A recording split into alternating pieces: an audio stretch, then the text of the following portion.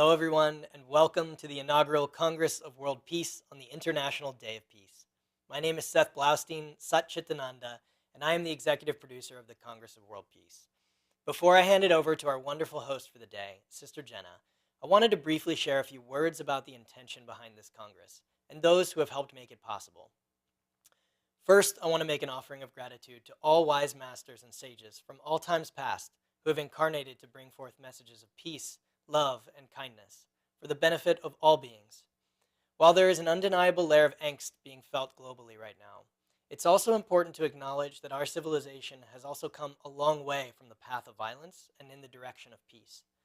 On behalf of all the organizers, we thank all divine essences and beings that support a paradigm of harmony on Earth. I would also like to thank the entire team at Unify, who ceaselessly dedicate themselves to spreading the messages of peace and unity globally. Unify is our production and distribution partner who has helped make this Congress a reality. Thank you. In ancient times, when humanity sunk into violence and strife, spiritual leaders emerged to guide us back to wisdom, to remind leaders and the populace what it means to be the peace we want to see in the world. Many events about world peace end with the same conclusion, that world peace can only come about as a consequence of mass inner peace, a singularity of peace that is universally realized by the majority of the population. While I believe everyone can nod willingly to this intention, many of us feel unclear on exactly how to cultivate an enduring quality of being peaceful. What are the seeds that can be planted every day that give birth to the fruits of lasting inner peace? It is from that question that this Congress has been called. This Congress was created to call forth diverse spiritual and religious leaders who have been recognized for their wisdom, to deliver specific practices, prayers, and methods for cultivating inner peace on a daily basis, not in abstract ways, but in specific ways. Over the course of the day, you'll hear from luminaries representing many different spiritual traditions, each sharing a practice of peace. This will weave together to form a mandala, a tapestry of peace. We ask that all participants in the Congress consider taking a vow to exercise at least one of these practices that will be shared today for a minimum of 5 minutes for at least 30 days following the event. This will create a ripple effect from this event that will extend its calming energy out into the world. If you resonate with this intention, please feel free to share in the comments if you will take on this simple but powerful vow. May this Congress give rise to peace in your own life, and in doing so, spread the gift of peace to all you touch over the coming days, weeks, months, and years. Now, I'm very happy to hand over the mic to our illustrious host for the Congress, Sister Dr. Jenna from the Brahma Kumaris. Sister Dr. Jenna is the founder of the Meditation Museum and the host of the America Meditating radio show. She serves as one of the evolutionary leaders in service to conscious evolution and was selected by Empower a Billion Women 2020 as one of the 100 most influential leaders of 2015. Sister Jenna is a trusted spiritual mentor committed to bridging divides in societies and building relationships between global influencers. Her work has impacted lives around the globe, inspiring change and finding solutions to current-day crises. Sister Jenna, please help us open this inaugural Congress of World Peace. Om Shanti. Shalom. Salam Alaikum. Thank you, Satchitananda. That was so well expressed in a time in which I'm not quite sure if we can ever find the words to articulate the way we need to show up in the world right now. And there's so many of us out there in the world who feel like our little contribution isn't enough. So something as simple as just sharing this session right now as you're watching with your friends and with your family is your act of seva, service and contributing. So happy International Day for Peace, everyone, and a loving and a warm welcome as we inaugurate the Congress of World Peace. As we come together, whether it's through this instrument of a camera and a lens and technology, I just want you to think about the man who invented Wi-Fi. Little did he know that he would become an instrument to connect the whole world together and for us to somehow step inside of ourselves and find out who we are and why we're here. We will have an illustrious group of individuals from around the world who will join us from various traditions to share prayer, a message, music, and we will then begin to really come together with this global synchronized meditation. You and I both know that if you're at a party and you walk into that room and someone is gossiping about you, you can feel that energy from the moment you step in. You're like, what happened? Can you imagine? Can you imagine, my brothers and sisters, that on this day, at this moment, when we pause for peace and we spread that in whatever way, shape, or form, everyone who enters this space with us will feel their original religion, the religion of peace. I hope I'm going to say this right, but one of my dear friends, Ambassador John McDonnell, was really instrumental in initiating the International Day for Peace at the UN, way, way back in the day. And wherever you are, John, my deepest love and appreciation for the work that you've done and for helping to bring us together the way that we are. So I want to share with you some of my thoughts and experiences and vision about where I think we need to go in these times. And I can feel it. I mean, just a few days ago, a few weeks, we lost the Queen of England, and I wasn't quite sure why I woke up feeling sad that morning. I couldn't explain the emotion, but yet I knew I felt sad, and I didn't feel my peace, but I felt a sadness for the world. And then later on, I heard about her transition. Imagine that woman's role. And I know we each have different ways of looking at what her role played in her life or in her kingdom. But look at just her demeanor, the way she walked, sat, ate, greeted people, ran the kingdom. And I think that's something that we miss when it comes on to our peace. Do we uphold ourselves individually, where our values and our virtues and our quality and our integrity, our personality matches the peace that we envision for the world?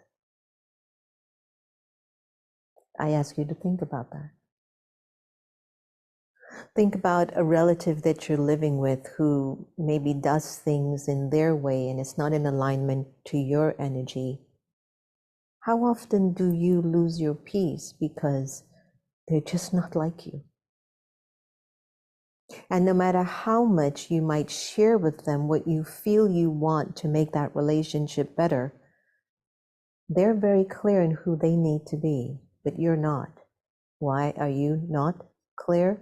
Because you're losing your most valuable possession, your inner peace. If you've lost your peace for anything, that was way too expensive, my friend. We could lose our peace over little things. Standing in a queue that's not moving fast enough. Waiting on a phone call for customer service and they're just not coming on fast enough. We could be dealing with a family member at home who you've asked to get something and they took 6 years to get to you. And there you are with yourself. And you're in complete control of the way that you have the power to feel. And just because you don't get what you want at that moment, or just because you forget how valuable your peace is, or just because you've been so distracted and detached from your original identity, and that is of being a peaceful soul, just because of those few little blunders of thought, you sacrifice your peace for something that made you so peaceless, that what you contributed to humanity and the world is the same thing that you're trying to fight for to get back. It's not just the war with Russia and Ukraine, or what's happening in Sri Lanka with the governments overthrowing its people, or the fact that Venezuela has so much oil and has the ability to feed their whole nation. It's not just because of those big deals, those big things that are happening in the world that will initiate me to stand up for peace.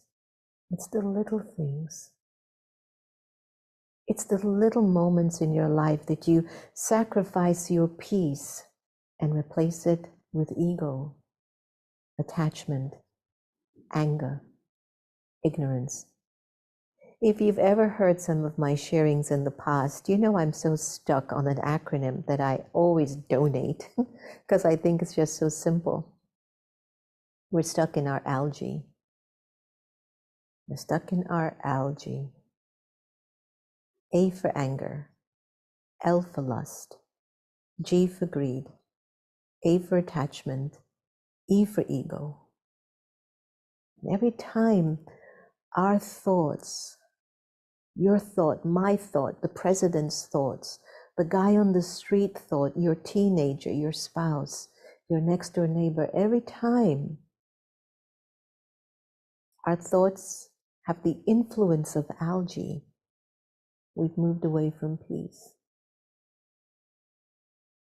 And the funny thing about that is, if we move away from it once, and twice, and 5 times, and 20 times, within a year, within 2 years, within 5 years, within 10 lifetimes, we almost start to believe to be peaceless is normal until we enter into an era like this.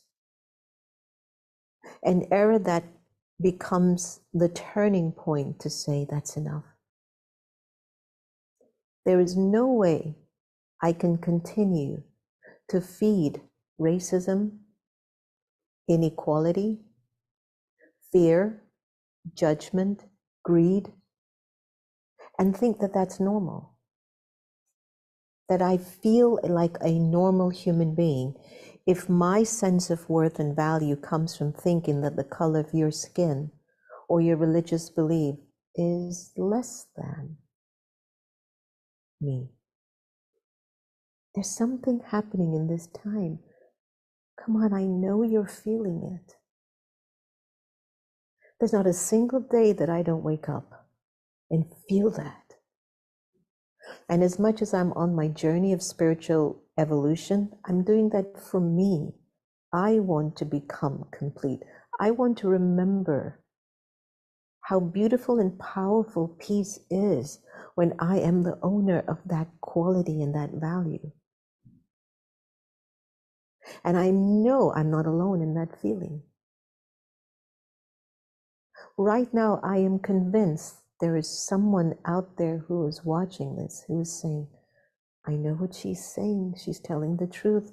I want my peace. When I'm washing the dishes and I think about the way my spouse speaks to me and how much it hurts my feelings, I want to put aside whatever my spouse says and still stand in my power of my original religion.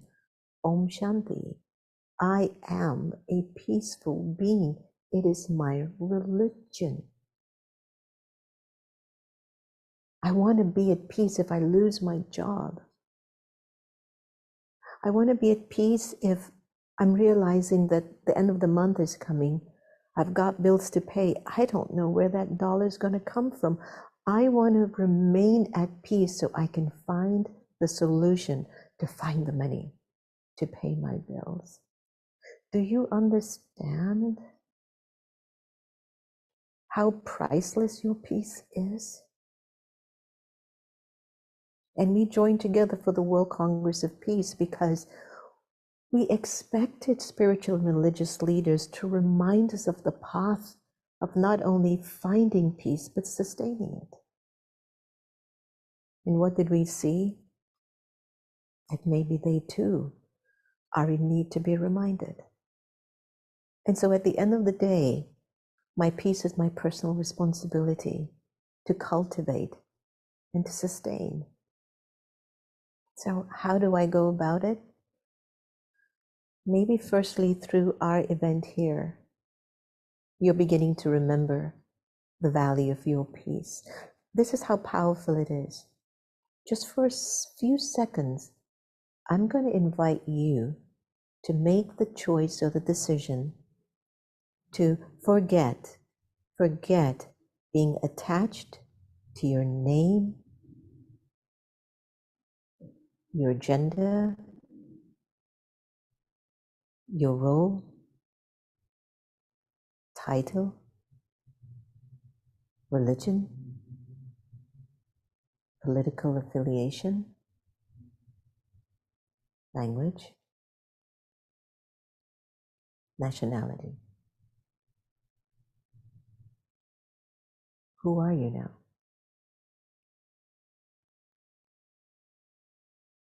Spirit, soul, an energy that has the ability to not only recapture its peace, but to be able to bring that peace into your name, gender, role, title, religion, nationality. I'm not here trying to share with you some sweet words, my brothers and sisters. Every day I'm waking up really putting in the best that I can to be that for me, because I know the world becomes a better place. And as much as in my younger days when I was reaching out to save the world and to make the world at peace, at the end of the day, I would sometimes lose it because things weren't always in order. My crew wasn't like that. The team was thinking something else. You asked for something, they gave you something else. Before you knew it, at the end of the day, you're like, what was I doing this for again if I can't maintain my peace? Our World Congress of Peace is our gentle reminder. Awaken. Awaken to the simplicity of our path to create a world of peace by starting with yourself. Your peace is your priceless possession. And there's nothing outside of you that's responsible for you to make the decision to say, it's not valuable for me anymore. You must recognize its value. You must recognize how expensive it is. And you must nurture that with your entire being. From the moment you wake up to the moment your eyes are closed on your pillow, you are Om Shanti. And you will make it your life's purpose to contribute to peace in yourself and peace for our humanity. These are the things I'm sharing with you from my heart. I could go on, but why should I?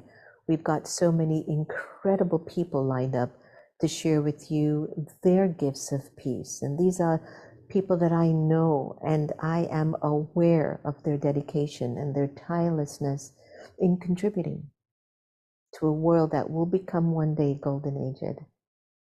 It gives me great pleasure to welcome my dear friend. What beautiful words to open up the inaugural Congress of World Peace. Thank you, Sister Jenna. And I think that's a perfect moment for us to transition into our global synchronized meditation and prayer. This global synchronized meditation and prayer will kick off a 24-hour peace and prayer vigil, starting this morning at 9 a.m. PST and ending tomorrow, the 22nd of September, at 9 a.m. PST. But for the first 15 minutes of this vigil, we're inviting all the speakers contributing to this Congress to join us together in a Zoom room, holding the collective intention for peace. This will be lightly guided by our host, Sister Jenna. And at about 9:15, 9:20 a.m., the 24-hour vigil room, which is a Zoom room, will open up to anyone who would like to join and share in a sanctuary of silence, a space of peace, and holding that collective intention for world peace. Back over to you, Sister Jenna. Please lead us into the global synchronized meditation. So everyone, we are contributing to something huge in this simple way. Wherever you might be, whatever you're doing, can you please pause? Just give 15 minutes towards us collectively making an impact in shifting energy. You see, this is the moment when you're not alone, to get rid of all the obstacles and the situations that you're going through that are just not making things right for you, that you can't find your peace. So just take a breath, pull over, put everything down, call your friends, now you settle. We'll take the next 15 minutes to journey inwards into our inner universe and to allow the energy and the value and the power of peace to emerge naturally, organically, and to spread far and wide. So let's take a deep breath in and release. One more time. And release.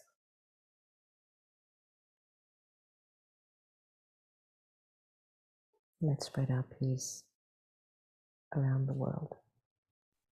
Okay, over to you, Sister Jenna. I'd just like to invite everybody to just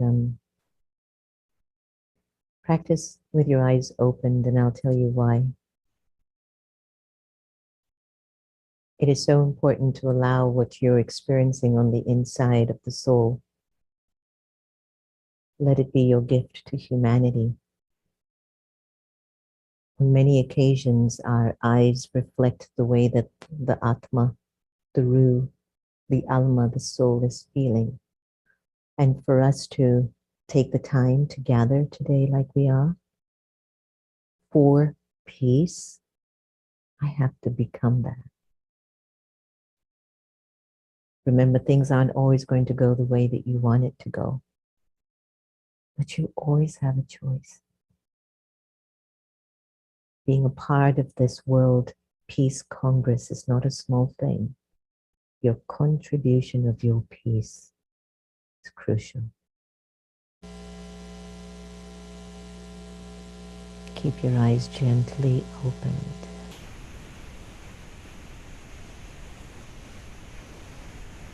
And whenever you're ready, feel free to close them.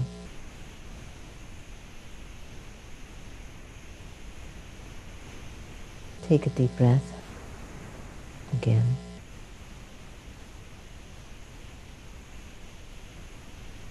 Let the world of noise slowly dissipate in the ethers.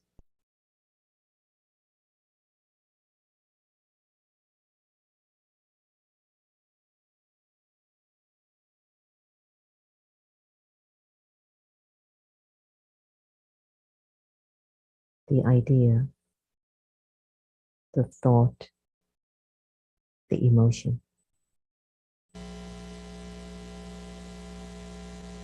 To consider yourself to be a pure,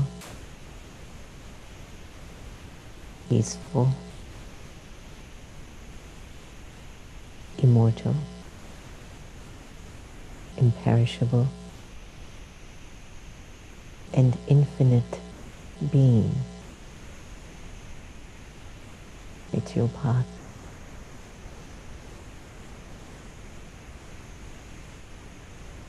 Pure. Remember the feeling. You had it in your days of innocence.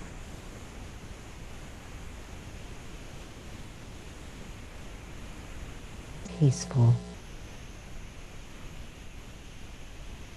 It might surprise 7.5 billion human beings on the planet, but it's the soul's religion.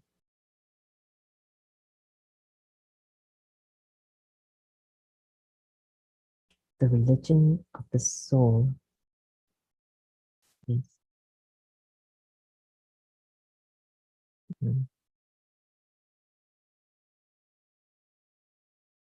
and I, the soul, am immortal, eternal, imperishable, infinite.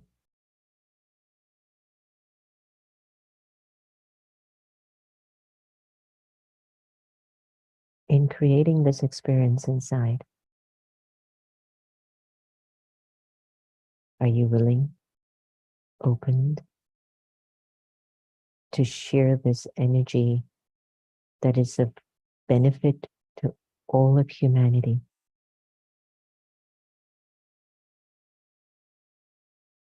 The state of your awareness, the state of our stage of consciousness is our service, is our seva. It's our gift. It is what's required.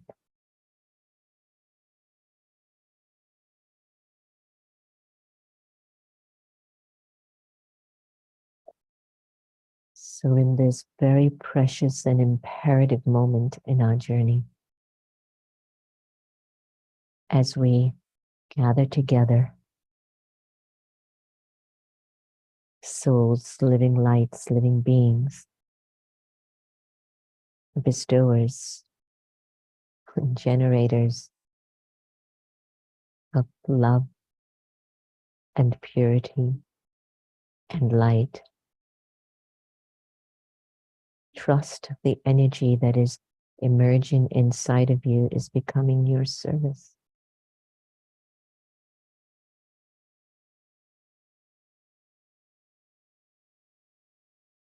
This is our watershed moment.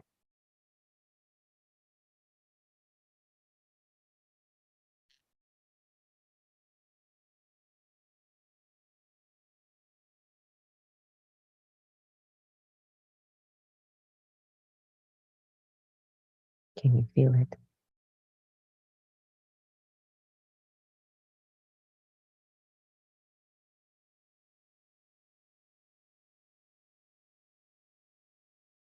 Your peace.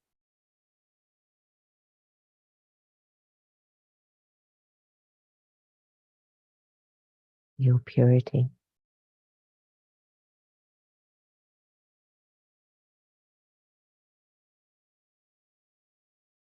Your love.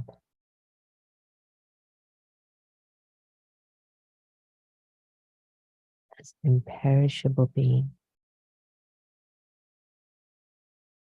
it is now in service to the entire world.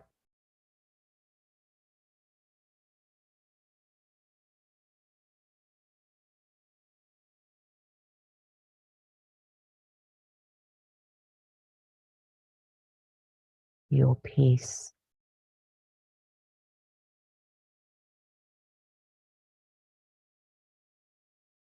Your purity. And your love.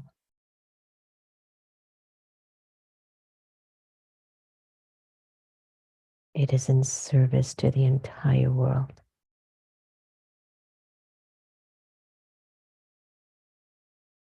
Right now,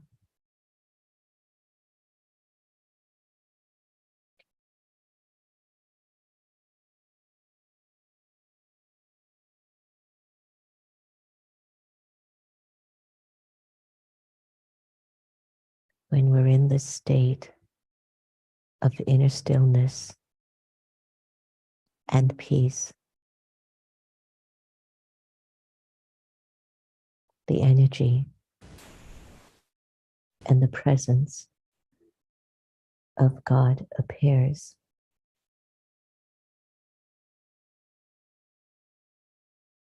So gentle, so pure, so peaceful.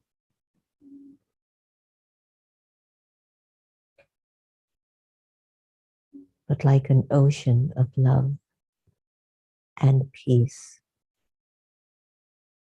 and power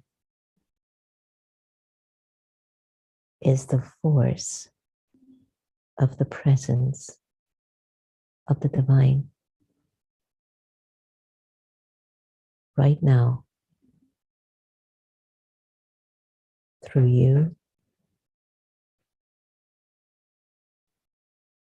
through me, and through everyone in this gathering.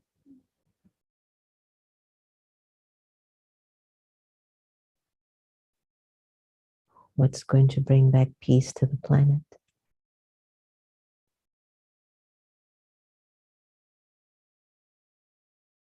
what's going to create harmony.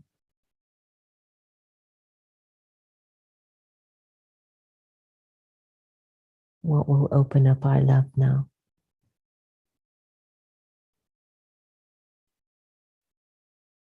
The presence of the divine through you, through me, and through everyone.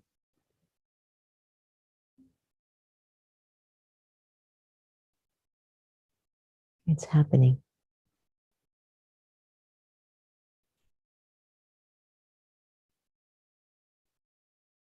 Moment by moment,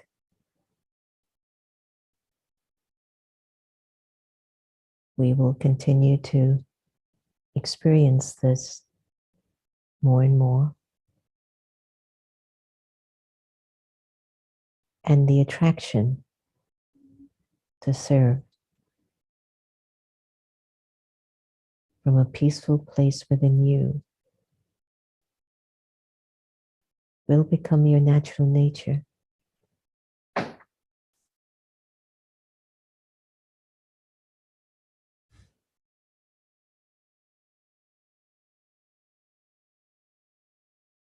And you will become a natural instrument for peace.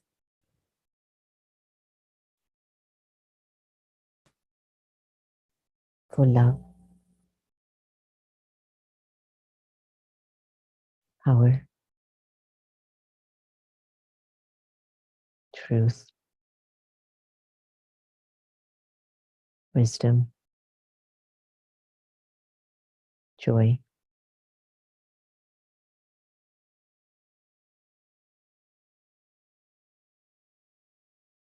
There are beautiful individuals in the space, in this special Zoom room, that are holding the stillness of divinity and the sacred and peace. And one of the most beautiful things about being on the path towards enlightenment is the accumulation of the spiritual powers that emerge in someone's nature and personality. So I invite you to take a deep breath now.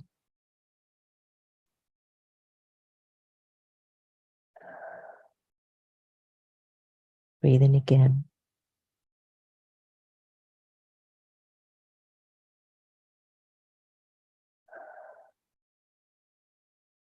One more time.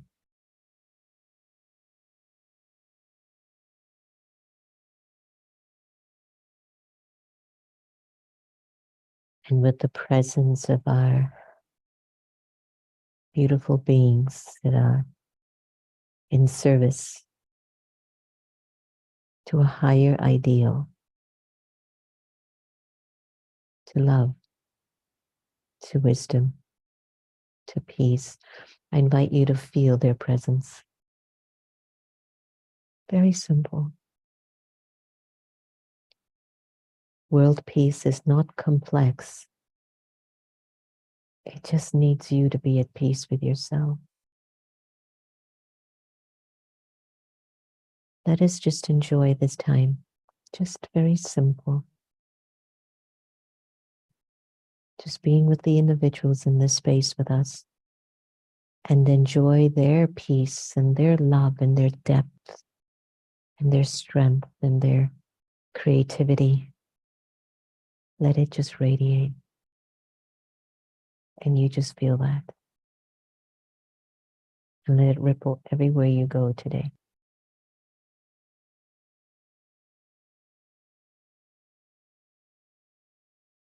Enjoy this next segment of just feeling it, each person.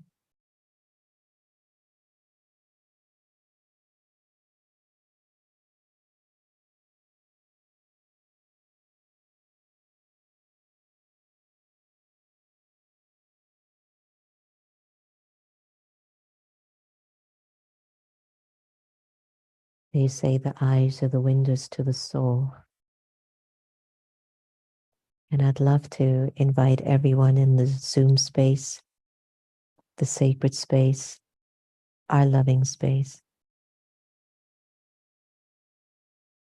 Allow the divinity, the sacredness, the accumulation of seva, of service that you've been doing. Let it be an offering through your drishti, through your darshan, through your vision, through your features, through your aura. And let us raise our humanity together. Each one.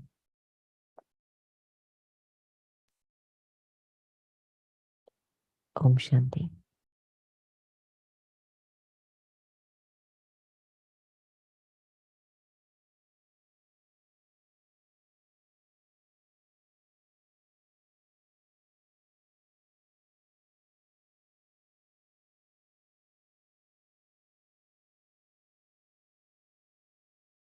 Take your time. And allow your energy to just return into this space now, knowing that you've contributed to something towards humanity so priceless, such as your inner peace and stillness, and the way that's rippling throughout the world right now. Our special co-host along with me, Seth, known as Satchitananda, who's given that name by his beautiful guru, Swami Vishnadevananda Giri.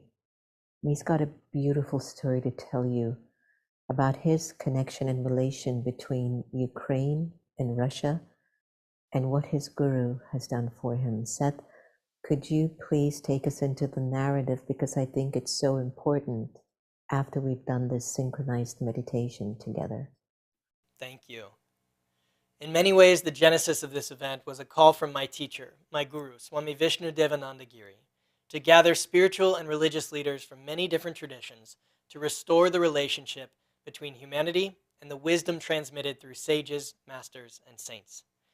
Vishnudevananda Giri is a Ukrainian-born Siddha master, and our Sangha and spiritual community is largely Russians and Ukrainians, with several ashrams in Russia, India, and Ukraine, many of which recently had to be evacuated. Our collective consciousness has recently been confronted with the specter of world war, and Russia and Ukraine are the front stage, taunting humanity to fall from level-headed wisdom and into the disease of aggression. My brothers and sisters in Russia and Ukraine have felt the rift created more than most, and I share in their deep desire to heal it. May the deep truth of love at the heart of both Ukraine and Russia shine through. Of course, I can't even imagine what you're feeling when you see what's happening between these two brothers in the 21st century. And when you're sitting there in your spiritual space in Europe or in your ashram, you can see how senseless it all is. And for those of you who might be kind of unclear sometimes in what is a guru and what is the role of a guru, for example, if you're tuning into something like this for the first time, it's a teacher. Your mother could be your guru, your best friend could be your guru, but then there are certain gurus who've committed their lives to enhancing humanity through spiritual teachings and sacredness. Swami Vishnudevananda Giri is a Mahamdaleshwar of the ancient monastic order Juna Akara. According to the BBC News Agency in 2013, Swamiji Giri was considered to be amongst the 3 most influential Hindu monks in the entire world.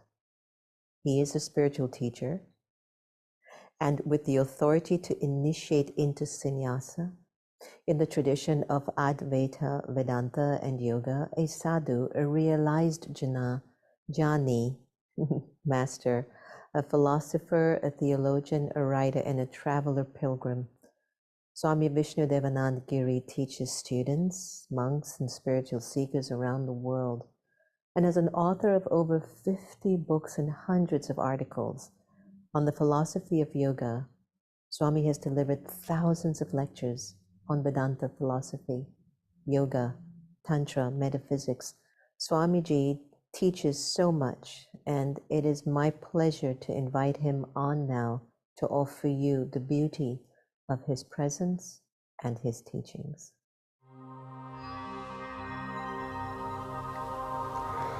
Om Namaste.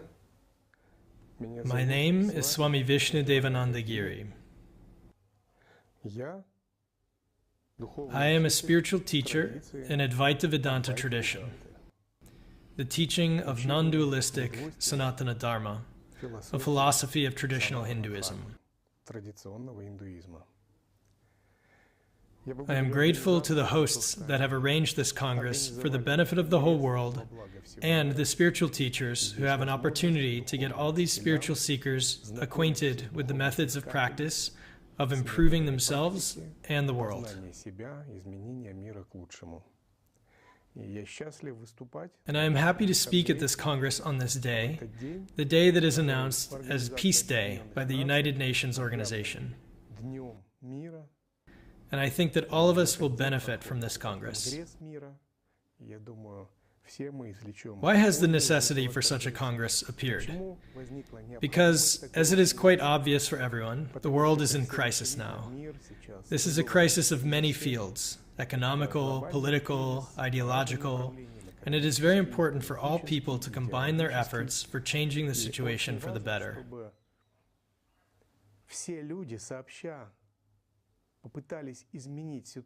And today, we will speak not about changing the world through politics, economics, social reforms, but rather about the fact that the world crisis is the crisis of human mentality.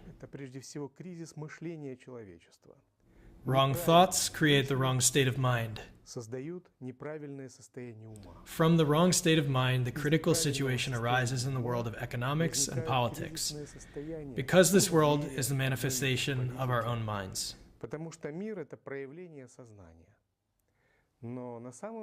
But actually, as the philosophy of Advaita Vedanta and Sanatana Dharma teach, the foundation of this world is the non-dualistic emptiness, and this world is illusory. Based on this philosophy, the outer objects depend on the internal consciousness. The object depends on the subject and on the perception. That's why if we improve ourselves, the world will also be changed for the better.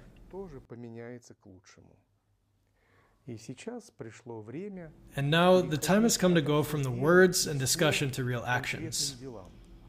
But these are not deeds and actions that are done externally. They are rather internal actions that we can do inside our own consciousness, improving ourselves, and thanks to this, the whole world will be changing for the better. We can change reality for the better by the power of thoughts. We can improve ourselves, and through this, the world will also start to be changed.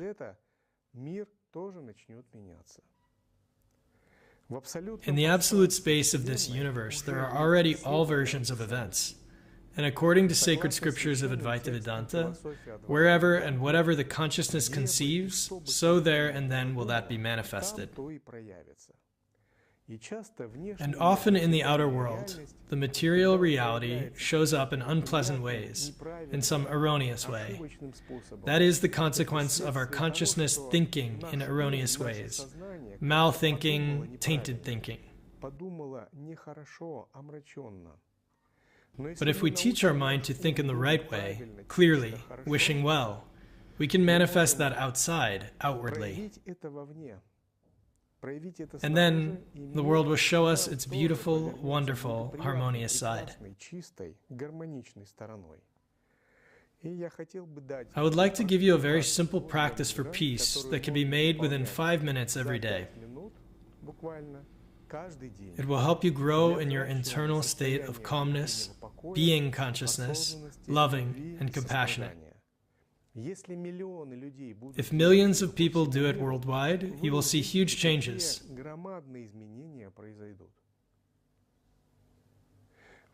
Inside ourselves, there is cleanliness, unconditional love, compassion, and harmony. These qualities are inside every living being. The question is how you can get connected with this state and how it can be manifested outside for the benefit of other people and the whole world.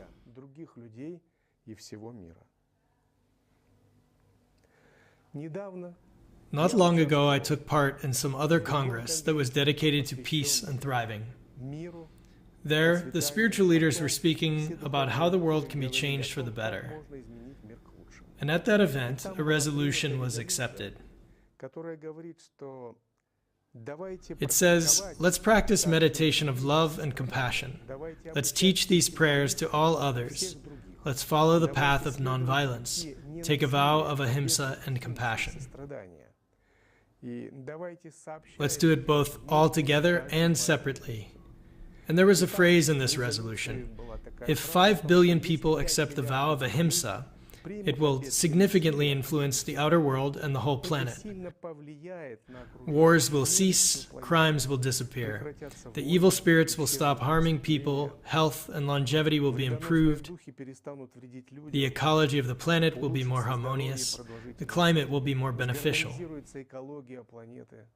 The manufacturing and economics will develop, and scientists will start implementing new inventions. And we will be able to open up a new golden age. And this will happen only based on the fact that we practice this meditation. So, I would like to offer you to learn the meditation of the infinite states of Brahma. This meditation has been described in famous scriptures of Hinduism, Yoga Sutras. Its author is the great wise sage and the great prophet Maharishi Patanjali. What has this prophet and the saint recommended in the Yoga Sutras to his followers and disciples? He recommended to concentrate on the 4 infinite states of Brahma every day. These states are unlimited love, unlimited compassion, unlimited joy, and unlimited equanimity or tranquility.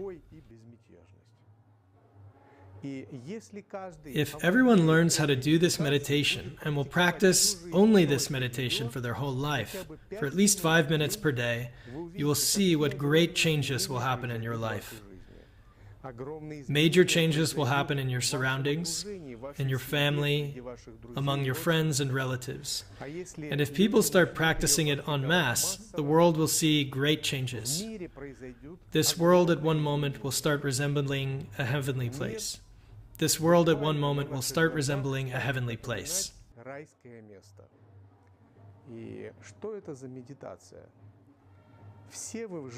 So what is this meditation like? All of you have loved at least once in your life. You just need to recall this feeling, bring it to the surface, and spread it like a light to all living beings. No matter if you like this person or not, if you love this person or not.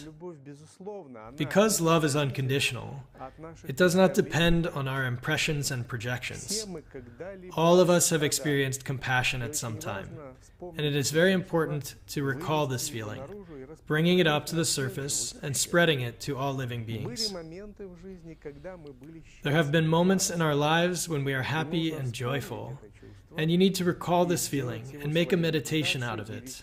Bring it outwards and spread it to all the days, all minutes, all hours and seconds, all places and times, all circumstances, no matter if we are happy or not happy at this very moment, whether we like it or not. Because happiness is not conditioned by anything, and it comes from within you. And there are moments in our lives when we have been in a very calm, withdrawn, serene state. And this detachment, serenity, and calmness is inside you now. And you just need to bring this detachment, serenity, and calmness to the surface of your mind and spread them around you. It does not really matter if some negative or positive events are happening now. Whether you have calmness or not, that is not important. Because our internal calmness, our internal tranquility, equanimity, do not depend on anything. It is a factor of our deep consciousness. It is our in-depth heart. It is our internal light that is hidden within us. These are the four states. They are named four Brahma Viharas, four great infinite states of Brahma, God the creator of everything that exists. I have been teaching this meditation for more than 20 years. More than 20 years, me and my disciples do this meditation for about 5 minutes at the end of our monastic practices every day. I recommend spreading this meditation globally, not only to my disciples and followers, but even to common people who do not have any consecration, but who feel this meditation deeply and started feeling it in their own hearts. For practicing and passing this meditation, you do not need any special preparation or initiation, but you only need to wish to do it. And if millions and billions of people will do these practices all around the world within some period of time, we will find ourselves in an enlightened and transformed state. And after some time, the whole world will find itself in a harmonious, clean, thriving, loving, and enlightened state. This is the way to happiness, peace, harmony, calmness, long life, health, longevity, growth, flourishing, abundance for all people, not just depending on their religion, race, or nationality.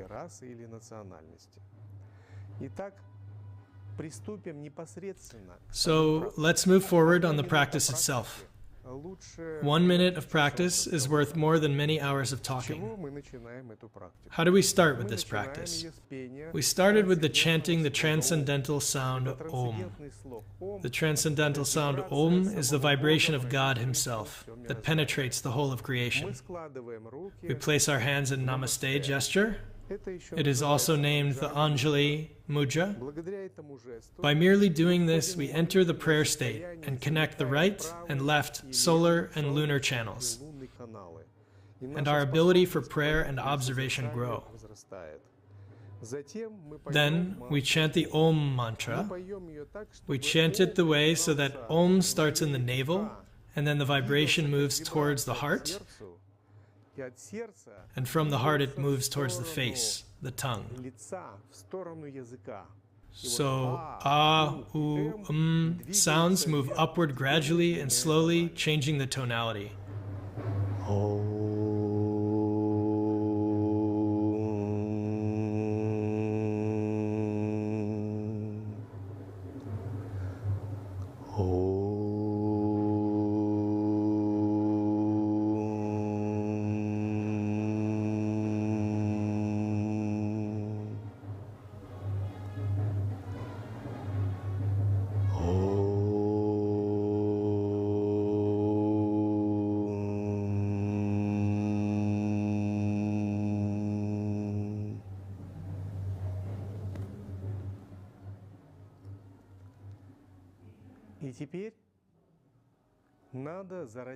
And now you need to initiate the intention of wishing good to all living beings. And for this, we will read a prayer. This prayer is a translation of mantras from the Vedic tradition, the Vedas. This prayer sounds as follows. Om, may all have goodness, may all have peace, may all have satisfaction, may all have flourishing. Om, may all be happy, may all be healthy, may all respect each other, may no one suffer. Om. And we initiate a state of prayer.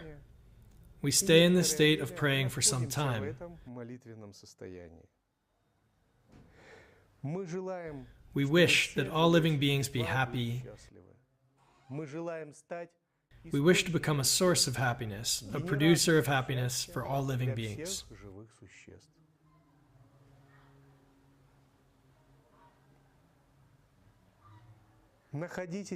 Stay in this state for about 1 minute.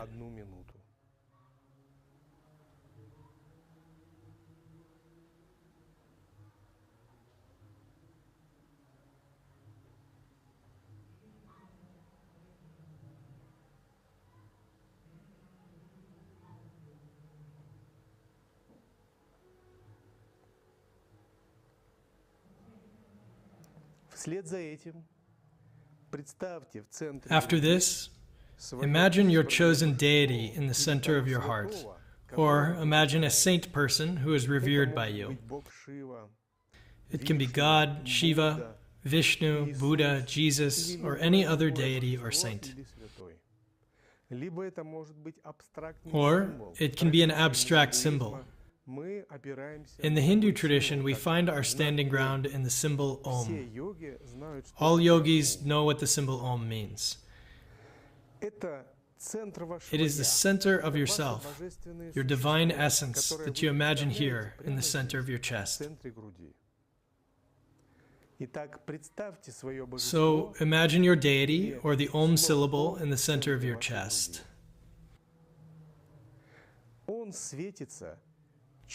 It is shining with white, clear light, and it contains all the source of creation in itself.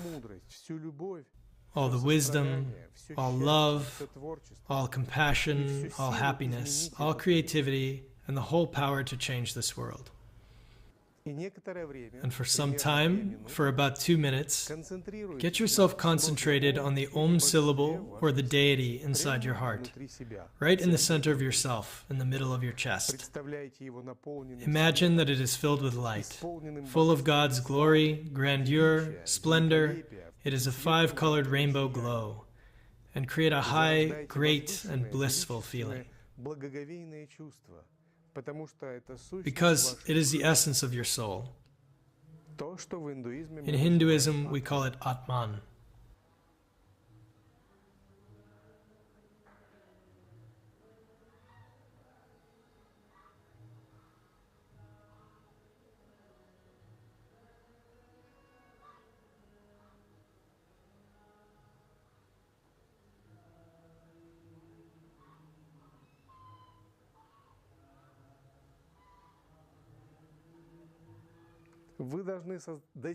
You need to get to a deep concentration on your deity or the Om syllable.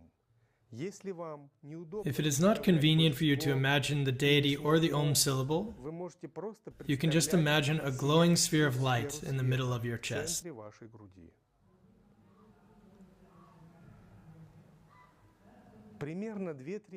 You're doing this for about 2 to 3 minutes. And then, when you finish such concentration, you start the meditation of the 4 infinite states of Brahma. Imagine how the Om syllable, the deity, or the sphere of light start radiating white, pure, and wonderful rays of light in all directions. These rays spread forwards, backwards, to your right, to your left, upwards, downwards. They fill the space of intermediate cardinal directions, so that your whole body is lit within this light. Then this light spreads beyond the boundaries of your body. It spreads, filling up the room, and dissolves all the objects inside it. It spreads beyond the boundaries of your home and dissolves the house. It spreads beyond the boundaries of your city or the town you live in. These rays of light spread as far as you can imagine, beyond the boundaries of your country, beyond the boundaries of the continent, beyond the boundaries of the earth, beyond the boundaries of the solar system, beyond the boundaries of our galaxy, beyond the boundaries of the material universe, and get to the subtle and causal worlds. This light reaches into the past, future, and present, into the upper and lower worlds. There is no corner in this creation where this light does not spread to. And these rays are very subtle, the finest threads of light that pierce the whole of creation. And after this, you need to saturate these rays of light with a special emotional mood, with a special pure and high-minded godly energy of the 4 limitless states. So when you radiate the light, you slowly start evoking 4 sensations in yourself. Unlimited love, Mahaprema in Sanskrit, unlimited compassion, Mahakaruna, unlimited happiness and joy, Mahananda, and unlimited equanimity, serenity, and tranquility, Mahaupeksha. Get yourself focused and imagine that these four states were mixed, melted into one another, and become a clear, loving, and kind emotional wave.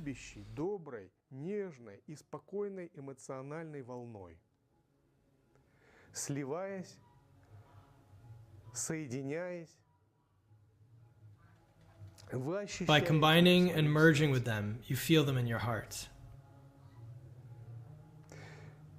The unlimited love fills up inside of you, and unlimited compassion awakens in your heart. Unlimited happiness takes you over without any reason, and unlimited tranquility, equanimity, and peace wake up inside of you. And you just get yourself focused on them and think about them. And even if you do not feel them, it is no problem. Imagine as if you were feeling them, and it will still work. Because when you launch an intention, then within some time frame, everything that we have asked our mind for begins to manifest.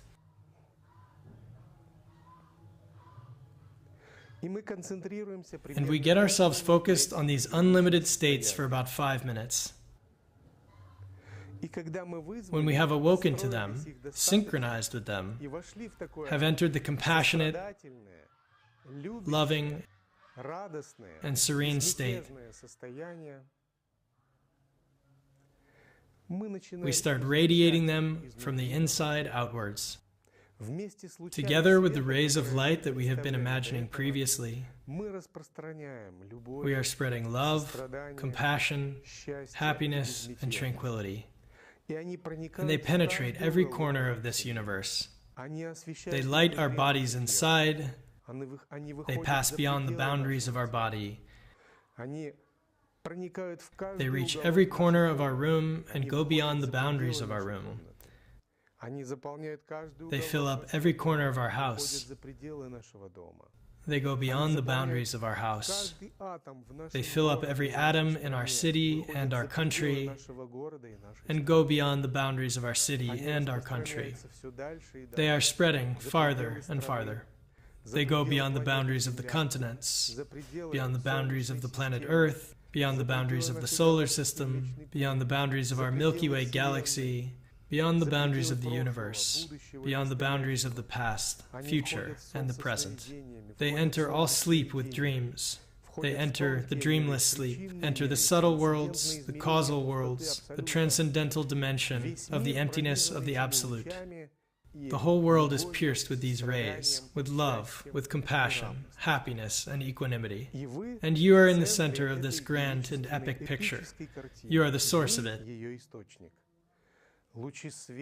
The rays of light, the graceful state of love, joy, infinity, happiness, equanimity. And the whole world is absorbed by these rays of light. This is an epic, grand, transcendental, graceful picture. And you, with your Om syllable or your deity in your heart, are in the center of this picture. You are the source of it. And this light and the four limitless states are your aura, a widened halo, as the ones that deities have.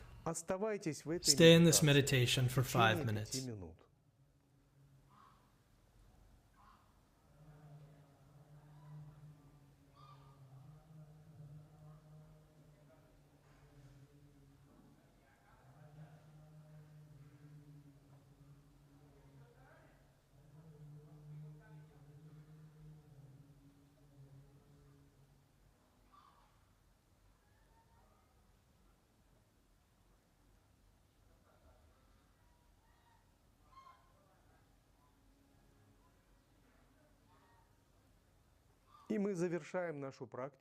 We finish our practice with Om Mantra. With this Om, мы желаем we wish happiness to all living всем живым beings. существам. Наш ум – это Our наш mind способ is our tool for молиться praying for the за well-being благо of all всех живых creatures. существ. Мы снова We посылаем again нашу send our любовь, love, сострадание, compassion, счастье, happiness, and безмятежность serenity всем to all живым living beings.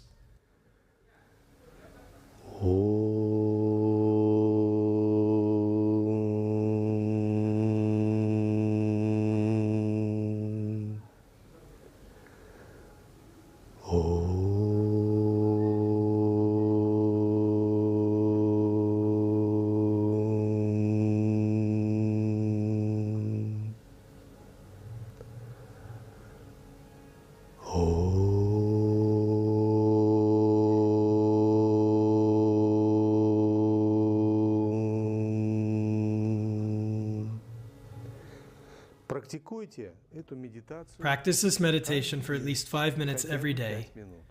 А еще лучше What is even better, 5 минут practice it 5 на minutes восходе, at sunrise 5 and 5 минут minutes на at закате. sunset.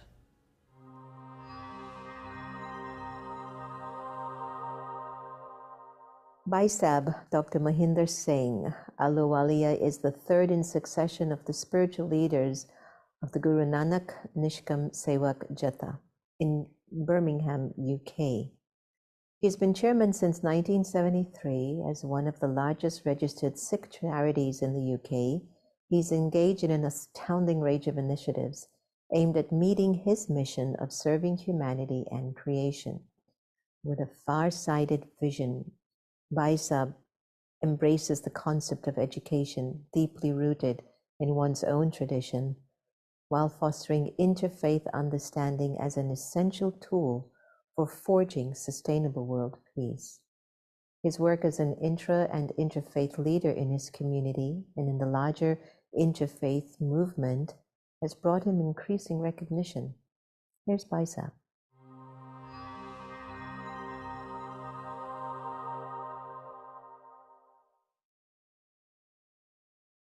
Seeking peace. Beloved brothers and sisters of one human family, accept the Sikh greetings. Vaheguru Ji Ka Khalsa, Vaheguru Ji Ki Fateh.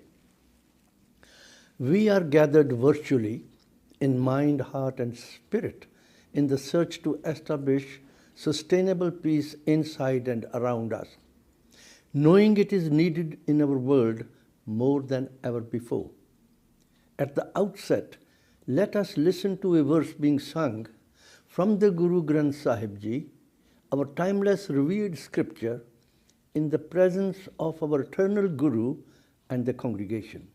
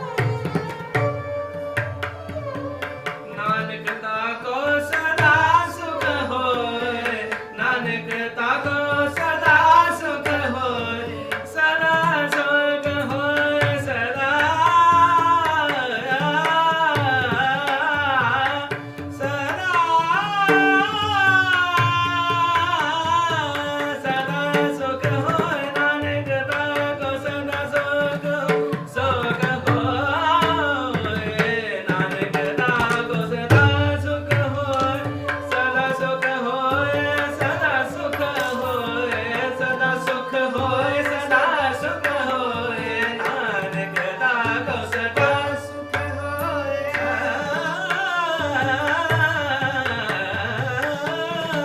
सदा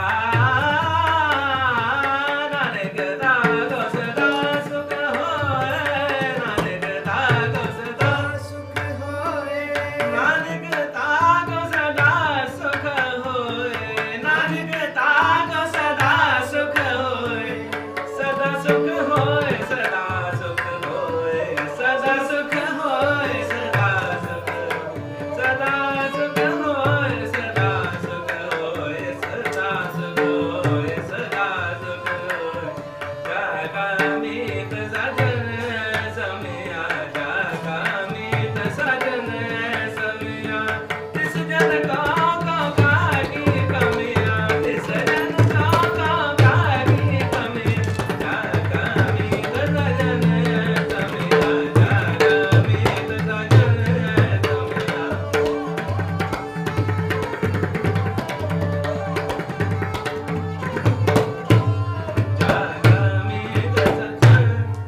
मीत सजन Samiya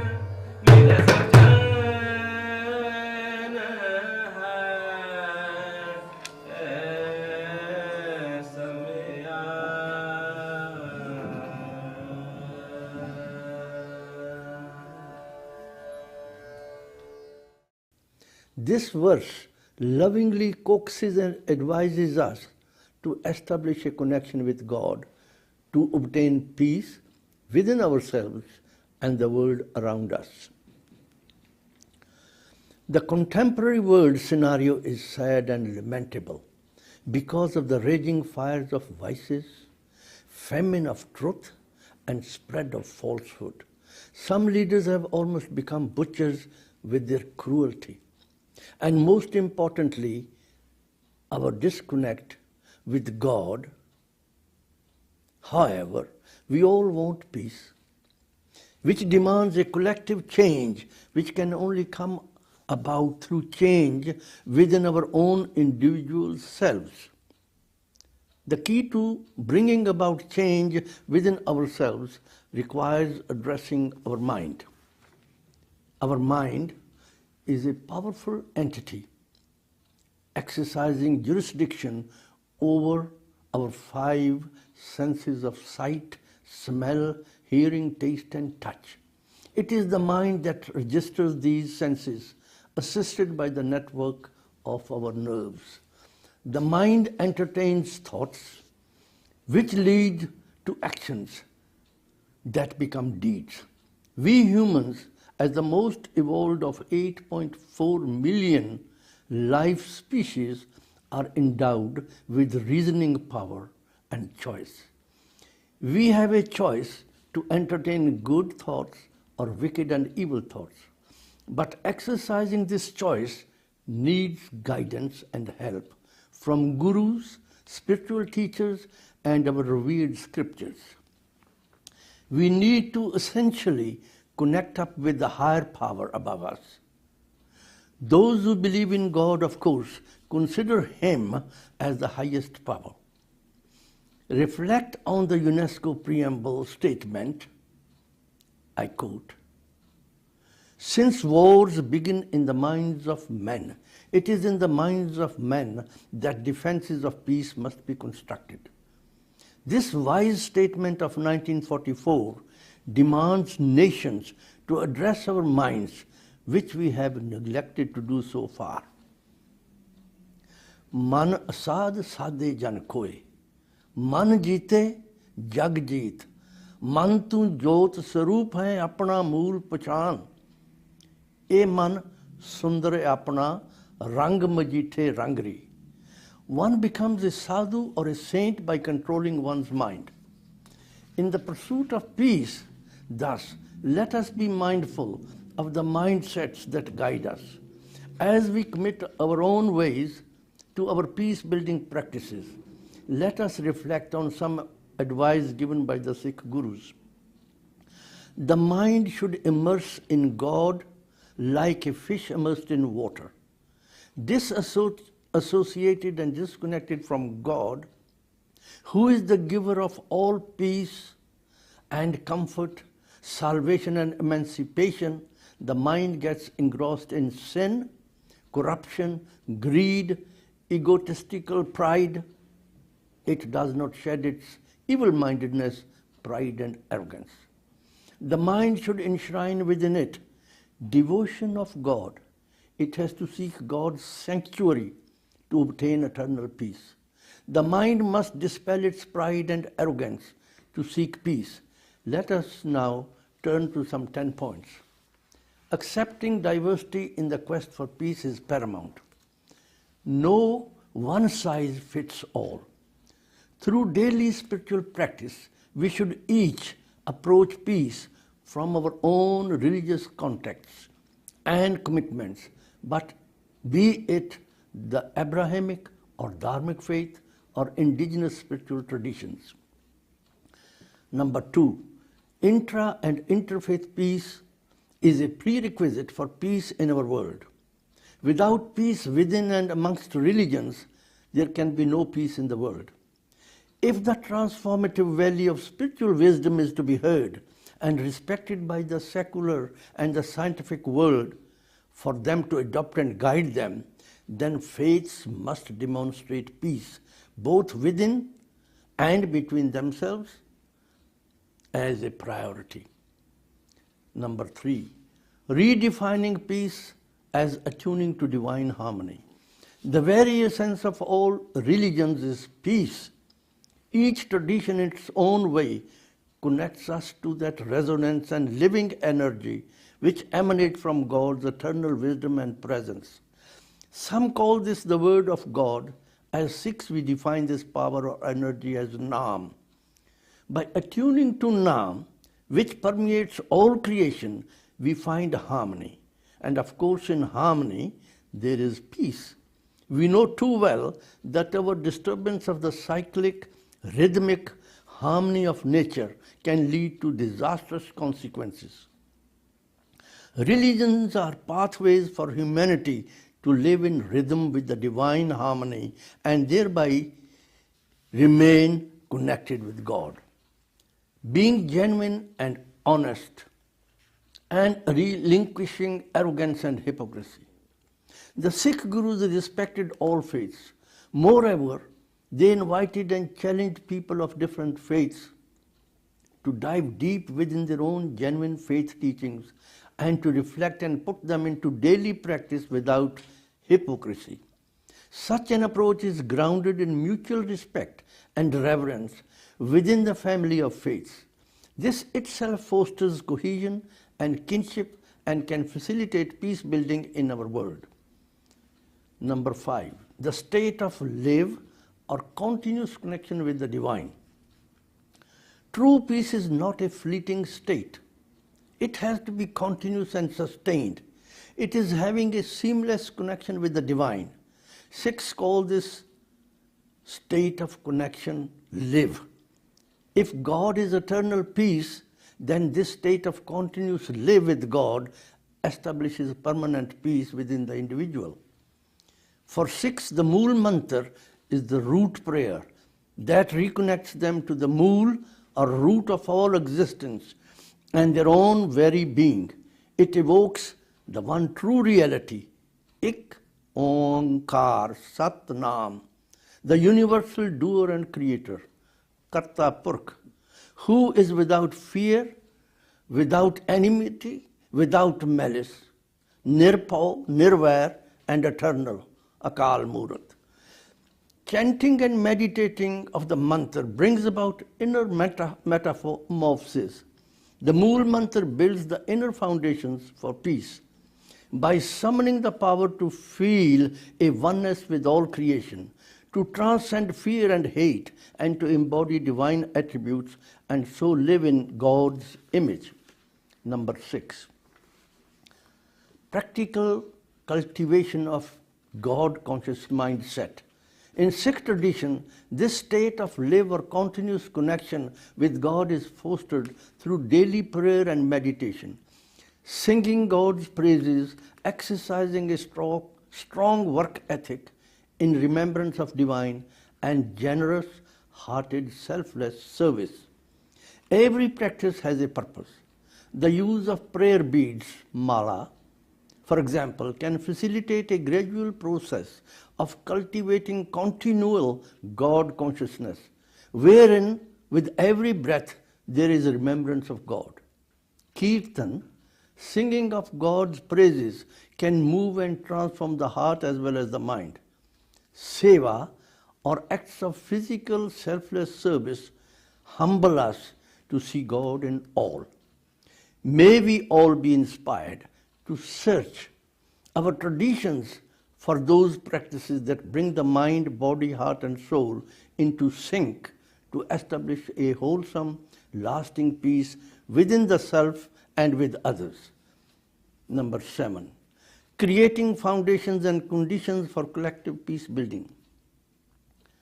Peace building for the Sikh Gurus was more than a personal search for serenity in isolation from others.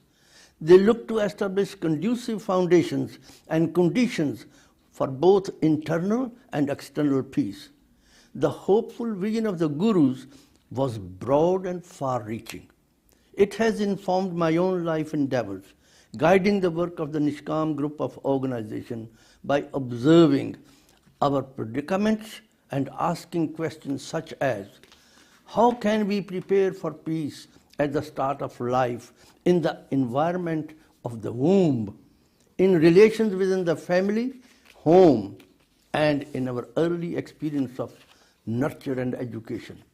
How can we take peace building seriously in our day-to-day media-driven culture and through the guiding institutions of society and government? How can we see peace as more than a preventive strategy to avoid disturbance and conflict? How can we look at well-being not only through economic, material, and medical lenses, but by valuing peace as a foundation for flourishing of humanity? Such questions compel us to take a realistic yet innovative look at how to develop social policy and infrastructure to build cultures of genuine peace. Is it not high time, I ask, for governments to establish ministries for peace alongside their ministries for health, economy, education, etc., to encourage better dialogue and collaboration between them? Should we not find means to better support parents, families, and local communities from the ground to build peace in the face of many grassroots challenges, i.e., the UN's 17 Sustainable Development Goals? Number 8, safety, security, and prevent strategy. Amassing weapons of mass destruction, nuclear arms, the slogan, "If we want peace, be prepared for war," is simply a brainwashing statement. Surely, if we want peace, we must prepare for peace, and for that we should be actively promoting disarmament.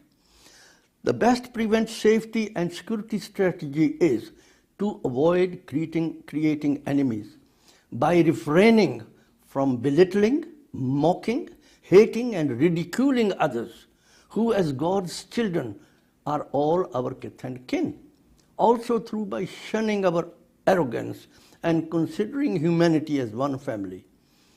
This demands exercising compassionate love for ourselves, others, and our opponents.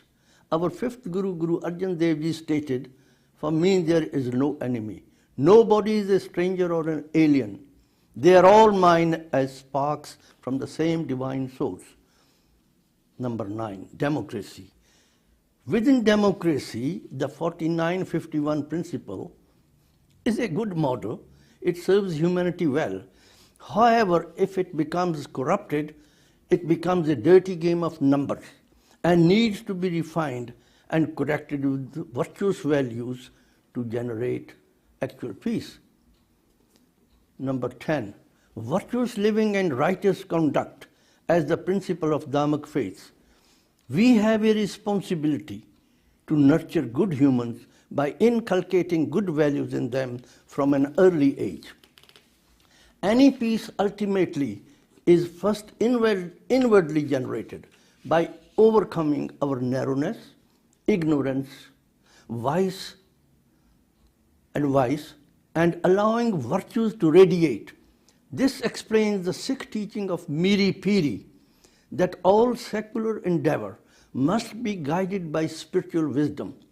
This understanding drives initiatives that we have been involved in, such as the Peace Charter for Forgiveness and Reconciliation, the proposed Museum of World Religions UK, the development of the Nishkam School Trust and Nishkam Healthcare Trust, as well as my intra and interfaith engagement and collaboration over 22 years, together with support for international initiatives such as the Universal Declaration of Rights and the still unadopted Declaration of Human Responsibilities of 1997. Finally, in Sikh tradition, we are taught to strive not only to become sages of peace, but teachers and warriors for peace by helping the mind to become empowered with peace-building values in our daily meditations and practices. May we embed peace within us with selflessness, courage, love, sacrifice, and hope, and harness peace to transform our world for the present and future generations. Thank you.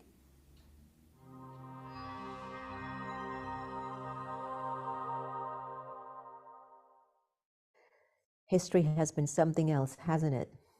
Sometimes you feel like it's just not kind to our humanity. And yet we've got a program like this that shows the power and the beauty of history. Our special presenter, Rabbi David Rosen, former Chief Rabbi of Ireland, is the International Director of the Interreligious Affairs of the American Jewish Committee and Director of its Heilbronn Institute for International Interreligious Understanding.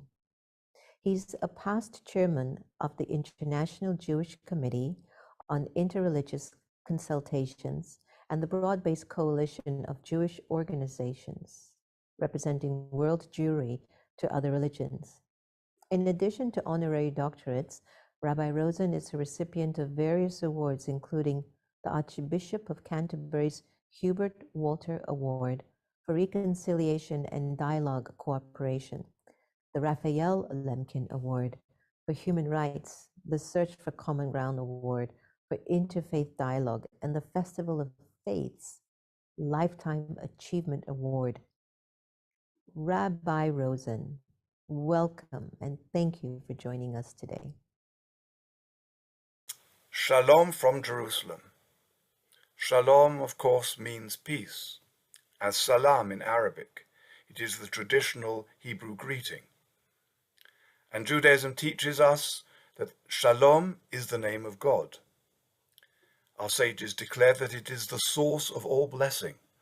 In other words, we can only fully realize our human and global potential when there is peace. It is thus of the utmost importance. The Hebrew Bible is replete with references to peace, more than 235 times.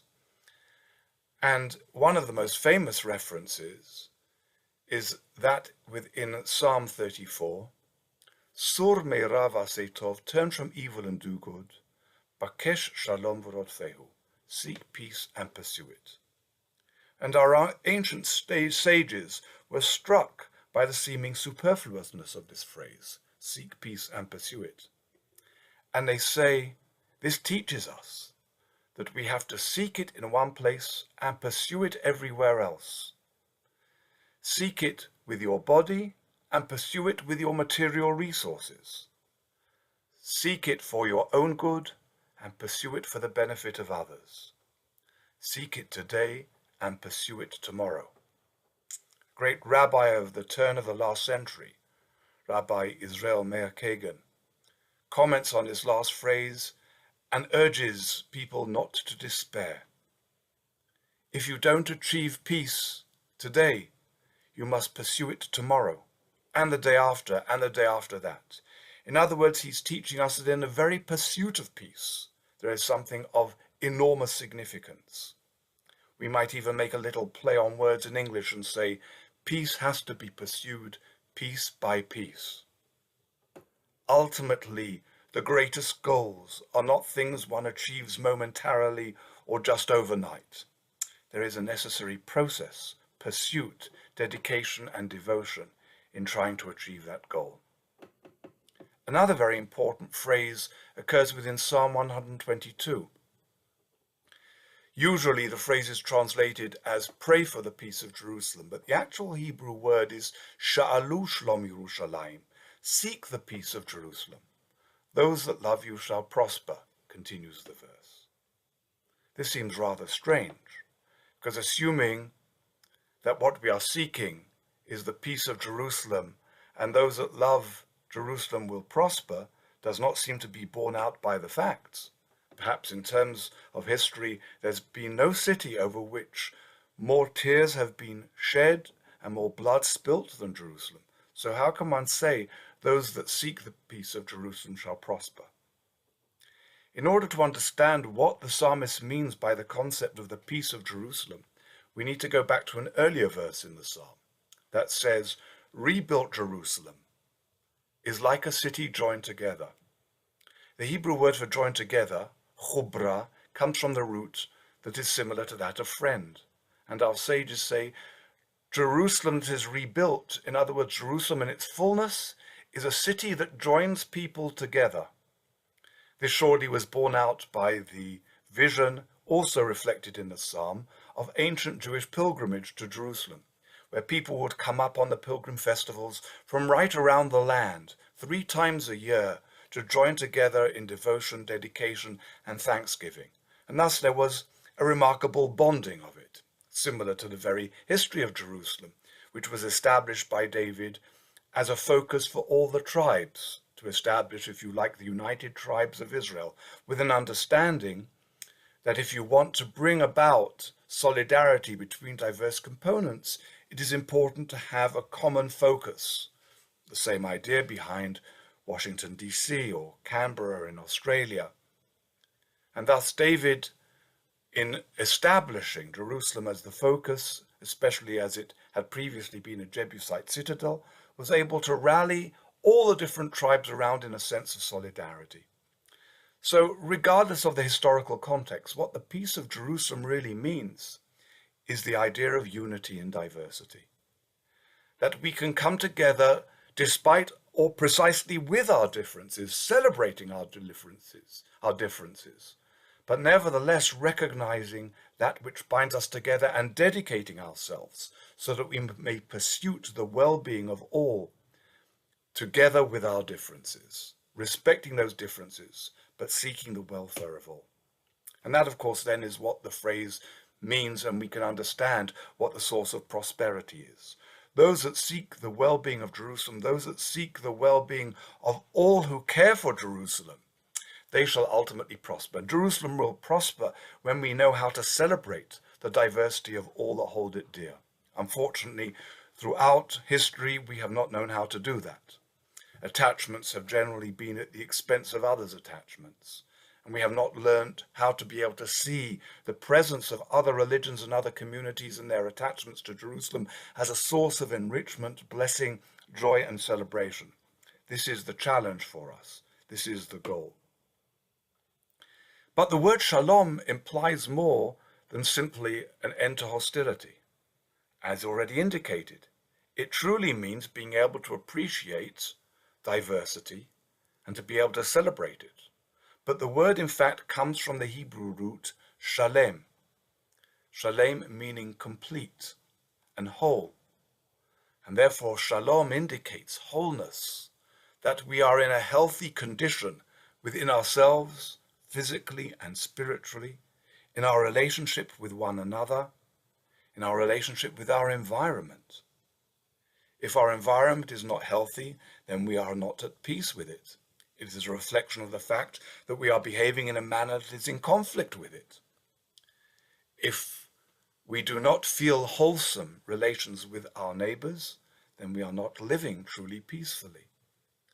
So perhaps one practice that we must try to ensure that we follow is to strive for true shalom, true peace, true wholesomeness in all our relationships. The Hebrew word for prayer is the reflexive of a root that could mean either wonder or judgment.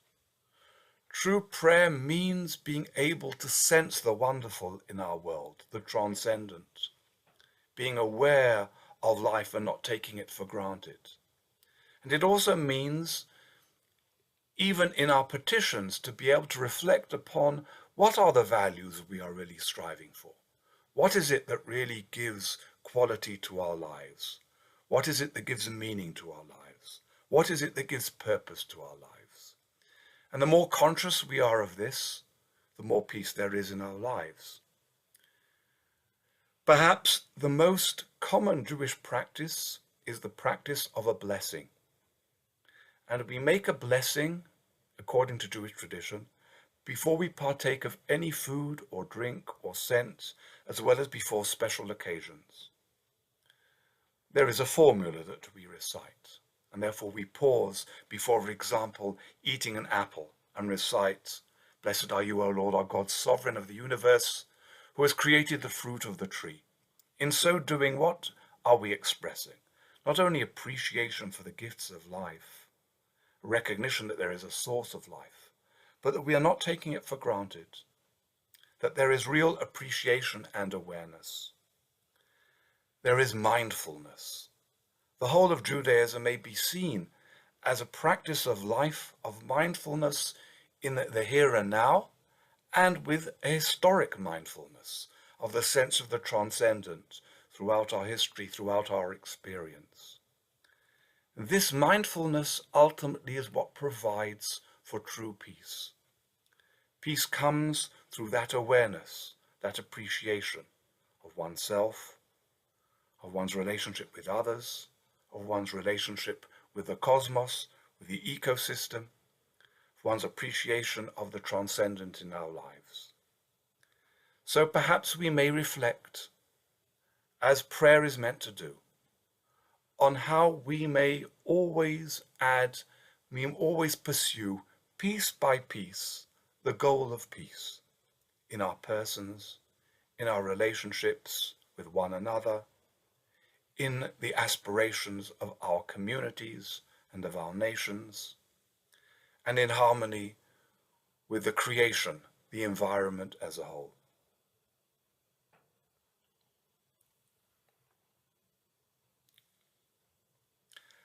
I would now like to recite a prayer for peace,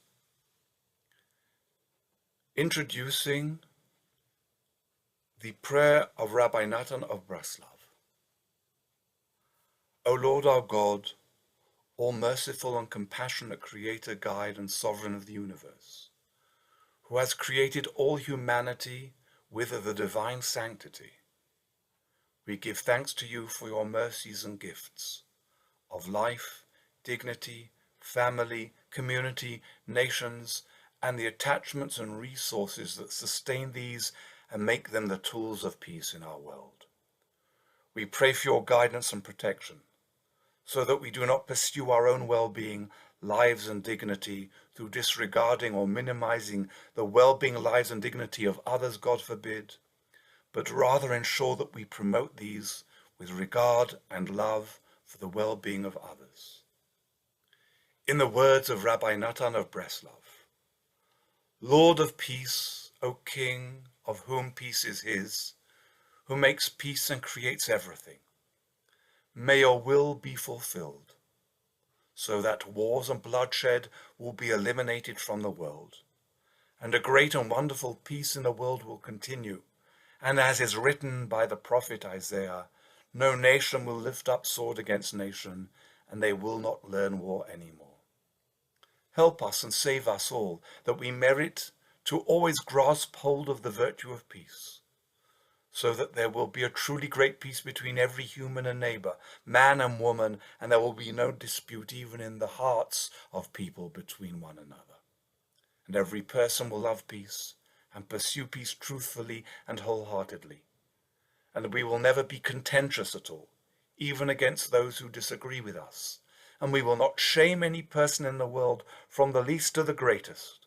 and may we merit to truly fulfill the commandment, as written in the book of Leviticus, to love one's neighbor as oneself, and to love with all our heart, body, soul, and means, so that the verse may be fulfilled in the book of Leviticus, and I will give peace in the land, and you shall lie down, and none shall make you afraid. And I will banish evil beasts from the land, and the sword shall not pass through your land. God, who is peace, bless us with peace. Amen.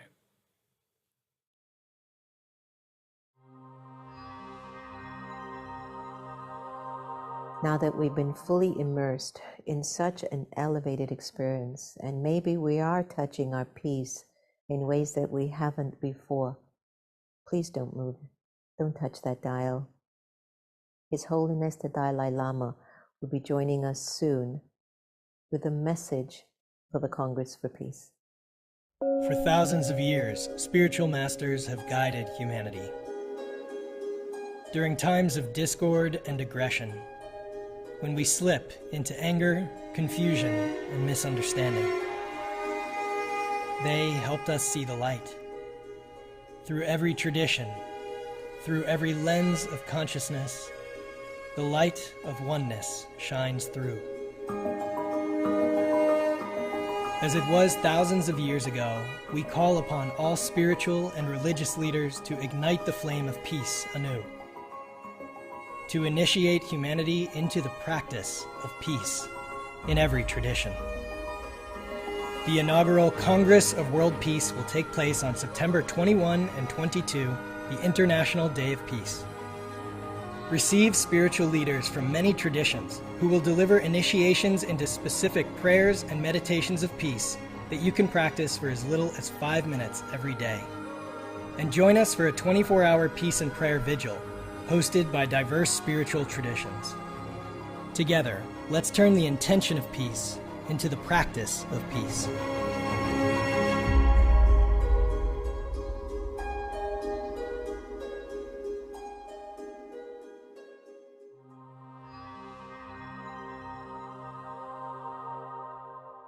So here's one of my sister friends. You know, she's been inviting me to come and visit her on the banks of the river Ganga. And I keep telling Sadhviji, I'm a city yogi. I need to stay clean and neat. Anyway, Sadhviji is a renowned spiritual leader and a motivational speaker based in Rishikesh, India. Originally from Los Angeles, California, and the graduate of Stanford University, Sadhviji has lived on the banks of the sacred Ganga River in the lap of the Himalayas for nearly 25 years. She's been engaged in her spiritual service, teachings, sacred actions, and deep spiritual practice. At Parmarth Niketan in Rishikesh, where she lives most of the year, she gives daily spiritual discourses, teaches meditation, provides spiritual counseling and mentoring, and oversees a myriad of charitable and humanitarian projects. Here's my sweet sister, Sadhviji.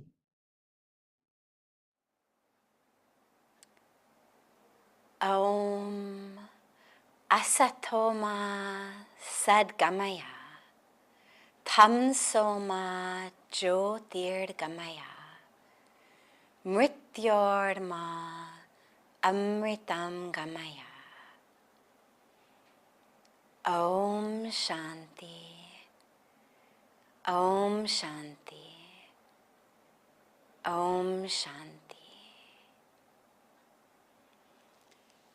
It's a beautiful prayer that says, O Divine One, lead us.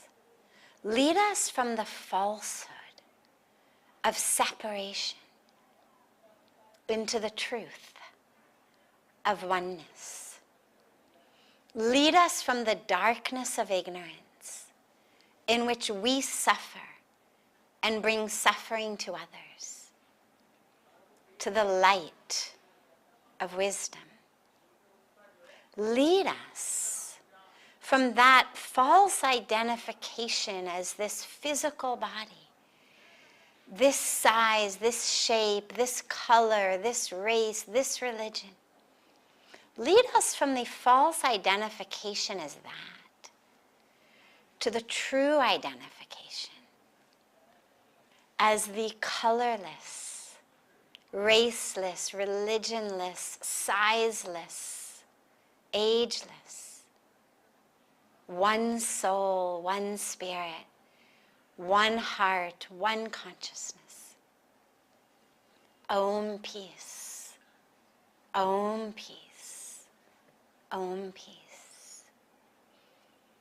It's such a beautiful joy and a beautiful honor and blessing to be together with our global family of Unify and of all of the other networks, all of the different threads in this beautiful tapestry of unity, of oneness as we come together for this Peace Congress.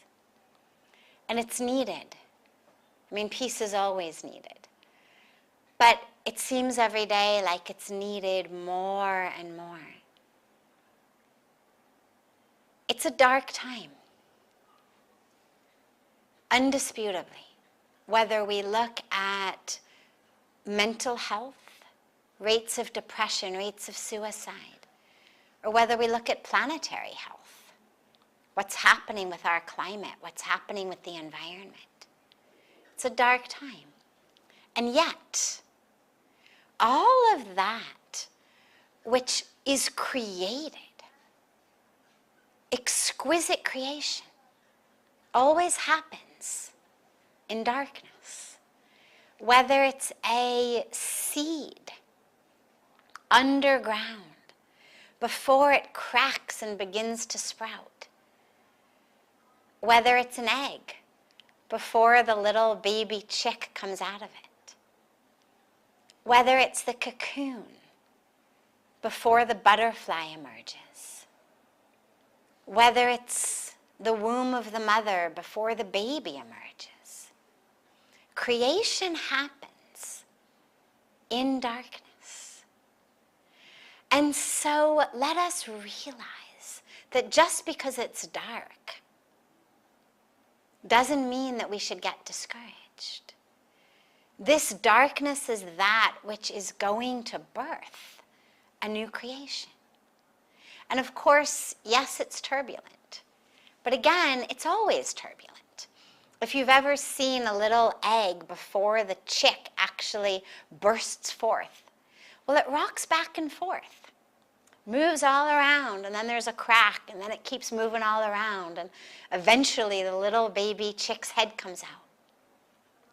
If you've ever watched a cocoon, as the butterfly tries to push its way out, well, the cocoon rocks back and forth.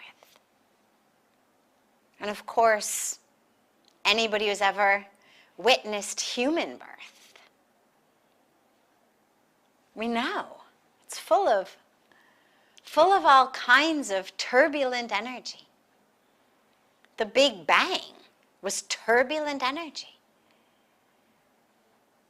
And look what it gave us. So, yes, it's dark, but let us realize that we are on the verge of really birthing a brand new, beautiful, beautiful creation if we do it together. But that peace that we're looking for in our world has to begin with each of us internally. That darkness has to give birth within each of us individually first. And only then can we birth it in our world. In Sanskrit, in our Vedas, it said so beautifully, Yatha pinde, tata brahmande. And what it means is, as is the individual, so is the eternal creation. As is each of us, so is the infinite universe. We also say, Jaise drishti, vaise shrishti, meaning as is our vision, so is our creation. As I am internally, as I think, as I live, as I see, so is that which I am creating in the universe. So is that which comes to fruition in this moment and in the future through me. So we work first on the individual level, and as we're coming together to share practices, how each of us can actually, as Mahatma Gandhi said so beautifully, be that change that we want to see in the world. I'm going to give you a few different practices. Because, yes, we have seated practices for a few minutes each day. But the truth really is, if we are going to birth a new creation of peace, of love, of oneness, of truth, it's not a weekend business. It's not a 6:15 to 6:30 in the morning business, or whatever time you may meditate. It's an every minute, every breath business. So I'm going to share some of the practices that I use in my life, that I share with people wherever I'm blessed to share, and that I've seen really have powerful impacts. Number one, first and foremost, choose love and choose peace. That is the power that we have. Most of us live in reaction. Whatever happens in the world around us, that determines how we feel. You're mean to me, you're violent to me, so I become angry, aggressive, resentful, full of grudges, maybe vengeful. I am living in reaction. But we are not. We're not puppets where someone else pulls the string. We're not light bulbs that should just get turned on and off. We're not balls in a pinball machine that someone else pulls back and then we just bounce around on walls and hitting things until the 25 cents is over.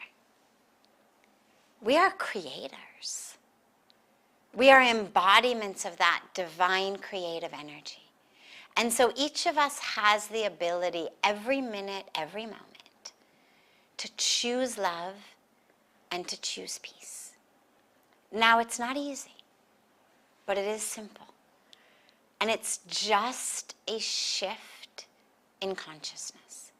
And so whatever it is that is going on around you, before you react to it in thought, in emotional response, in word, in action, take a moment. Cultivate a practice of grabbing that space between the stimulus and response for you to anchor and realize that you have a choice. There is an alternative to vengeance, to anger, to reaction. And that alternative is to choose love. But it's important to realize that doesn't mean that we become doormats or that we just let people walk all over us, do whatever they want. That love, that peace, can and should, in many cases, be fierce. Gandhi's love was fierce. The love of a mama bear protecting her babies is fierce. Love does not mean I am a doormat. Peace does not mean I am a doormat. It means I am connected to the source of the divine flow. And from that connection, I am courageous and I am creative in how to respond, how to act, how to think, how to be in a way in alignment with love and peace. And these are the days where we do really need that fierce love and an expanded definition of peace. A definition of peace that includes peace for the earth. A definition of peace that includes ensuring that all of our sisters and brothers have access to clean water, to clean air, to clean soil, to human rights. And every minute and every moment, we have that power to make that choice. So that's the very first practice, is living consciously, living mindfully, so that every moment, what I think, what I say, what I do, what I eat, what I buy, what I wear, is in alignment with love and peace. Are my food choices in alignment with love and with peace for the planet, for animals, for our sisters and brothers with whom we share this planet? Every single thing that you buy has a cost that is much more than the price tag. That is a cost to the earth. The cost of the pollution, the waste that comes from the factories producing our items, polluting our groundwater, then polluting our rivers, polluting our air, polluting the earth. That yearning for more, more, more, cheaper, cheaper, cheaper, is forcing our women and children into sweatshops. So when we say choose love and peace, I don't mean only give smiles, don't harm.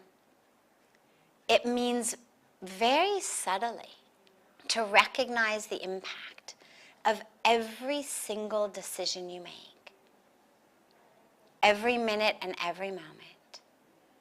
To eat, to shop, to wear, to live in ways that are in alignment with love, with peace. To live simply so that others can simply live.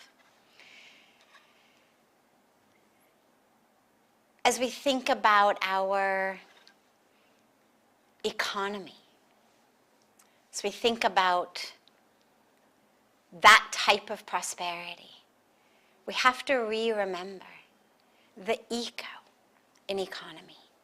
So as we are choosing love and choosing peace, remember that you choose also with your money.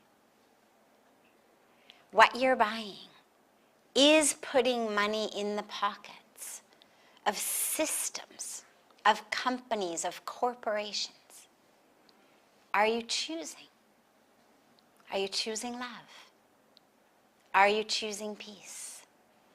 And that's an incredible power that every single one of us has every minute and every moment. So it begins with a thought,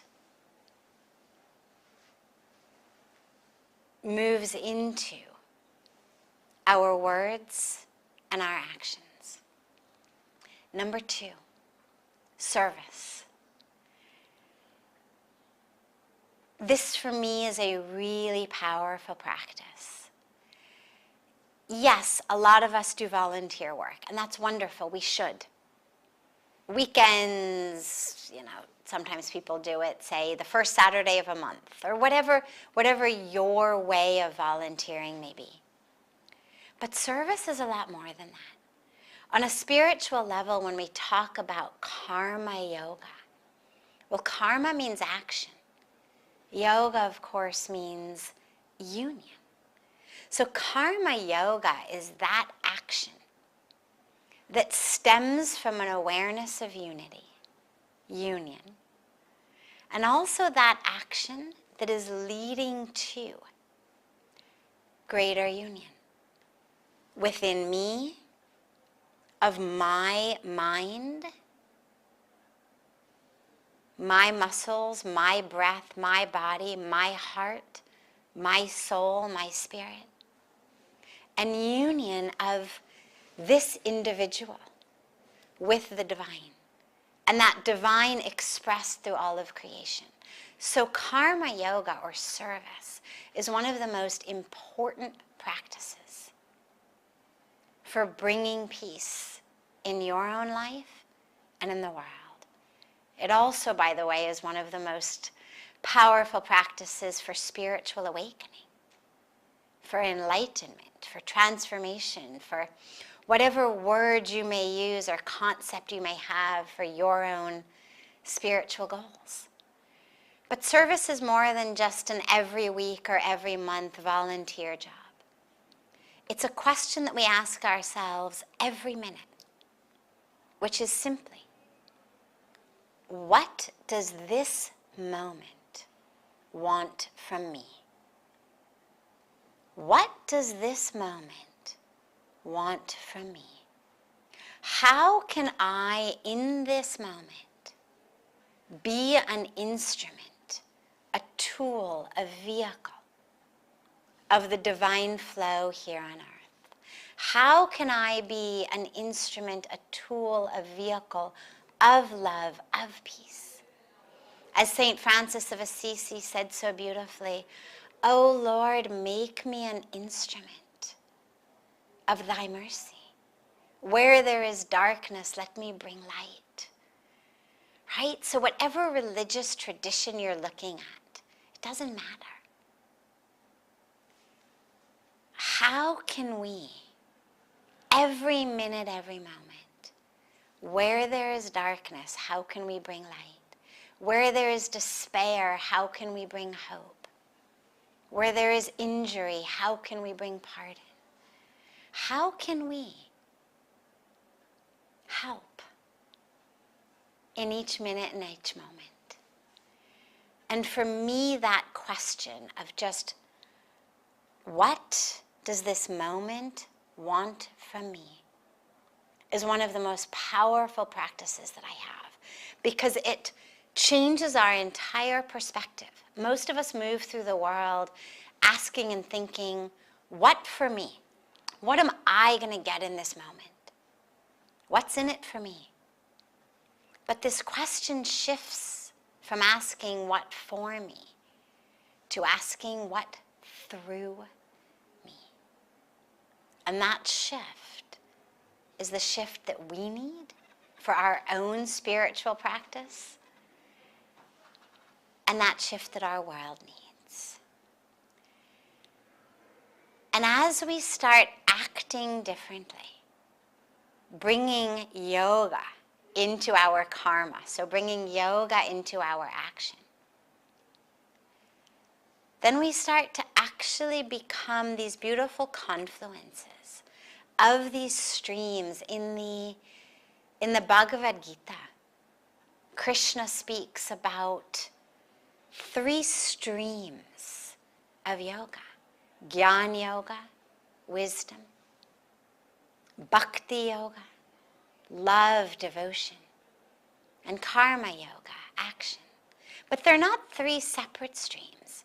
They're 3 streams that flow together into a confluence of awakening, of love, of peace. And so as we start to live in alignment with yoga,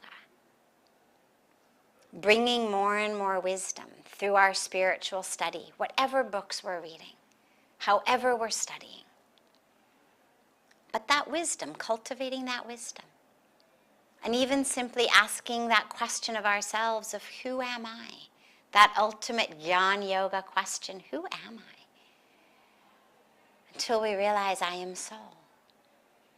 And that path of bhakti, of love, of devotion, of just cultivating a love for the divine creation, whether it's the trees in your backyard, whether it's the sunset, whether it's the stars in the night sky, whether it's a loved one. Whatever you are able to use as a catalyst to turn on your internal love manufacturing plant, just do it. Because once you love, then you love everything. Once that love starts to flow, then we become transmitters of that love. And so let us be these confluences, our lives, these confluences of wisdom, gyan, of love, devotion, bhakti, and then of karma, action. And then lastly,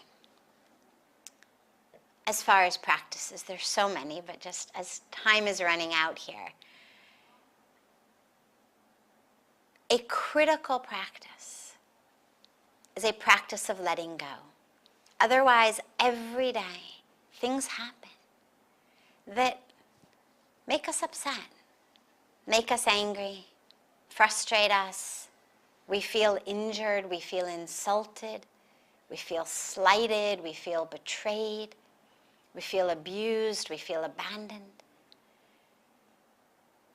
And we may very well have been abused, betrayed, abandoned, cheated. I'm not saying it's in our minds. Many of us have experienced that. But regardless of what you have actually experienced, our role is not to hold on to it. Our role is not to offer up our highest, deepest, most precious thing, which is our peace, our freedom, on the altar of someone else's ignorance, ego, anger, pain. And that's what we do when we hold a grudge. We're literally taking our most precious thing in life and offering it on the altar of the anger, ignorance, ego of whoever harmed us. We're saying, okay, you harmed me. Now I'm also going to give you the rest of my life. I'm going to give you my peace. I'm going to give you my joy. I'm going to give you my ability to love. I'm going to give you my freedom. Why? No. When someone acts with us in anger, in ignorance, in their ego, in confusion, the goal is to let it go as quickly as we can, to restore that love in our own hearts. And I don't mean to repress it or suppress it or deny it, but just to let it go, to offer it back to the universe. And this is a practice that I would suggest doing every day, every evening before you sleep.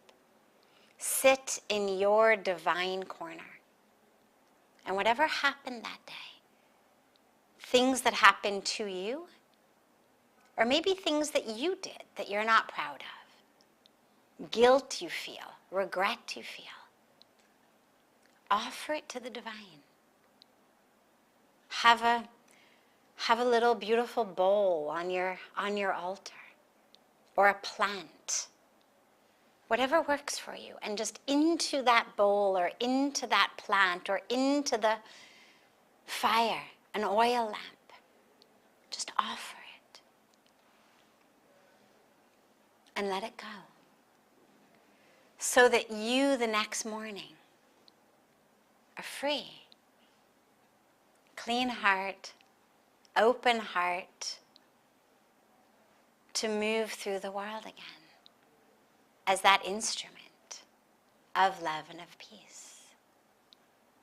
And as you move through your day, as much as you can, just bring your hands to your heart Because where the hands go, so does the awareness.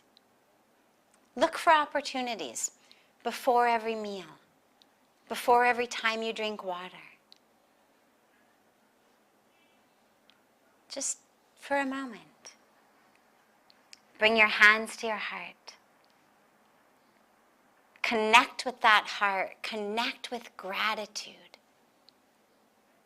Gratitude to the universe for providing you with this food, with this water, with this healthy body with which to take in the food and the water. With love for that divine provider, divine creator, divine spirit that flows through what we're about to take in. Gratitude to the food, to the farmers, to those who have made this available. With the hands on the heart, offer that gratitude, offer that love back into the universe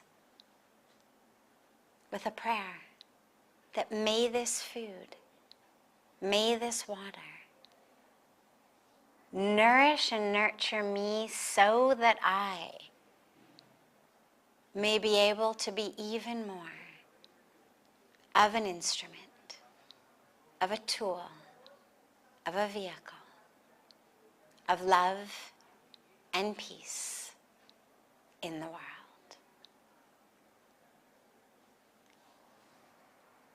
With so much love to all of you from these sacred banks of Mother Ganga, from the lap of the sacred Himalayas. Whenever you feel that you need a charge of your battery, just come home. Come home to Rishikesh, come home to Parmarth Nikatan. You're always welcome. And until then, from our heart to your heart.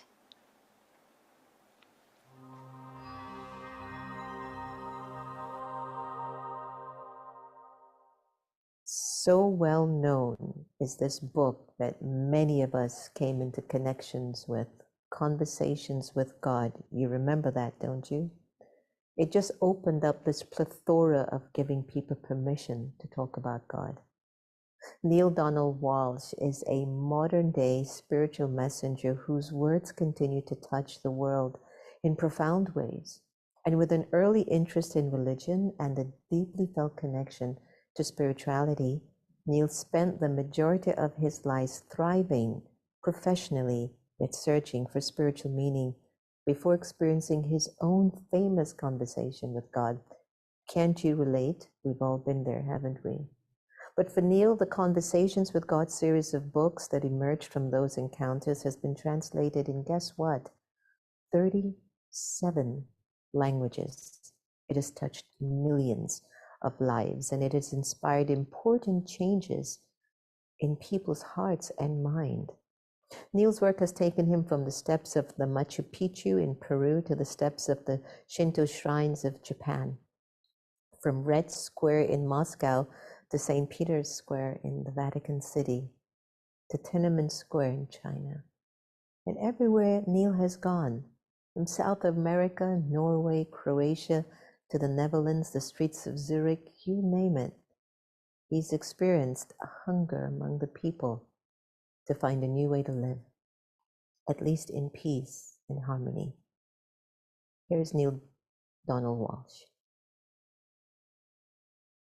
Hello, my name is Neale Donald Walsch, and it's a real honor to be here with you on the International Day of Peace as part of the Congress of World Peace. It's my humble observation that world peace will only be achieved if and when we change our idea about who we are in relationship to each other and to that higher power that some of us call God.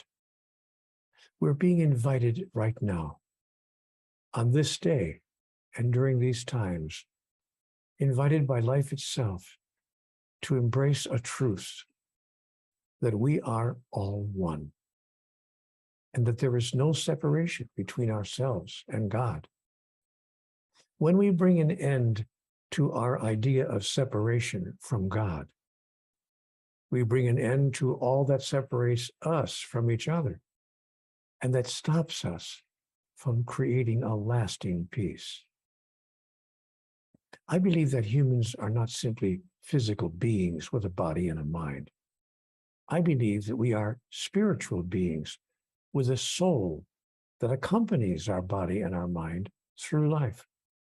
And I believe that the agenda of our soul, while we are proceeding on life's journey, is to express and experience, to demonstrate and fulfill our true identity as individuations of divinity. I believe that our relationship to God is the same as the relationship of a wave to the ocean. A wave is not separate from the ocean. It's not something other than the ocean. It's an individual arising of the ocean in spectacular, magnificent, and beautiful form. And when the individual expression is complete, the wave recedes back into the ocean from which it came. The secret of how to help me stay connected with God, my secret, is to ask myself a simple question every time I face any difficult situation or circumstance in my life. Here's the question that I ask myself. What does this have to do with the agenda of my soul? See, whatever's going on over there, whatever is happening in my life, I ask myself the same question, especially if it's a difficult situation, maybe a little bit of an unpleasant moment or a misunderstanding or some complication in my life. How I stay connected with God is by asking that question. Now, what does this have to do with the agenda of my soul? That's the same question I asked myself just now before I started sharing with you. What does this have to do with the agenda of my soul? And if the agenda of my soul is to demonstrate my connection with the divine, it places what I'm experiencing into a whole new context. It's a way of seeing things from the perspective of the soul, which is the part of God that lives within each of us. So I invite you to ask yourself this question as well. I invite you to look deeply at the question of whether it's possible that we really are all deeply connected with the divine, not just conceptually, not just as a matter of theory, but actually as a matter of our physical reality. And if you feel that you truly are connected with the divine, I invite you then to use each moment of your life as your next best opportunity to announce and declare, to express and fulfill, to demonstrate and experience who you really are and who everyone else is as well. In that way, we can begin to create peace in the world. We can do our part. Don't allow yourself to think for a minute that there's very little or nothing that you individually can do. Every great human movement has begun with the efforts of a tiny handful of people. Let yourself be part of that group. I'm sure that you agree, or you wouldn't be part of this wonderful Congress. But now try this little secret as you move through your life. Ask yourself that secret question. What does this have to do with the agenda of my soul? And watch your soul give you the answer that allows you to show up in the moments of your life that are most difficult in the most wonderful way. Okay. Thanks for giving me a chance to share these few thoughts with you, and God's blessings be part of your life. each day that you live. Bye for now.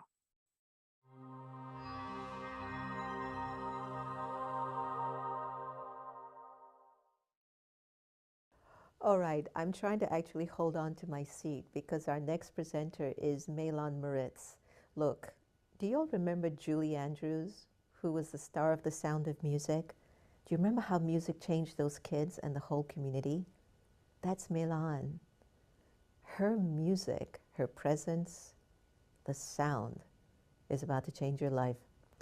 She's an intuitive singer, and she's dedicated her entire life to the awakening of our planet through music. She is known for her unique etheric sound, which has touched the lives of millions of listeners around the world. Please take a moment, take a deep breath, relax, and enjoy Milan.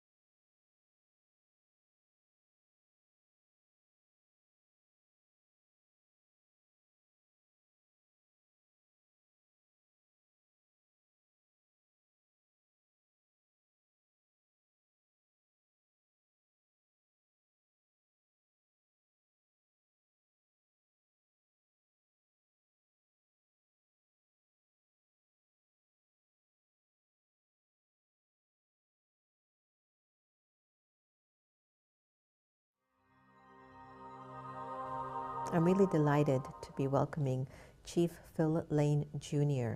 He's an enrolled member of the Hihankatonwan Dakota and Chickasaw Nations and is an internationally recognized leader in human community and economic development. During the past 50 years, Chief Lane has worked with indigenous peoples from the Americas, Micronesia, Southeast Asia, China, India, Bhutan, Hawaii, and Africa. He founded the Four Worlds International Institute, and he's chairman of Four Directions International and Compassion Games International.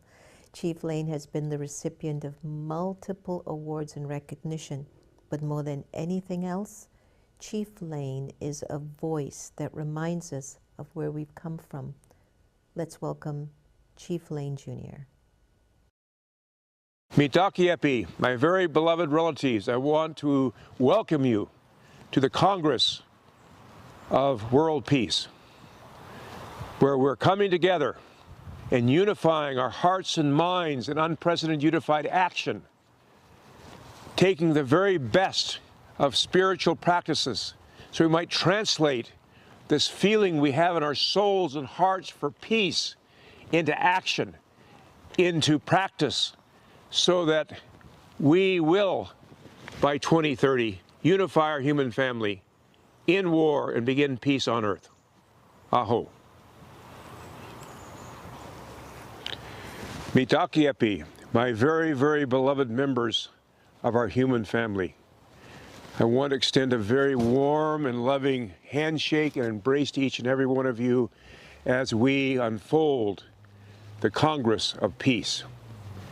To begin, I want to sing one of our sacred songs of the White Buffalo Calf Woman that provides the foundation for understanding who we are and where we're going.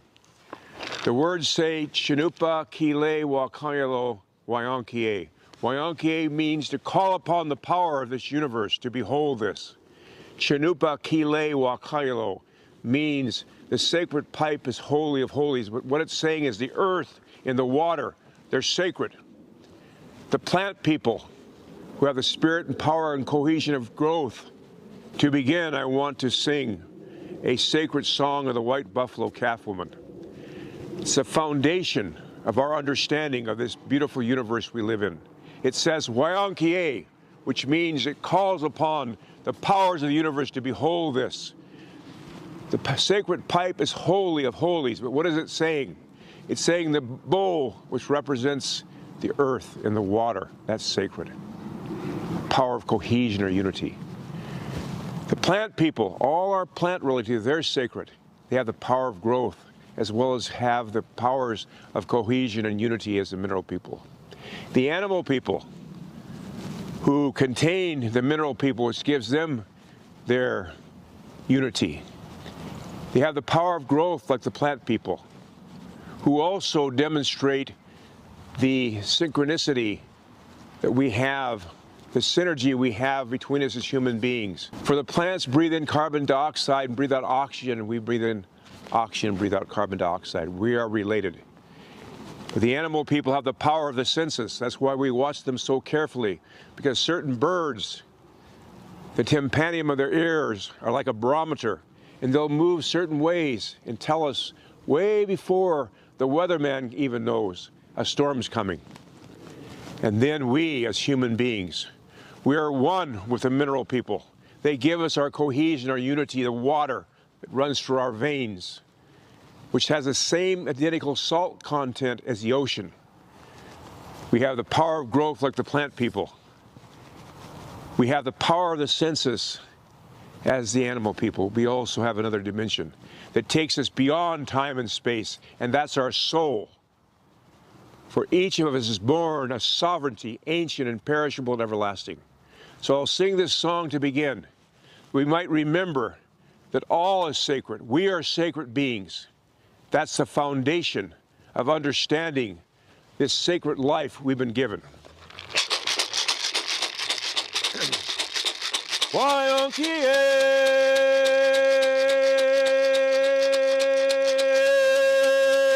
Wayankie, Wayonkie, Wayonkie, Chanupa Kile, Wakayelo, Wayonkie, Wayonkie, Wayonkie, Wayonkie, Wayonkie, Chanupa Kile, Wakayelo, Wayonkie. And identical to that song from the other part of Mother Earth is their sacred chant that says the same thing. Om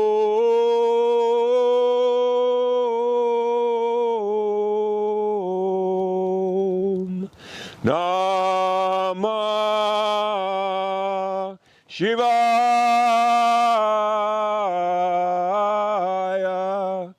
Om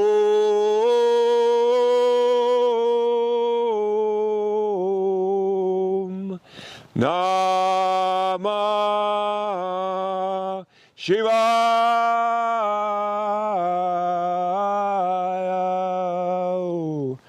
As well as recognizing oneness, this also, Om Namah Shivaya, honors and respects all the elements of life. So Mitakiepi, as we move forward to end war and begin peace on earth by unifying our human family, is so important every day to be able to say to ourselves, I am a sovereignty, ancient, imperishable, and everlasting. I am a sovereignty, ancient, imperishable, and everlasting. I am a sovereignty, ancient, imperishable, and everlasting. That is a reality of who we are. We are sacred beings on a sacred journey. And also to remember and understand the principle of the prior unity and oneness of our human family. We have always been who we are. We have always had this soul that transcends this physical world of time and space. This soul that can never die. This soul that has capacities we haven't even begun to understand. But as we leave now the adolescence of our human family and step into the adulthood, our spiritual adulthood, not only on this planet, but throughout this galaxy, all that we've gone through will be understood as a process of perfection, a process of unity, a process of learning. Once we understand we are one human family, we must not rest until we make everybody we know a brother, a sister, a mother, a father, or aunt, an uncle, a grandfather, a grandmother, a niece, a nephew, a grandson, a granddaughter, all relatives. Then we'll know exactly how to treat them. So remember, every day, be able to say, I am a sovereignty, ancient, imperishable, and everlasting. I am a sacred being. There's also a sacred prayer of unity that I want to share, that I also suggest during this time in which we are going to be celebrating this Congress of Peace, that we repeat this prayer, which I'll also send along, this prayer from the Ancient of Days. It goes like this. O my God, unite the hearts of thy servants and reveal unto them thy great purpose. May they follow in thy commandments and abide in thy law. Help them, O God, in their endeavor and grant them strength to serve thee. O God, lead them not to themselves, but guide their steps by the light of knowledge and cheer their hearts by thy love. O my God, unite the hearts of thy servants and reveal unto them thy great purpose. May they follow in thy commandments and abide in thy law. Help them, O God, in their endeavor and grant them strength to serve thee. O God, lead them not to themselves, but guide their steps by the light of knowledge and cheer their hearts by thy love. Verily thou art their helper and their Lord.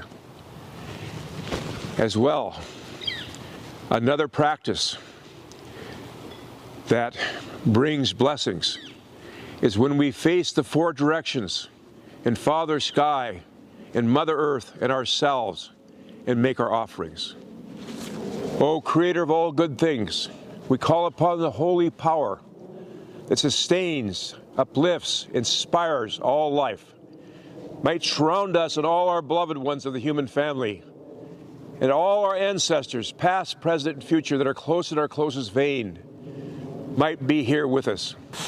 When we understand we are one human family, we'll know exactly how to treat each and every person around us. We'll treat them as a nephew.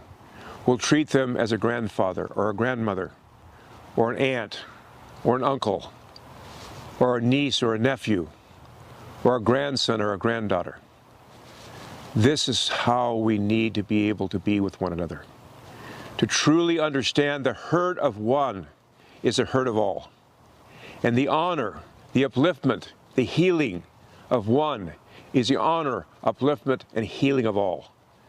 This is the fundamental teachings of understanding the oneness of all life. As well, it's so important that we add to our daily practice something that we find in our tribes and nations throughout the Americas and around Mother Earth with indigenous people. And that is recognizing the power and the beauty of the four directions. And so we give thanksgiving first to our Creator of all good things for all that we've been given.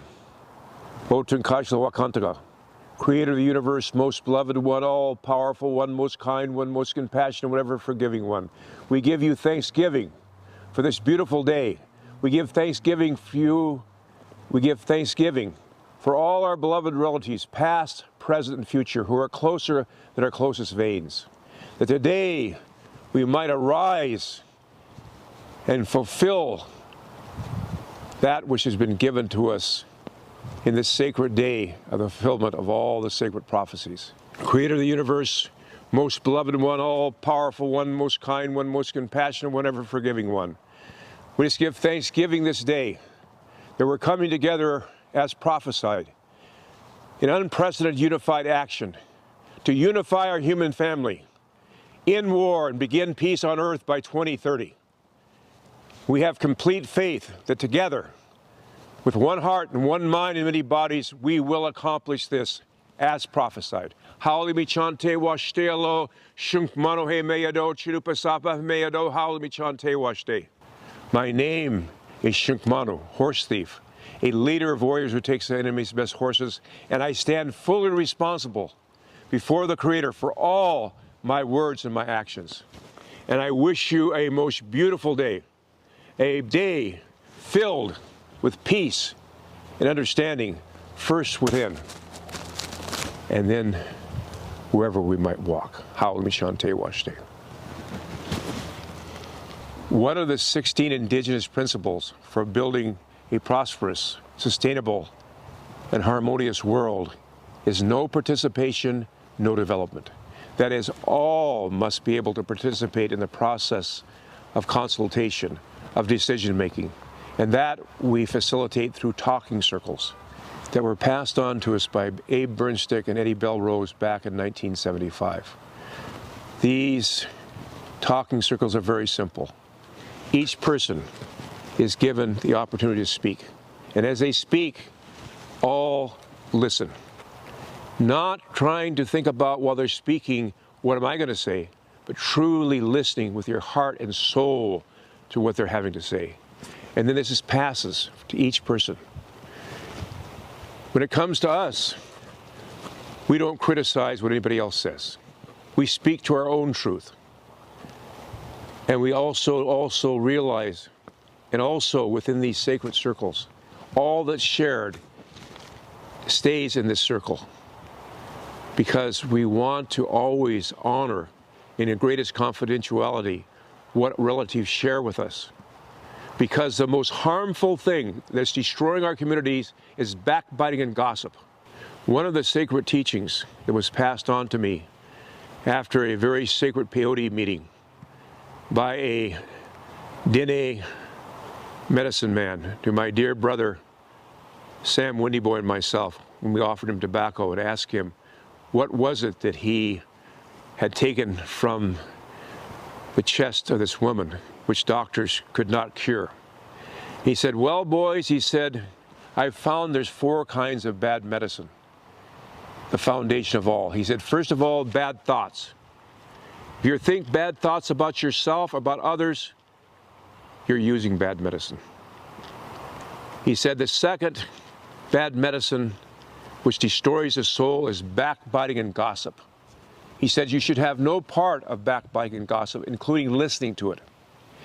He said the third kind of bad medicine is dirty looks. You've had that happen to you, I'm sure.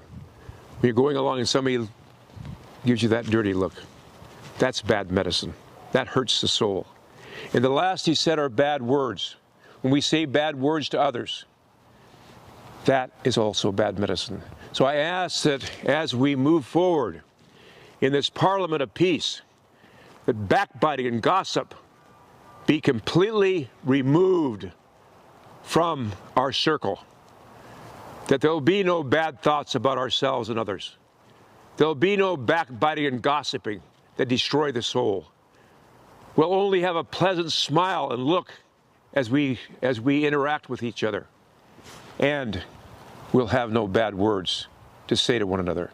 We'll find words that uplift the soul, that uplift the spirit, that give us unity and happiness and peace. Howlami Chante Washte. Finally, we have to be able to honor our own self, to really truly recognize that each one of us was conceived a sovereignty ancient and perishable and everlasting. Because we only can see others as we see ourselves. If we see ourselves as sacred beings, as spiritual creations, eternal in our journey, that's how we'll see and treat others. A good time to speak and pray to the 4 directions, Father, Sky, and to give thanksgiving for your own life is first thing in the morning when you get up, or at noontime, or before you go to sleep. The prayer, O my God, unite the hearts of thy servants and reveal unto them thy great purpose. May they follow in thy commandments and abide in thy law. Help them, O God, in their endeavor and grant them strength to serve thee. O God, lead them not to themselves, but guide their steps by the light of knowledge, and cheer their hearts by thy love. Verily, thou art their helper in the Lord.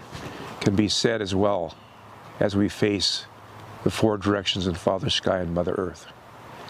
Also, to truly be able to keep telling ourselves until we know it without question that each of us is a sovereignty, ancient and imperishable and everlasting. We were born that way. And our soul has no ethnicity. Our soul has no gender. Our soul has no class. Our soul is a reflection of the oneness of the Creator, which makes any prejudice whatsoever intolerable and unacceptable. Those are so many teachings of the soul that we must understand. For our indigenous people, our responsibility was about all of life, including our animal relatives, those that crawl, those that swim, those that fly, because they also are part of this creation. They also feel the same pain we do. They also have the same feelings we do in this physical plane of time and space. It's look how we treat them.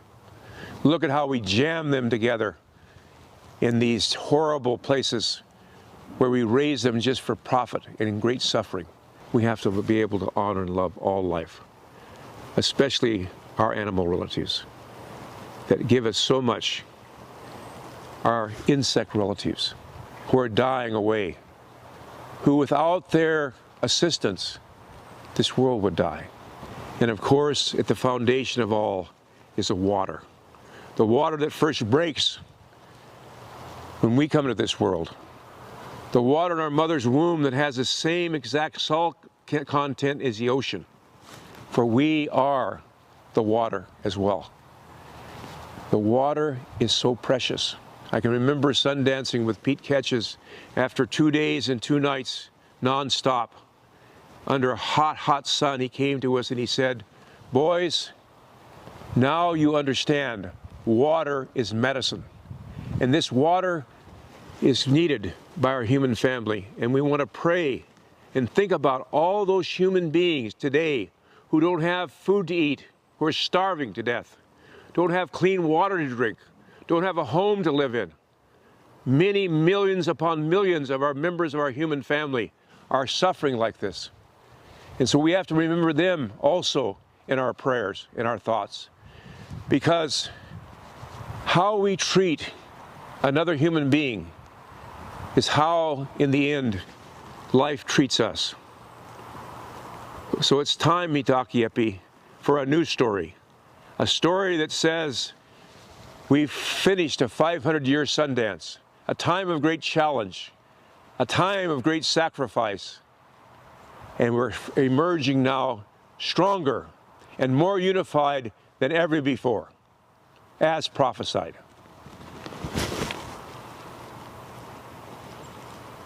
Peace begins here first, in our own heart.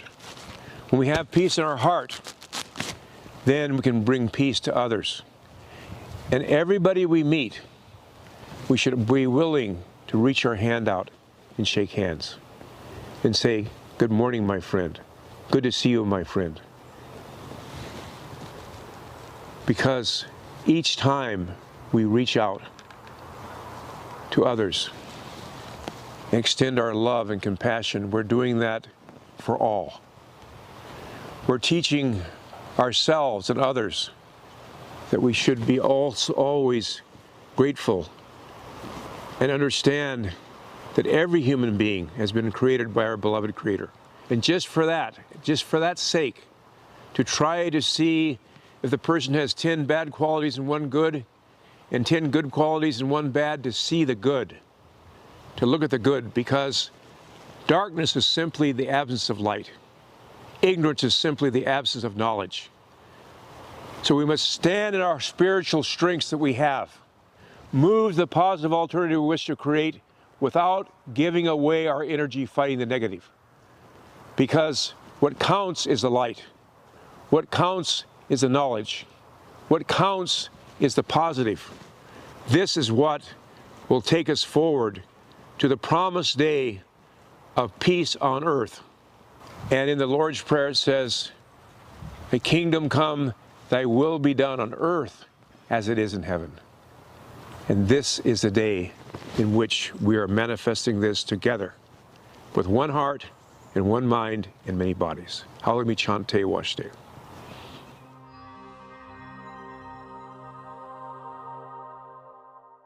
Assalamu alaikum for my very special next presenter for our World Congress for Peace. Beautiful, beautiful submerged experience of peace and spiritual empowerment. This is a young man that I met on many occasions, and we've served on many panels as well in the past.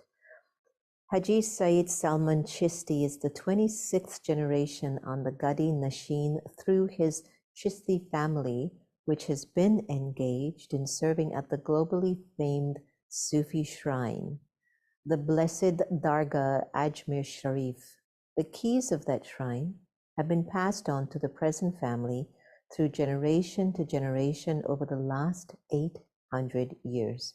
And from an early age, Haji Syed Salman Chishti has been passionate about the world's Sufi spiritual traditions. Here is my sweet brother. Enjoy him. Bismillah ar-Rahman ar-Rahim. As-salatu salamu alayka ya Sayyid al-Mursaleen wa rahmatan lil alameen. Greeting of peace, salam, adab, namaste, shalom. From Ajmer Dargah Sharif, India, this is Haji Syed Salman Chishti, Gadi Nashin Dargah Ajmer Sharif and Chairman Chishti Foundation. As we are honored to be part of the World Congress for Peace Initiative on the upcoming 21st September, World Peace Day, we send our regards, salam and teachings of Khaja Gharib Nawaz, which is love towards all and malice towards none. From Ajmer Sharif, India, to the world, as a tradition from last 800 years of the Chishti Sufi order, which has always alighted the light of peace, unity and unconditional love in the darkest of the times, darkest of the chapters of the history. That loving and living light of Khaja Gharib Nawaz Mohinder Chishti radiallahu anhu is ever so shining and blissful. In Ajmer Dargah Sharif, where we are taught from our childhood that whoever visits the Dargah from all faith tradition, all cultures, never ask their name, never ask their religion, never ask their caste, culture, region or language that they speak. If you have to ask one thing: how can we serve you? So whoever comes to the Dargah Ajmer Sharif, we are taught to serve them with unconditional love, as we welcome people from all faith tradition across the world visiting and experiencing the bliss and blessing of what Ajmer Sharif is. It is an experience which really matters in the path of spirituality. History, traditions, culture is an essential part, but it all comes down to one experience of that individual or the community or the groups that are visiting Ajmer Sharif on daily basis.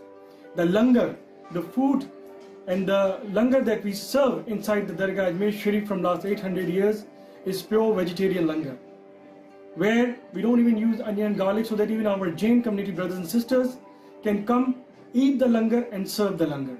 And serving humanity is an essential part of the Chishti Sufi order. As Khaja Gharib Nawaz has taught, and one of the important teachings of the Chishti Sufi order is that if you want to be close to the Creator, be in service towards the creation. Never make any differences or distinction upon whom you are serving. One of the important teachings of Khaja Gharib Nawaz is that if you want to seek closeness to the Creator, develop 3 attributes of nature into your being. What are these? Sun-like grace, river-like generosity, and earth-like hospitality. These are the things that we have to learn from nature, imbibe in our daily lifestyle and start serving. Because sun, its warmth and grace is open for all across the world and across the creation. A flowing river never asks anybody's name, religion or culture or language or region or country where they come from. A flowing river, water, is open to serve all. Anybody can draw the water, anybody can drink the water. And earth, no matter how we are being abusive with these natural resources, especially earth, that we have been cutting down the trees, plants, natural vegetation, mountains, so many tampering that our world is doing with earth, which is resulting in ecological disbalances, which are resulting in climate changes, environmental crisis.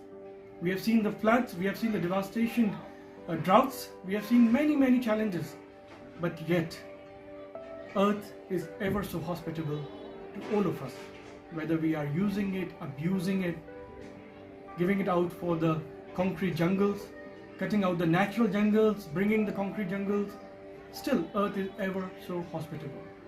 So if we develop these 3 attributes of nature, sun-like grace, river-like generosity, and earth-like hospitality, that's the teaching of Khaja Gharib Nawaz and the Chishti Sufi order, which from last 800 years the Khuddam Khaja Gharib Nawaz, the community of the Khuddam Khaja Gharib Nawaz in Ajmer Dargah Sharif, have been growing and serving and sharing this message to all 4 corners of our present world.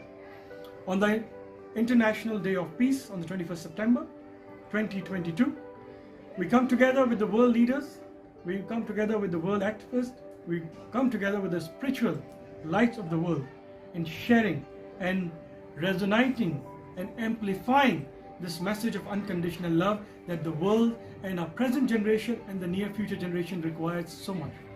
Post-COVID world, we have experienced that loneliness within our own home. We have experienced, the world has experienced the situations of lockdown, and only spiritual strength within themselves, the strength that they carry within themselves, were made people to survive, overcome, and even serve during this extreme testing times of COVID, where all faith religion come together and served. They never asked who is the person in need, what is their name or what is their religion, but everybody, whoever had the resources in India, around the world, they were serving humanity. So it is a great lesson for all of us.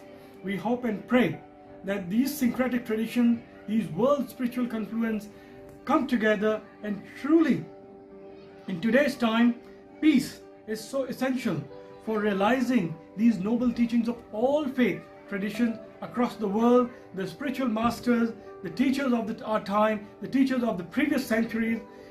Peace is the essential aspect that we can develop, the importance and sharing of this message. And to realize peace, it is important to ensure justice. Without justice, we cannot really talk about peace. And to realize justice in our society, we have to develop a fraternity, a family brotherhood, a family feeling among the whole world. The whole world is one family is the message from India, Vasudhaiva Kutumbakam. And from Quran, Al-Ayalullah wal-Khalqi. The whole world is one family. So these are the teachings that we realized and relished and live our daily life.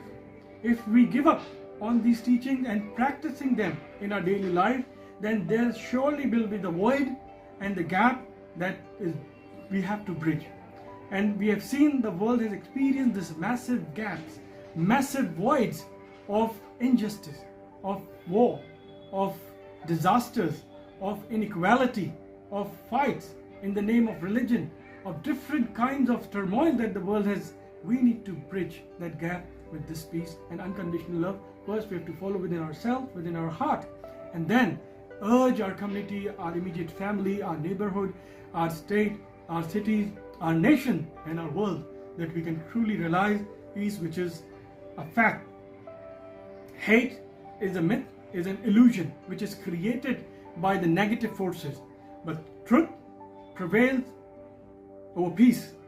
And this is the reality of this world, that peace is eternal. Hate is temporary. It is created by vested interest, by vested leaders who have personal ambition, egoistic goals, which are bound to collapse, which are bound to fade. Hate can never be everlasting. It is a momentary shift that comes to some societies, some regions, some nations, some continents, but with overwhelming responses and action towards everlasting peace, we always have overcome in the past the forces of evil, the forces of hate, and the forces of negativity with positivity, peace, service, and unity.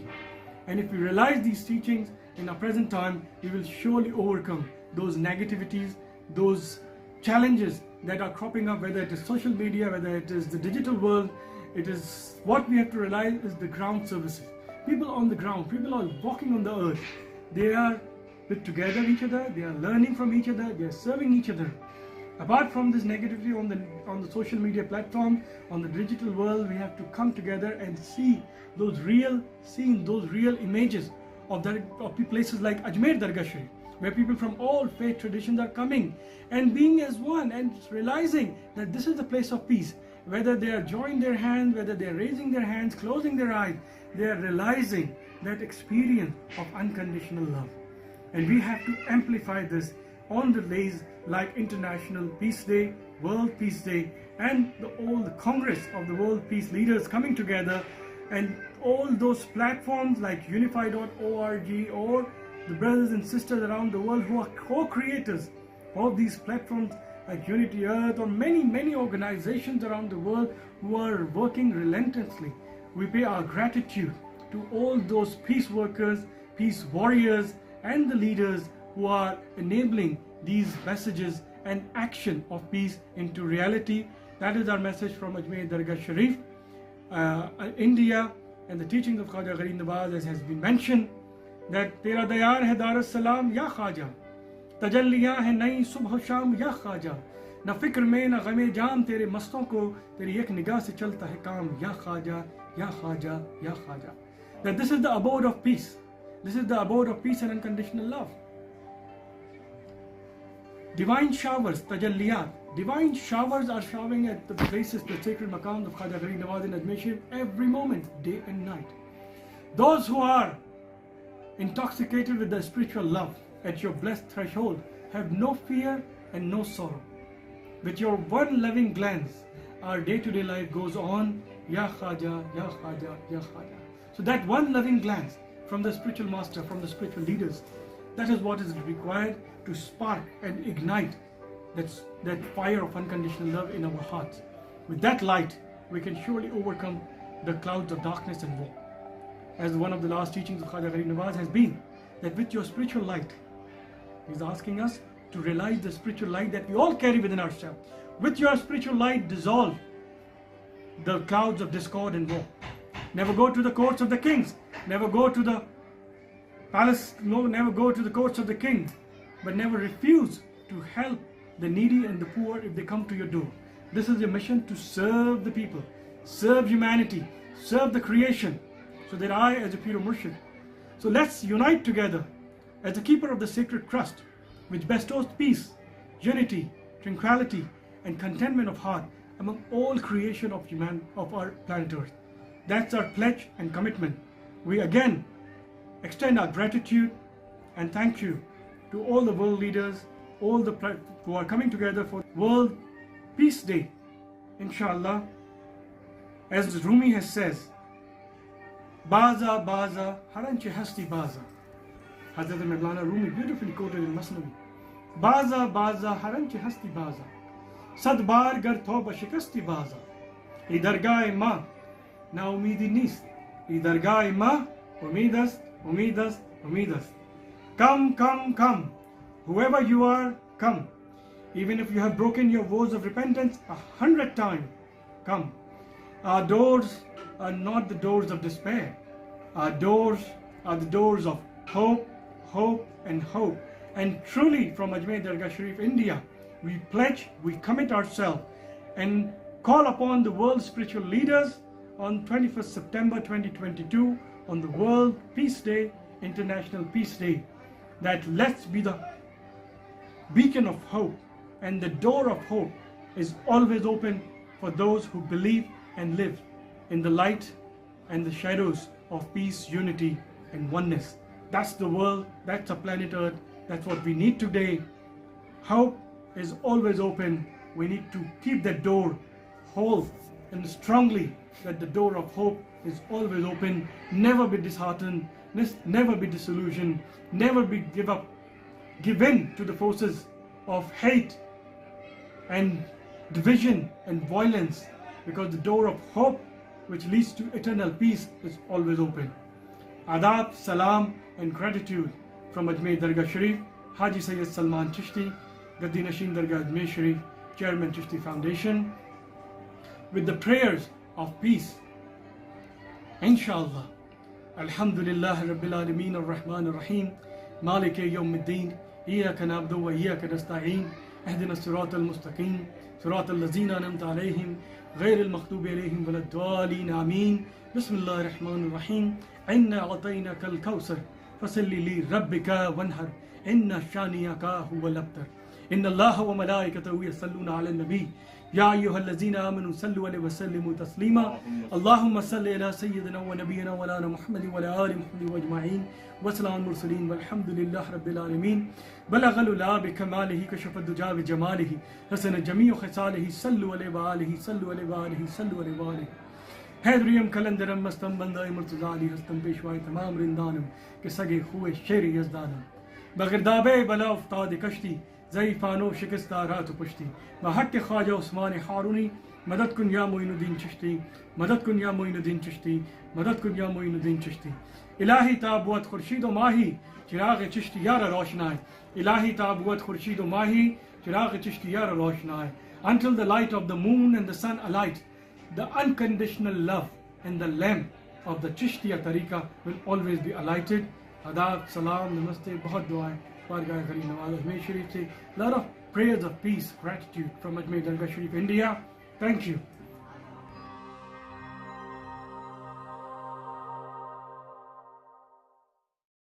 Let's take a flight and get on the plane of the universe that takes us wherever we want to go, but to the highest dimension of ourselves. Pilot Baba, I love that one. Pilot Baba. He's very revered. He's a revered Indian spiritual guru who was formerly a wing commander, Kapil Singh, a pilot in the Indian Air Force. Pilot Baba has lived for 16 years in the womb of the Himalayas, called Nanda Devi Valley. This sacred place is the legendary abode of the goddess Parvati.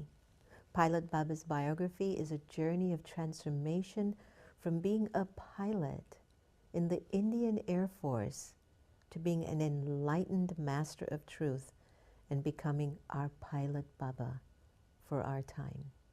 Please enjoy him. My fellows, the world peace, brothers and sisters, I am here to speak a few words to you. I am Pilot Baba. What is world peace? When you are in the womb of the mother, you are very peacefully living. But when you become a baby, suffering starts. And when you become worldly things, then you are more suffer. Now world is in problem. I can see that the whole world is suffering because of lot of corona came to punish the humanity, and the war is disturbing whole world. Many countries, they are fighting each other. There is no peace. Why human beings are disturbed? You cannot say, because you have overcome. You have become over-intelligence. Our mind is getting frustrated. Mind has the power to control it. So creating a war, creating arms and ammunition to control each other. So let us come back to the Sarve Bhavantu Sukhina. Let whole world people become Sukhi. Sarve Bhavantu Sukhina, Sarve Santu Niramaya. Let whole world live into the peace. World peace means peace. If every man is peace, then there will be a world peace. But we always say that first war, then there is a peace. But we have already a struggle more than war in whole world, the Kahuna. So you people must understand how to bring a peace into you, how to respect you, how to love you, how to have a better health, how to have a better environment. We should not, the nature should not punish us. But we have lost our freedom, we have lost our environment, polluted the environment, and you have disturbed our peace. Life is beautiful. As a human being, more beautiful. Because you are not any other creature, we are a human being. A human being has a humanity. We have a kindness, we have a mercy, we have a compassion, we have a very beautiful love to each other. And we are very friendly to the world. We can just create it. Our dharma is to create it and follow it. So if you want to bring a peace into the world, you have to say to all the political, all the president of the world, all the prime minister of the world, please do not fight. If they don't listen, then pray and punish them. If politicians are peace, whole world is peace. Politicians are disturbed for the power. They want to show the power, they want to have arms and ammunition to show a power. So let us have a peace with friendly country. Let us have a peace in a whole country. And we should ask United Nations to follow the dharma to create a peace in the world. Let us create a meditation to everybody. For the health, let us create a yoga for everybody. You will be healthy, and what type of food you eat must be carefully. So you will be healthy, you will be peacefully, and you will be very good enjoyment of life and doing your work peacefully. This is depend on you. You select yourself and be yourself one and follow the discipline of living. Clean your house, clean your clothes, clean your mind. Then peace can be there. So live clean, live in peace, live healthy, and save the environment. You will be lovely, you will be peaceful. And let us meditate. Let us say the group meditation and meditation with the prayer.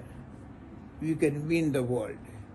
You can bring the world into the peace, because peace is we have by birth. But when you have become human being, you have lost. Our mind made us to lost in the world and follow the world. Let your mind become no mind. Sit in the meditation. You are always peace. Think of creating this world better way with love, with compassion. We are successful. My best of wishes to everybody. Just I am praying for you to have a peace in the world, praying for you to have a peace to yourself, have a love, have a respect, have a friendly living in the world. Thank you very much.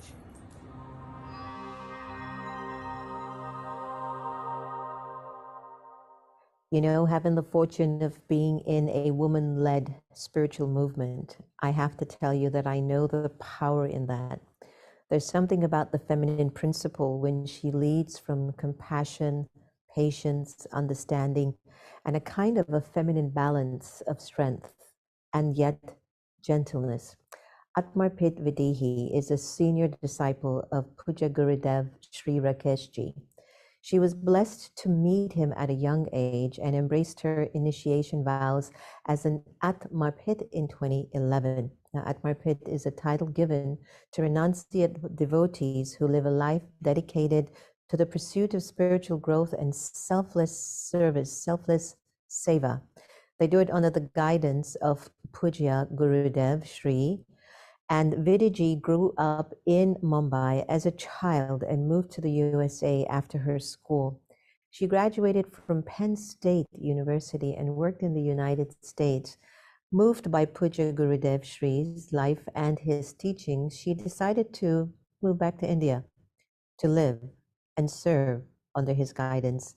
As an Atmapit, Vidiji lives at the Srimad Rajchandra Ashram, Dharampur, the international headquarters of the mission. So good to have you. Namaste, namaste, and welcome. Om. I bow in deep reverence to Lord Mahavir, the one that espoused paramount peace in which omniscience flourished. I bow in utmost reverence to Srimad Rajchandraji, a great saint of India who lived about 100 years ago, an epitome of pure and pervading peace, who played a pivotal role in the making of Mahatma Gandhi and inspired many peaceful revolutions of change across the world. And I bow in supreme reverence to my beloved, living enlightened master, Pujya Gurudev Sri Rakeshji, who is continuing that legacy of peace and transformation and creating change in millions across the world. Peace and religion, how are they related? Peace is the flowering of religion. Peace is the gift of religion. Peace, in the words of the great luminary Srimad Rajchandraji himself, the eternal dharma of the soul is to be peaceful. This alone is the essence of all the great scriptures of the world. Ahimsa paramo dharma, non-violence, a state of peace, truly is the greatest religion. Peace is a pure, uninterrupted flow of consciousness, a pure flow of love and compassion. Any limitation on compassion gives rise to impurities that blocks this free flow of this river of peace. If we love and have compassion only for a few, for our family, our own people, our own community, or even our own nation, naturally there is going to be no love. There is going to be a blockage in the love for the other. This love then is not the divine and innate love of the soul, the power which we all innately hold within us, but merely this love with blockages is a mental attachment. We have confined and repressed the flow of love, the flow of compassion. It is then a flow that has become static.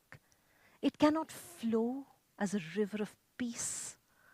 It becomes stale and dries up. It reeks of insecurity. True love is unconditional. It has no selfish motive, and it flows freely, extending unconditionally to one and all. It is when the passage of the compassion of the heart hardens that the lifeline of love is blocked and affects the peace and well-being of all. It is this blockage that has created a world of insecurity and fear. Today, globally, what we understand as non-violence is a mere abstinence of fear or violence. No wonder that even during a global pandemic, the world arms trade saw no dip in its sales, and hundreds of billions of dollars of arms sales continued. It is a stagnation, a blockage in the river of peace that has created the stench of distrust and insecurity in the world, creating wars in Ukraine, humanitarian crisis in Afghanistan, Sudan, and across the world. Because what we focus on is our outer differences. It is important first to tackle this problem of our focus, of our identification. Compassion, love, peace is a virtue of consciousness, the divine flow, the innate life that runs within you, me, and the great masters. The more you are in touch with that inherent flow of compassion within yourself, the greater your own inner peace and tranquility. Subsequently, and quite naturally, the more effective your own presence in the creation of peace around you. The great saints of the world embodied this peace. They were rooted in this inherent compassion and love. They are the greatest examples the world must turn to today. As Lord Mahavir walked in the jungles, deadly snakes found refuge in his divine aura. Just a few hundred years ago, as Srimad Rajchandraji walked in the fields, in his mere presence, raging bulls became tranquil. In this great innate peace of my divine master, Puchya Gurudev Shri Rakeshji, that has inspired people across the world to once again connect with that inherent peace within us today through the divine mantra given by Srimad Rajchandraji that has inspired traditions of peace across the world. We too will get in touch with our own innate, divine, peaceful, and powerful self. Our innate nature that is powerful and peaceful as the mighty saints of the world, as the power of the forgiveness of Jesus, the peace in the silence of Prophet Muhammad, the power in which Lord Krishna played with the gopis, the peace in which Lord Shiva danced on the Himalayas, the peace in which Lord Buddha meditated, and the power in which Lord Mahavir walked the earth. That same innate divine peace and power is ours. Let us take this moment to remember and connect with that innate state of peace and power, with the divine mantra, Sahajatma Swarup Param Guru. My natural, effortless state is like that of the great masters.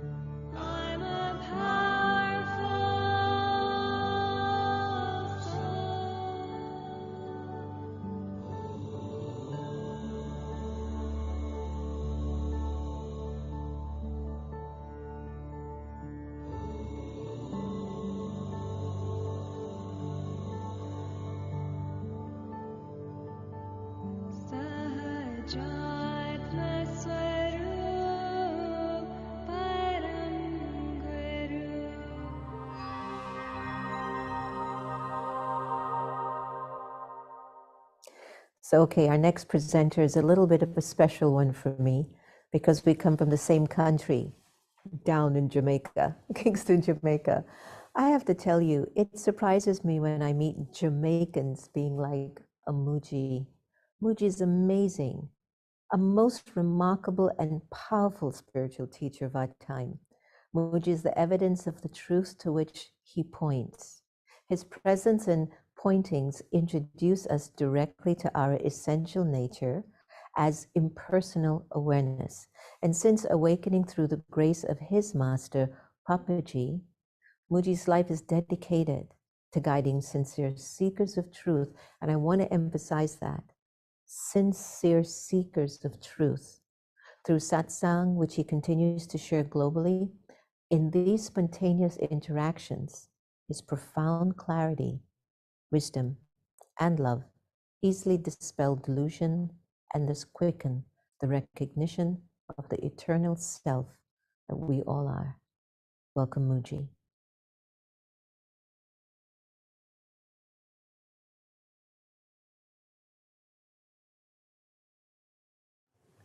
We speak about peace. Everyone has experienced a little bit of peace, a piece of peace. We have experienced expressions of love or of gratitude, of forgiveness, and so on. All this comes to us because deep down in the essence of ourself, we are from God. God is truth. It is true life, our true being. And it is correct.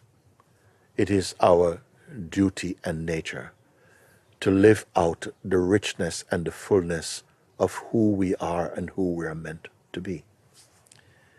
And so today, I don't just want to talk about peace. I want to show you peace, how to find peace, irrespective of who you are, where you come from, whether you are religious or not religious. You're a human being. Peace is at the heart of who you truly are. It might get covered up by so many situations in life and stresses and so on and so on. But we have the power to transcend all these things. And if we are seeking to live in a peaceful world, the peace must begin inside our own heart. So, today, right now, wherever you may be, actually, I would like to invite you just to listen to a little guidance to put your mind back inside your heart and to experience who really lives here, to experience the God self within your own heart. Do not be afraid. There's nothing painful or uncomfortable about it. You don't have to, I'm not going to hypnotize you or ask you to believe in something. I'm not going to ask you to go and change your ways. I'm not going to ask you to become someone else. I'm not going to ask you to visualize or imagine. Just simple. I want to show you something very simple. And if you are willing to go along with it, I will tell you, and we can begin now. We can begin now. Now, many people might be afraid, he's going to make us feel uncomfortable about ourselves. No, we are already uncomfortable about ourselves. I want you to be more than comfortable with yourself. I want you to experience the truth of what you are in reality. Okay? So it's a simple exercise, and those of you who wish to, it's so simple, even your children will be able to understand. If you have your family, if you have someone who's sick with you, they can understand and benefit. In fact, at the end of it, you will see that even your pets, animals, will feel better in your company because you are again at peace with yourself. So, how to start? What to do? Well, don't think about what to do. Listen to me as I just guide your attention back to here. First thing, we are troubled by our own thoughts and our own thoughts about the thoughts about other people and the world and so on. So just for this short duration of my guidance with you, I will ask you this simple thing. Please be willing to just leave aside all the thoughts that may appear in your mind and even the sense of memory. It is possible, actually, you're going to see, just to have the attitude of leaving them all outside or aside. And I want to reassure you that at the end of our time together, you may go back and collect your stuff. Nobody's going to steal it. I am not going to say, no, you gave it to me. No, just leave it aside for a moment, just so you can have this simple space to experience a deeper layer of your being. So here we go. Just imagine that there was a space was opened up, and through to this space, all your thoughts, your imagination, memory, intention, desire, identity, even identity, just going to just leave it. So inside your being, not just your head, your entire being, it's like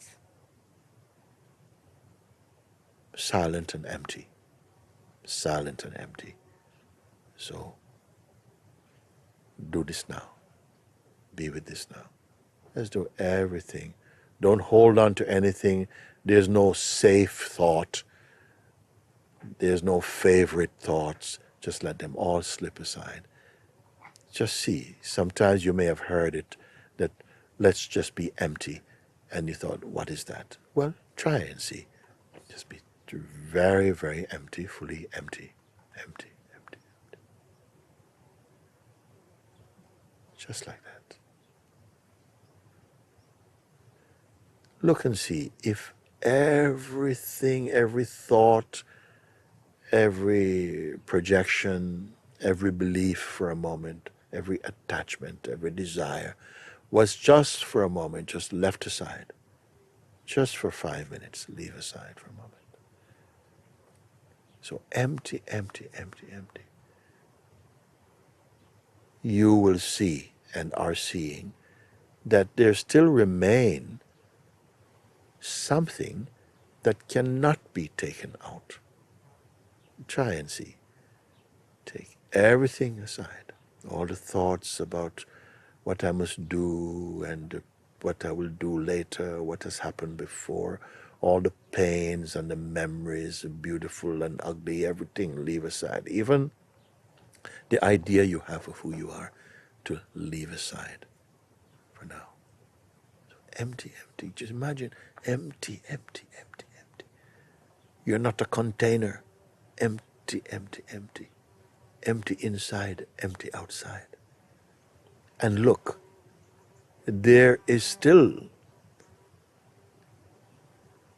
something here which cannot be removed, cannot be taken out. Pay attention to this. Notice this. Now you see, I have not asked you to close your ears, to close your eyes. No, the senses can be left as they are, functioning in their natural way. So, how simple. Now, some people I know are a little bit afraid. They think, oh, he's trying to trick us or brainwash us. I said, oh, no, no. You will see, those of you who are following with me, being with me, as I am also doing. So I can be really empty, even though I'm speaking, it's coming out of my emptiness. Silent and very present. I can hear the wind. I can smell the fresh grass. I can feel and hear the wind. And I'm aware of this silence which has no edge, no boundary, just like you, like that. Allow this.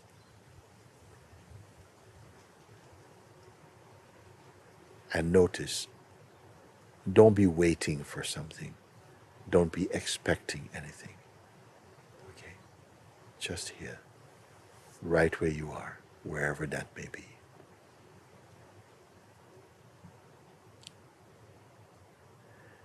I had to ask you to do this. So now I can ask you a few simple questions. I will not be able to hear your answers, but it's important that you answer yes or no, just with words to yourself. I will not hear them verbally, but I will feel you,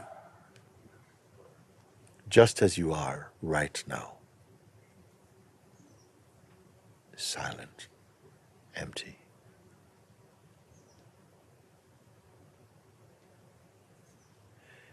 Is there any fear here? Just look. In this emptiness, is there any fear?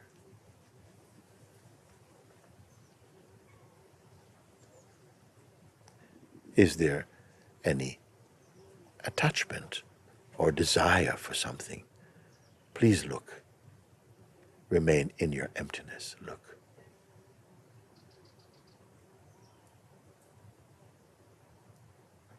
That which is here right now.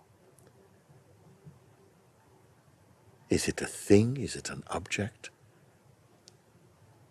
Does it have a form? Remain empty. You are seeing. See?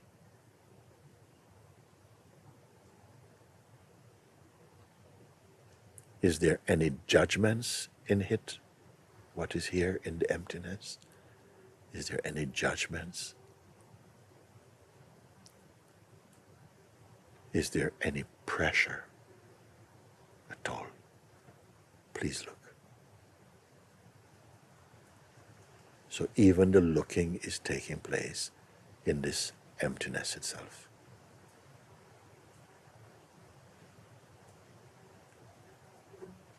This that is, does it have a beginning or an end? What you are aware of, does it have beginning or end? This silence, this peace.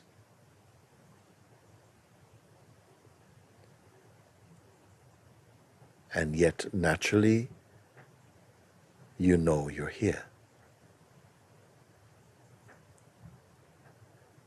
Not just the body is here, but even you are aware of your body inside this silence itself.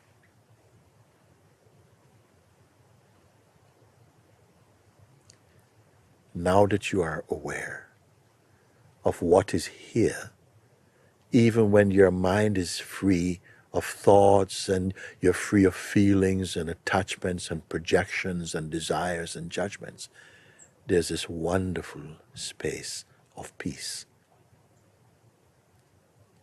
This peace has no color.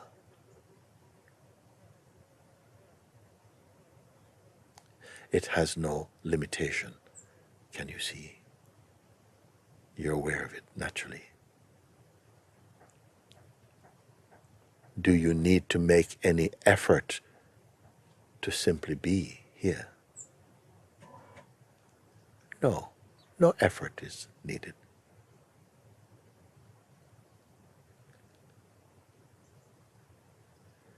This that is here,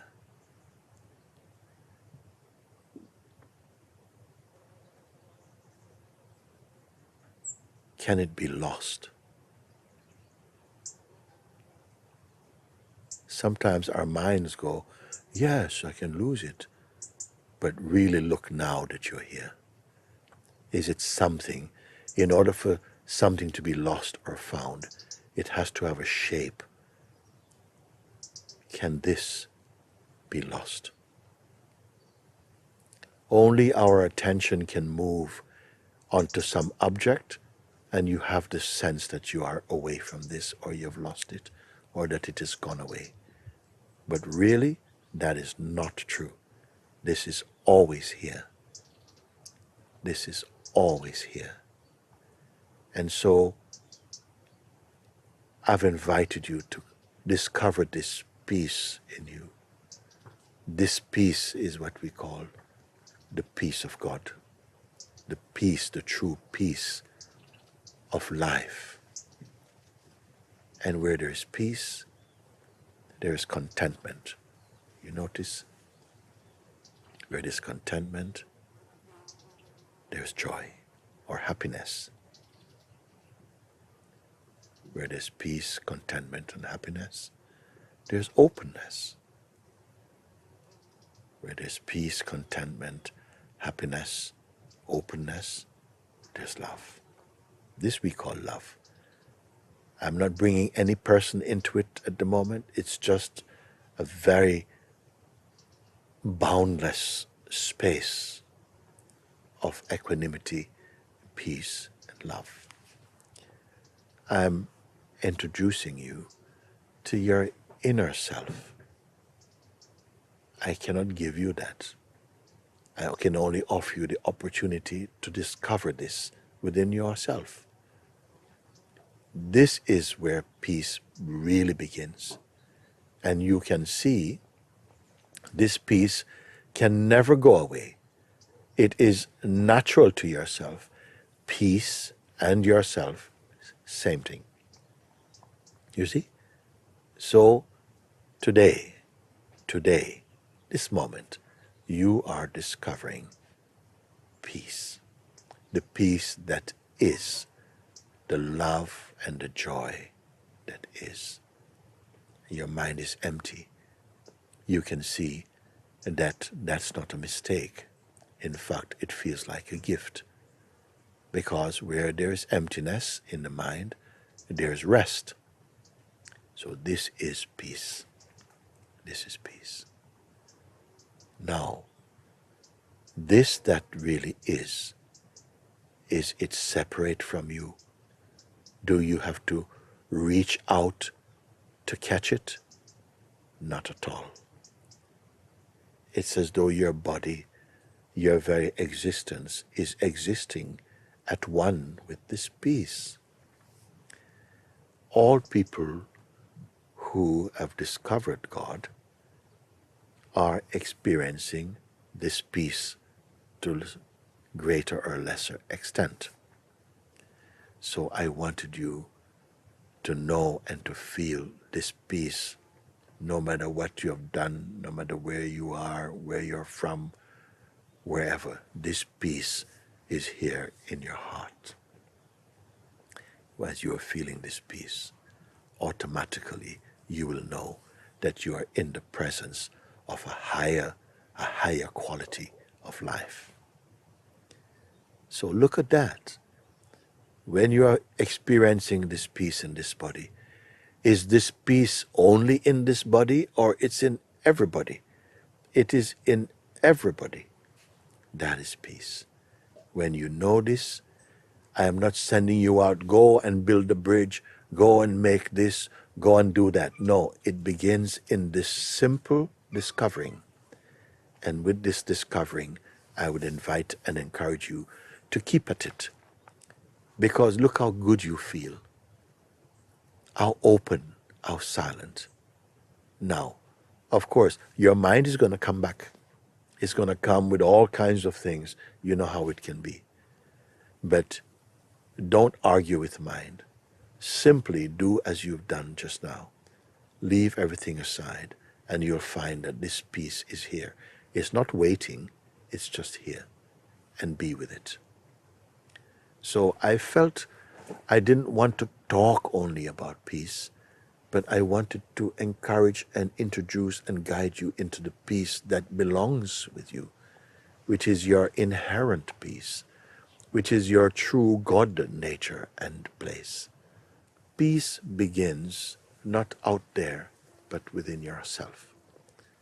If each person can experience this peace, which is beyond race, gender, beyond differences, it is everywhere present, if only we seek it. And look how easy it is to find.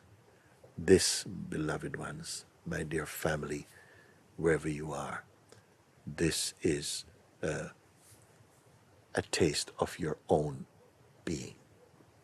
It is like this peace that you feel within you becomes inspiring for others who will meet you in this state, and they will want this peace within themselves. This is where we say, may peace and love become contagious again in the human kingdom, in the human family. So bless you, bless you, bless you, all of you. Thank you for the opportunity of approaching you in this way. And bless that your life continue to blossom and to flourish in goodness and health and peace and brotherly love and compassion. God bless you wherever you may be. And all my love to you. Thank you. Amen.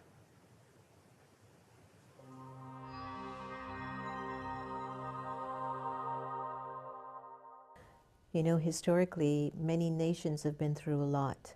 And sometimes it still surprises me that in the 21st century, we would still hear people really hurting each other, whether it's violently through weapons or even violently with their own words or even their own thoughts.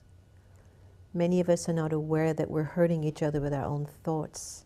His Eminence Shelpa Tenzin Rinpoche was recognized as a holy child and began training as a Lama from the age of 4.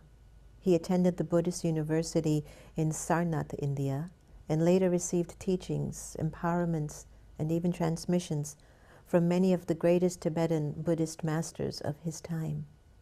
With great compassion and wisdom, Shelpa Rinpoche teaches how to actualize the essence of our precious human lives. Just as a small key can open the door to the vast and splendid treasures hidden within a palatial mansion, Rinpoche's teachings can reveal profound, life-changing instructions on how to transform our way of being in everyday life. And trust me when I tell you, we need some transformations, and we need to understand the right key to open the gateway to our peace. Here is our very special brother, His Eminence.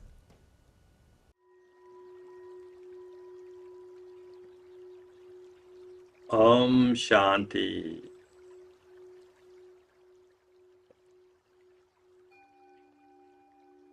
Today in this world, we all need peace. Peace is priority in everyone's life. We need peace that will last. Lasting peace within and lasting peace in the world. I have a vision to establish the destination for every peace lovers around the world,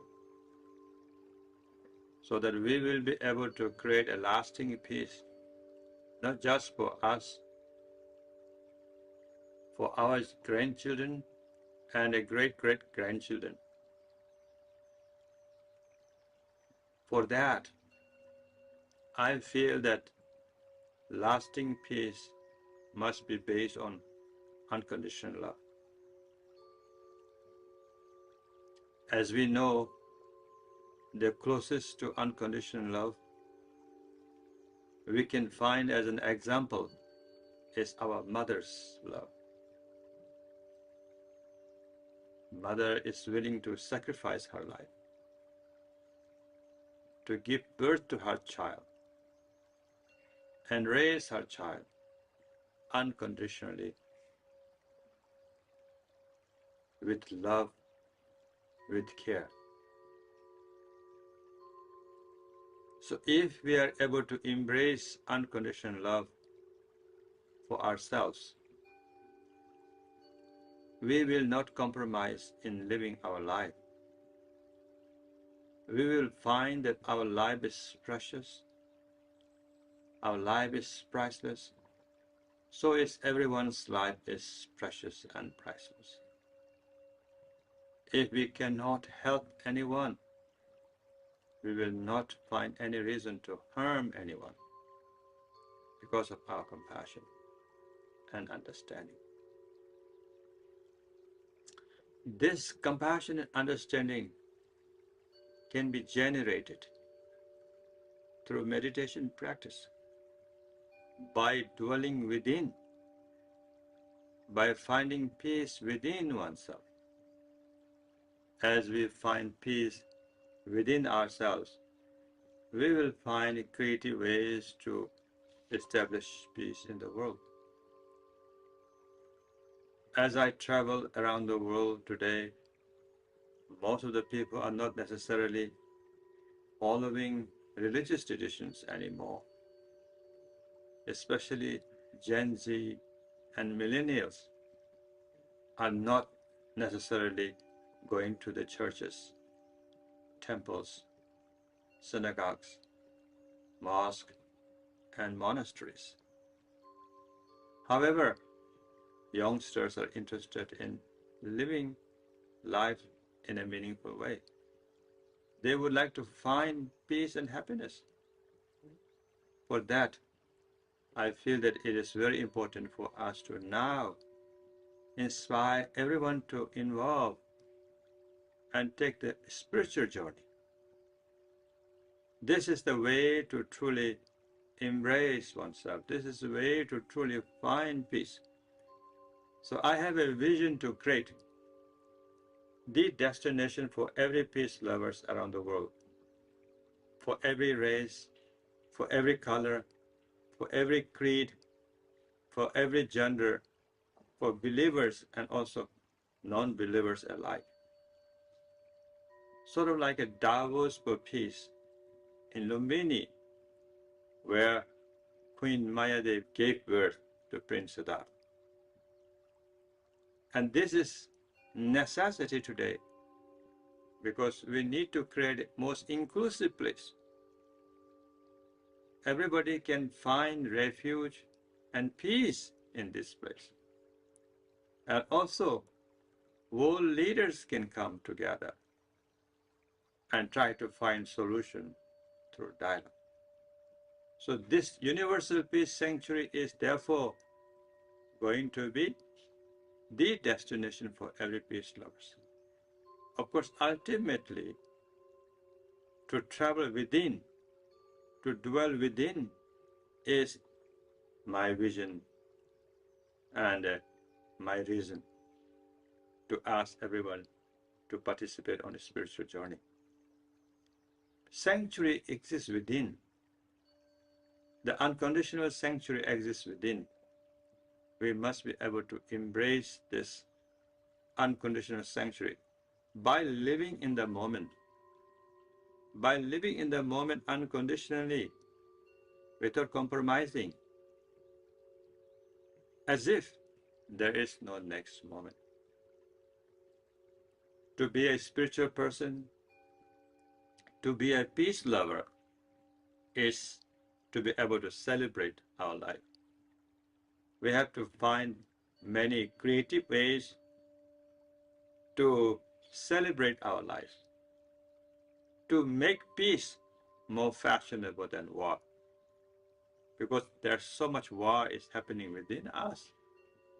Not only war outside in the world, but war within, fighting with anger, jealousy, pride, you name it. There's endless emotional upheavals and mental disturbances. Discursive thoughts are constantly attacking and violently erupting within ourselves. To find that as an enemy is to find reason to liberate oneself from these energies. Once you are liberated, once you are not affected by these energies, you have the possibility to not only take care of yourself, you have possibility to take care of the entire world. And we are here to share on this journey of life. Of course, journey of life for everyone is not necessarily so easy. It's difficult. There is ups and downs. However, it is very important for us to inspire and empower everyone to realize that we are equipped to handle all these disruptions and discursive thoughts and disturbing emotions. That is to be able to dwell in the unconditional state of our being. By dwelling in the unconditional state of our being, in this very moment, with the awareness of nowness, we will find that all this world is beautiful as it is. This world as it is manageable if you realize you are equipped with the essence. You are equipped with intelligence to handle the situation. So in this tradition that I lead, we consider three things are very, very important. Of course, before these three things, the main important thing, and the way to start this thing is to have pure intention.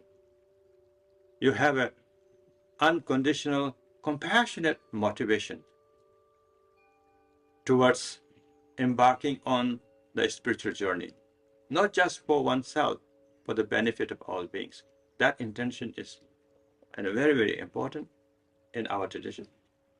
And after having that intention, the three things are very important to have: view, meditation, and action. So our view must be clear. Our view must be, with intelligence. Our view is to be able to see things in its own natural way. And that view is incorporated in our meditation. As we meditate, we try to get used to the view. We try to find stability in our view.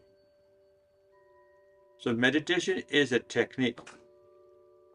Meditation is a tool that allows us to integrate in the view that we have developed. Of course, view can be many levels. In our tradition, there's 9 levels. Depends upon the ability of different seekers or followers or those who are on the path. That, of course, is facilitating everyone according to the needs, ability, and the taste. I won't go into that right now. I hope you will be able to explore it in the Mahayana tradition and Vajrayana tradition. You can find very deep philosophy and a very clear understanding, as well as essence, where you're able to go beyond your mind.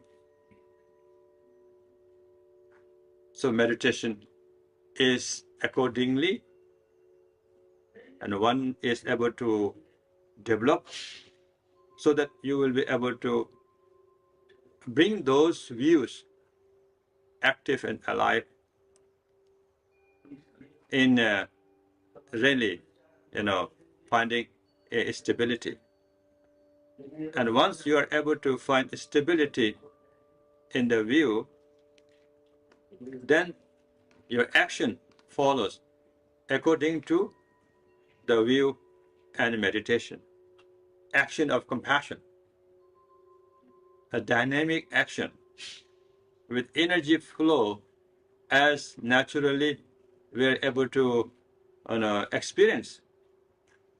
That energy flow becomes natural, because natural energy flow is imbued with compassion. Natural energy flow is imbued with generosity. Natural energy flow is imbued with intelligence. So as we lead our life, we are able to truly seize the moment by being able to be liberated on the spot. Of course, these are very, very profound teachings, but there is much, much deeper teachings as you are able to then follow and lead on this very, very ancient and a path where countless beings have attained enlightenment, have found true purpose in their lives by applying and by integrating these values. Unfortunately, today, around the world, people do not have access to this wisdom, these techniques, these teachings, which are so valid.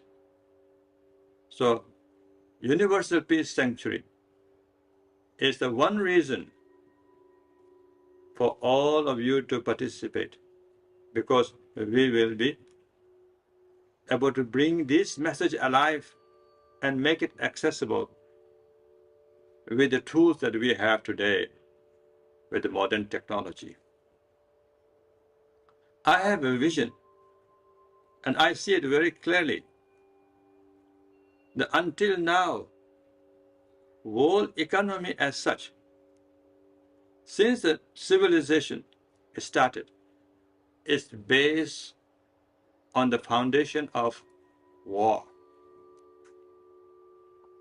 If we are able to really create peace by understanding unconditional nature, our true essence, there is a possibility in the near future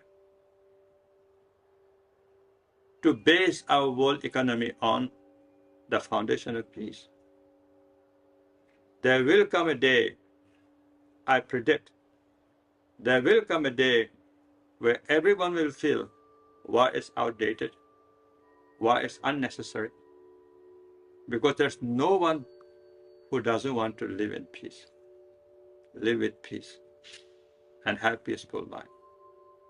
Even those who are active in the war right now, not necessarily they're enjoying that fully, helplessly, ignorantly involved in war games, without knowing that there's a way to survive with peaceful means, with peaceful mind, with peaceful action. So here, to find peace is to find ways to live and celebrate life with non-violence. Non-violence with oneself, non-violence with everyone, non-violence with environment, non-violence with the people, non-violence with your own thought, emotions. So this is very much possibility. However, to be able to obtain this, to be able to actualize this, it is very important to go deep within oneself. Find your true self. Find your natural self. And that is possible if you meditate. It's very important to meditate. Meditation is not just a concentration. Meditation is get used to your natural flow of energy. You're able to maintain that natural flow of energy without manipulation, without sort of looking down, or without expecting something other than what it is in front of you. Meditation here is to be able to rise to the occasion. Any occasion, and whatever way you are, however circumstances are manifesting in front of you, if you are able to rise to the occasion, nothing will be able to enslave you. Nothing will be able to chain you. Nothing will be able to limit you. Therefore, you will be able to find validity in your being as you are in this very moment. Of course, this is not very easy. We have to take many steps to reach there. Unless you are one of those very fortunate ones with a very sharp intelligence and a very courageous heart to embrace everything as it is. To live life fully is to be most responsible person. Responsible in a sense that you could not find any reason to waste even a single moment of your life. That's tough, because we are habituated for so long. We constantly distract ourselves, constantly not being able to realize there is no certainty that we will be alive tomorrow or not. Because of that, we are not being so intelligent in seizing the moment as it is in front of us. So to find peace is to be able to truly realize that one must be a responsible being, because we as a human being have obtained this precious, priceless life. However, this precious, priceless life is absolutely impermanent. By realizing this, if we make peace priority in our life, we will be able to make peace more fashionable than war.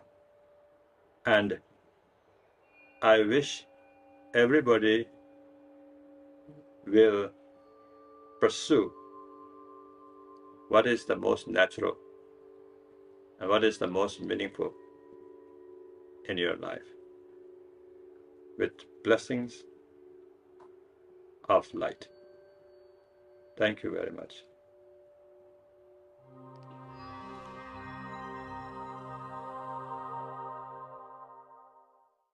You know, with so much in the news about the royal family and us witnessing in the 21st century the changing of dynasties, the changing of roles in the 21st century, it makes us wonder, what do royal members offer our humanity now?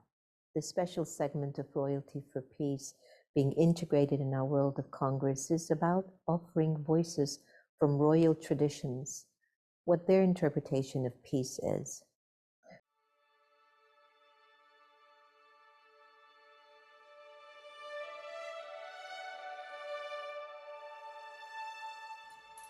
Greetings, everyone. I am Queen Diambi Kabatuswila Chiyomwata Kalamba, Mukalenga Mukajiwa Nkashama, Wabakwaluntu Wabaluba Wakasai wa Congo.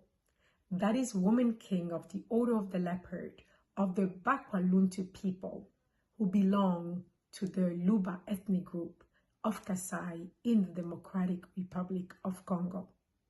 I am also Grande Mai do Povo Bantu Brasileiro, that is traditional queen of the African descendants of Brazil. I am Reina de los Congo de Panama, that is traditional queen of the Congo descendant of Panama. I am very honored and proud to be here with you today to celebrate the International Peace Day. It is indeed very important in this day and age to set aside a time to reflect on peace. Of course, peace first starts with self, and it is very difficult to manifest peace outside of yourself if you don't know and you have not experienced what it is to be in peace with yourself. So, of course, I will advise and I will encourage everyone to do work on self to increase the sentiment of peace, to increase behaviors that yield to peace around yourself and in your community. I also am encouraging everyone to be conscious that every single action we do have an impact on others, and sometimes others that we don't even imagine the existence of. Oftentimes, conflict comes because of competing interest in making sure that we meet our needs. But yet again, oftentimes, a lot of the needs that we have today have turned into wants. So I am the queen of a people who are very simple. They are farmers and they live really deep in the forest in the Congo. And every day when I go there, I realize how simple their life is. But also I realize one thing, although they may sometimes lack of basic needs like clean water, access to healthcare, access to good schools, they do have one thing that I admire, is that tenacity in being resilient about life. No matter how hard it is, they always find a moment to rejoice about it. So peace oftentimes comes when we are content with life and when we are thankful and we have an attitude of gratitude. So this is one thing that I owe to explain and I owe to share with the world, is that peace starts within. And we have to do everything possible to see it manifested outside of us. There is many things that can yield to peace. One of them being knowledge. When we know who we are, and when we also spend time knowing others and who they truly are, we start realizing that we are so much more common than different. And we start also realizing that we can open path to dialogue. So here we are today on this beautiful day. I'm so happy to be here with you, and I'm so happy to celebrate this day. We have, of course, a long way to go before humanity becomes really peaceful. However, the intention of making sure that peace is our legacy for the next generation is already a big start, in the sense that we place our intention in making sure that all we do is to bring peace around us. So I wish you a wonderful Peace Day. I wish you really to reflect on what is it that you can do on an individual base, as well as your power to move institutions so that we become more peaceful, and we find a better way to resolve our conflicts, and we also learn to compromise a little more with each other. So one of my recipe for peace is to be very slow to judge and very quick to forgive. So I leave you today with these words, and I thank you for listening, and I thank you for opening up your hearts and mind to my message. Thank you. Greetings to everyone, and have a blessed International Peace Day. I'm greatly honored to be speaking here today at the UN International Day of Peace. I'm Marta Louise, and I am speaking today about peace beyond the walls. I think we can all relate to being restricted. We have either been restricted by our parents, our teachers, our friends, some person or other has restricted us. I think that restrictions come from a certain kind of fear. We have built society on fear, on being fearful. We judge other people. We need other people when we are fearful to be in a certain way, to act in a certain way, so that we feel safe. Now, when people challenge that and do different things than what is expected and what makes you safe from that fear, then you will react because you don't feel safe anymore. So you will react to the person who is taking you out of that comfort zone. I am that kind of person. I create change. I have broken out of many walls in my life and have been criticized for it quite a lot. Now, what I have seen and discovered within myself has been a reaction of being really fearful of people, fearful of criticism, until I discovered that I had to find that peace within myself. I explored self-love, acceptance of myself, respect for myself, and found that I could create a safe space for me to be in and to live my life in, regardless of what other people did, regardless of being criticized. And I started following my inner guidance, and that made me peaceful. It took me on a journey that I would never imagine, totally outside of the box that was created for me, in a total new way. But I was safe because I was true to me. Now, creating peace within yourself, loving yourself, respecting yourself, accepting yourself,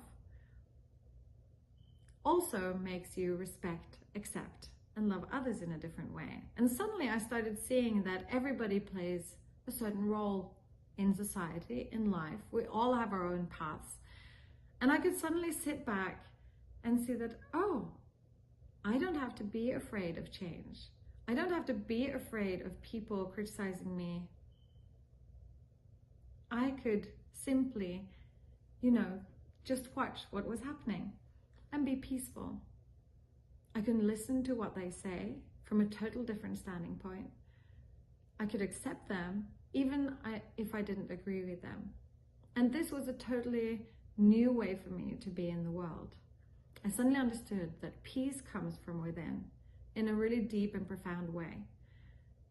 And that became my strength. When I found my strength and power and peace in this way, outside of the walls that were created for me, I suddenly understood that that inspired others to find that strength too, and to see their lives from that perspective.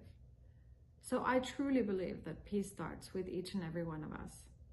When we find peace within ourselves, we can meet people from an open mind perspective, from unconditional love, where we don't judge each other, but listen to each other instead. Where we don't react, but we can acknowledge, respect, and accept others. And that again creates peace. Have a wonderful UN International Day of Peace. Om Shanti.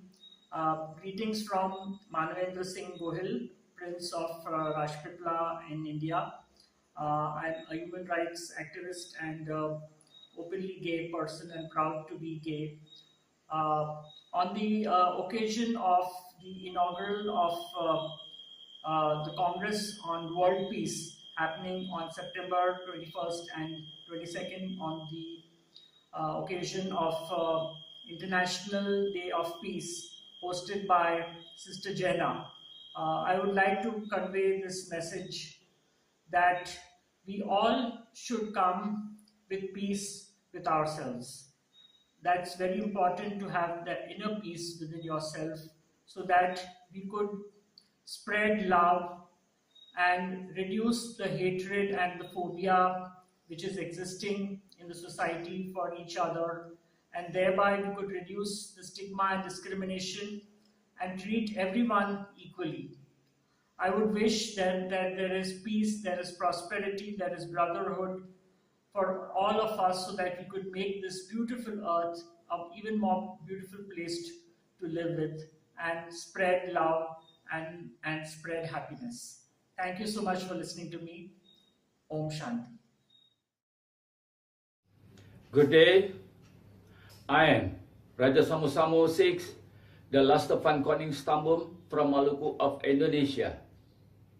My kingdom stands in 16th century, and I have the honor to be part of the International Day of Peace in the Congress United Spiritual and Religious Leader from many faiths with singular attention to popularize the habit of peace in our world, providing attention with valuable and specific practice of peace that can be applied in their daily life.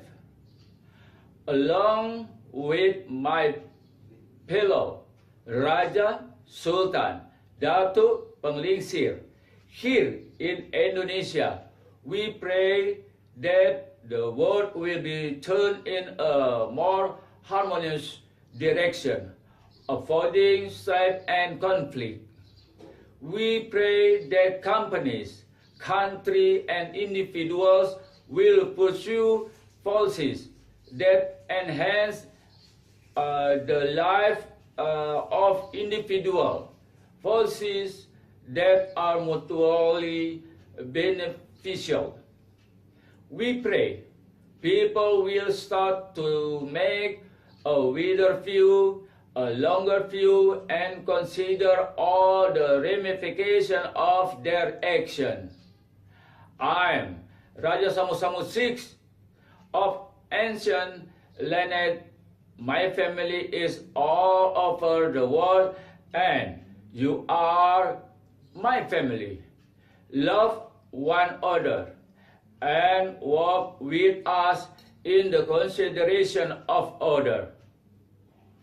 I love you all, especially Miss Anna Bliss and Miss Syed Blustein. I am King Samu 6 from Indonesia. I believe world peace can be found and attained when we are at peace with ourselves, and that comes with knowing yourself well enough, acknowledging the truth of who you are with all your shortcomings and all your strengths, and from there can really begin a more authentic self to who you are, and from there can really come acceptance towards others. I think there is a lot of mistrust we have in each other, which is what also leads to war and clashes and loss of peace amongst people and within families and within communities and countries. So I feel if we make the attempt to know each other better with an open mind and a non-judgmental heart, is when peace can be immediately achieved in your mind and your soul. When you're not questioning or doubting everything that happens around you and people and situations, I think that itself takes away our peace. So I think to be able to see people and situations in the truth that they are and accepting ourselves in the truth that we are is the first step towards peace. Also, I think the white noise of the world with the social media and our cell phones, I think we are not able to really hear the voices which come from our heart and our sacred space, our gut. I think we rely more and more on thought, which is a very, very helpful tool, but sometimes leads to overthinking and judgment is not always correct, which comes from thought. I think we should be able to rely more on our heart, and there is always peace where the heart is.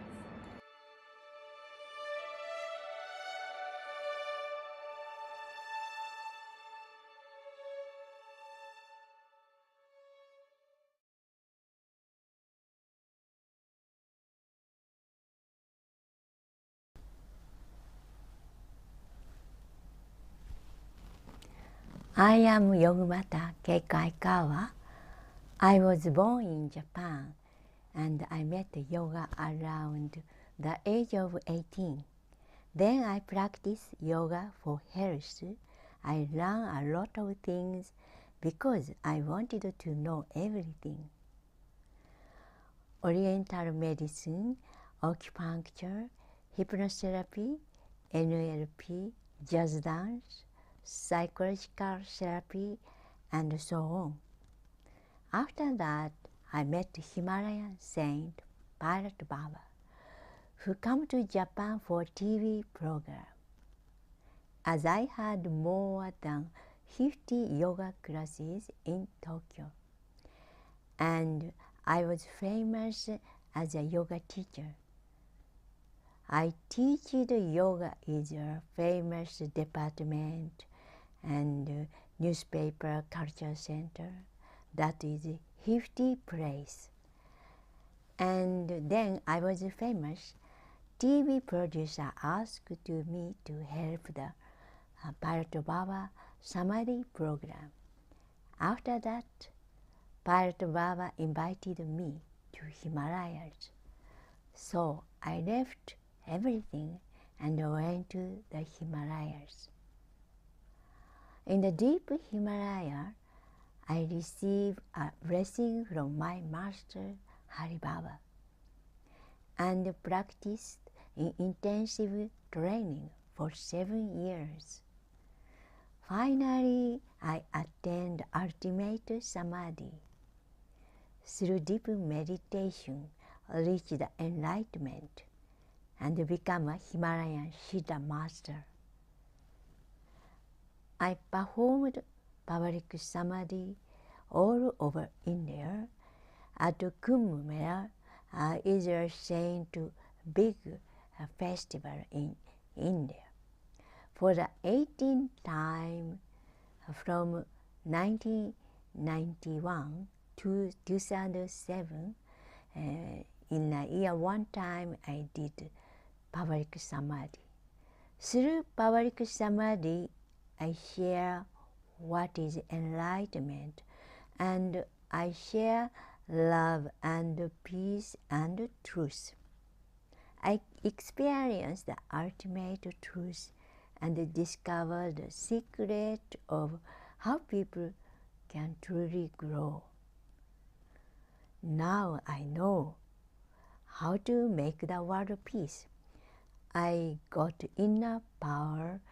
I got from ultimate samadhi, true knowledge. I got peace mind. I got panya, true knowledge. I teach a path of enlightenment to people to true grow. I teach sacred Himalayan Siddha meditation through a Diksha ceremony. I give a blessing to transform people into meditators. I traveled all over the world with pilot power for World Peace campaign. I gave message of world peace at the United Nations as well. I am member of Parliament of World Religions. There is a war in the world today. Countries around the world are becoming more anxious and suffering due to war. Praying and meditating together will help stop war, bring peace to the world. Everyone pray, everyone meditate. If everyone pray and meditate, surely it will stop war. The power of this prayer and meditation will bring peace to the world. This body and mind is a small universe, but now mind is crowded by negative thought such as anger, jealousy, judgment, worry, and fear. So we need to purify our mind and make peace within it. There is a true love deep within us. We share it with everyone. Let's live peacefully life. Now, I will guide you peacefully way of living. No violence. Let's love yourself and others. Let's send unconditional love to the other. Use this body and mind properly. Yoga is just not exercise. Yoga is a great philosophy to get enlightenment. So yoga and meditation can help all this. You will do good deed, good thought, good words, and good action. You don't attack, complain, or indulge your desire. You all help each other to create peace. You respect each other and have a thankful mind. In order to develop universal love, we live in a way that allows people to grow. Let's send peaceful energy, universal love to those around you. There are pure love and peace deep within yourself. That is the true nature of a person. You believe in yourself. You believe in the invisible unknown that makes this world. It exists everywhere, even deep within you and beyond your mind.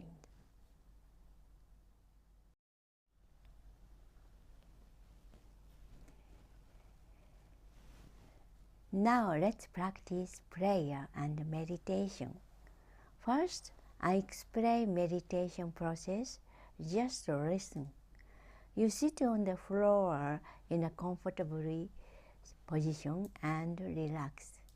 Then bend your left leg, next bend your right leg.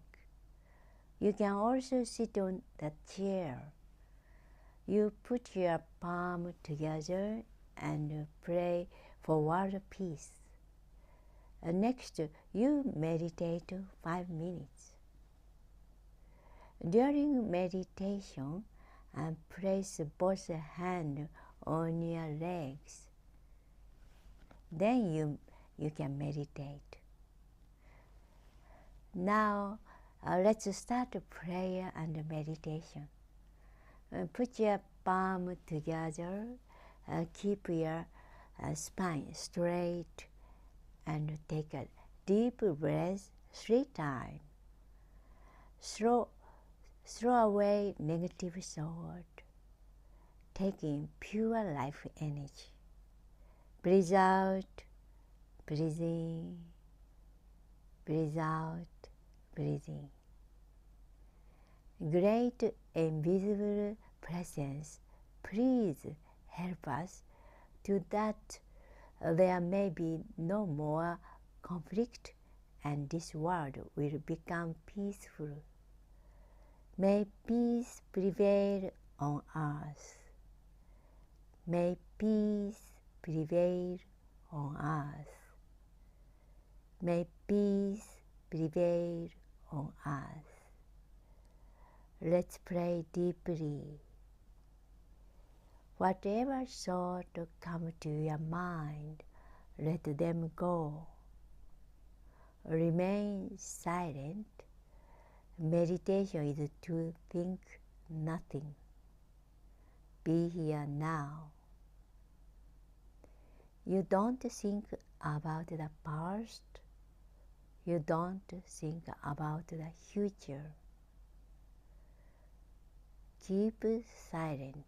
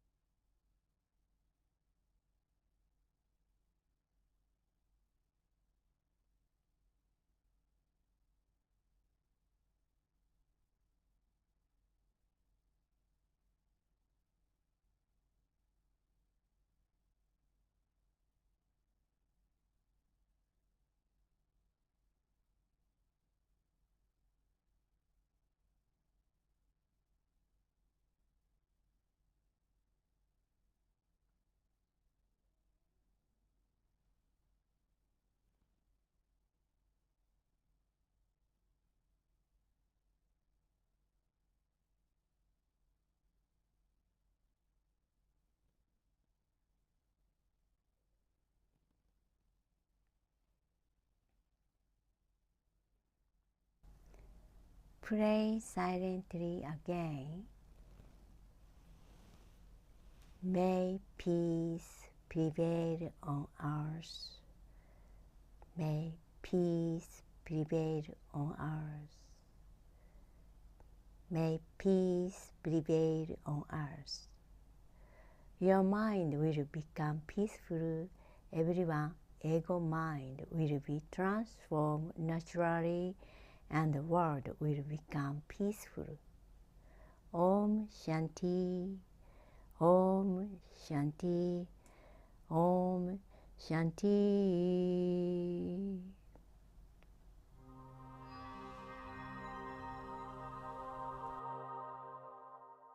For thousands of years, spiritual masters have guided humanity.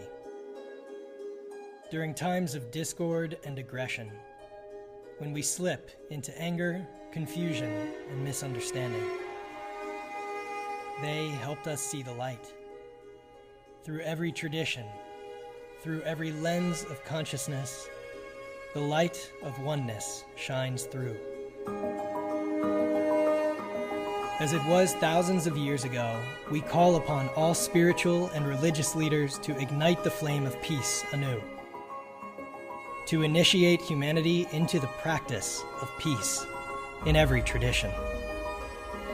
The inaugural Congress of World Peace will take place on September 21 and 22, the International Day of Peace. Receive spiritual leaders from many traditions who will deliver initiations into specific prayers and meditations of peace that you can practice for as little as 5 minutes every day. And join us for a 24-hour Peace and Prayer Vigil, hosted by diverse spiritual traditions.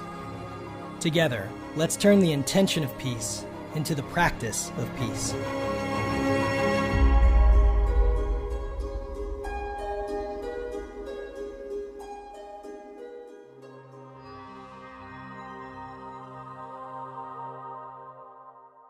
Moving right along, we have Kalani, who is a gifted storyteller, singer, songwriter, musician, performer, poet, philosopher, priest, and a political satirist and peacemaker.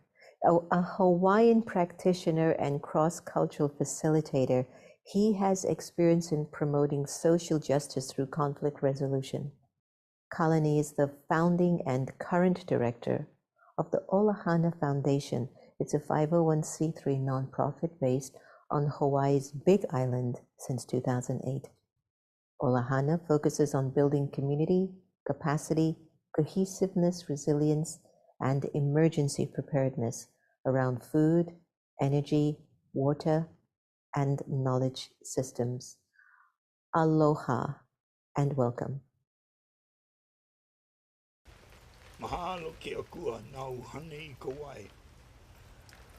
Mahalo I talai nau ahine o ke kai. Mahalo awakea e kane I kawai. Mahalo e papahana o motu. E pai aina e ola mai. E mahalo e mahina. Le kuhi mana I ite mai. E mahalo e mahina nui e mai tāpou a I te au. E mahalo I a kākou, he mana o pono, he na au. E mahalo he mele nei, e hula pā, e ho'opono pono. E mahalo ke akua, e nau hane I kauai. E mahalo ke akua. E nau hane I kauai. Mahalo ke akua. E nau hane I kauai. Old people say, a long time ago, life began in the darkness, the po, the primordial darkness, the creation. And the great creator, Akua, who stands behind all things, desired to enter creation, to understand creation. Akua desired to be understood, to be needed, to be loved. And so plunging into creation, like pouring into a deep and silent pool, comes Kane Ikawai, the water of life. And so the water in creation is life. The water in the universe is life. And when seeking life, seek water.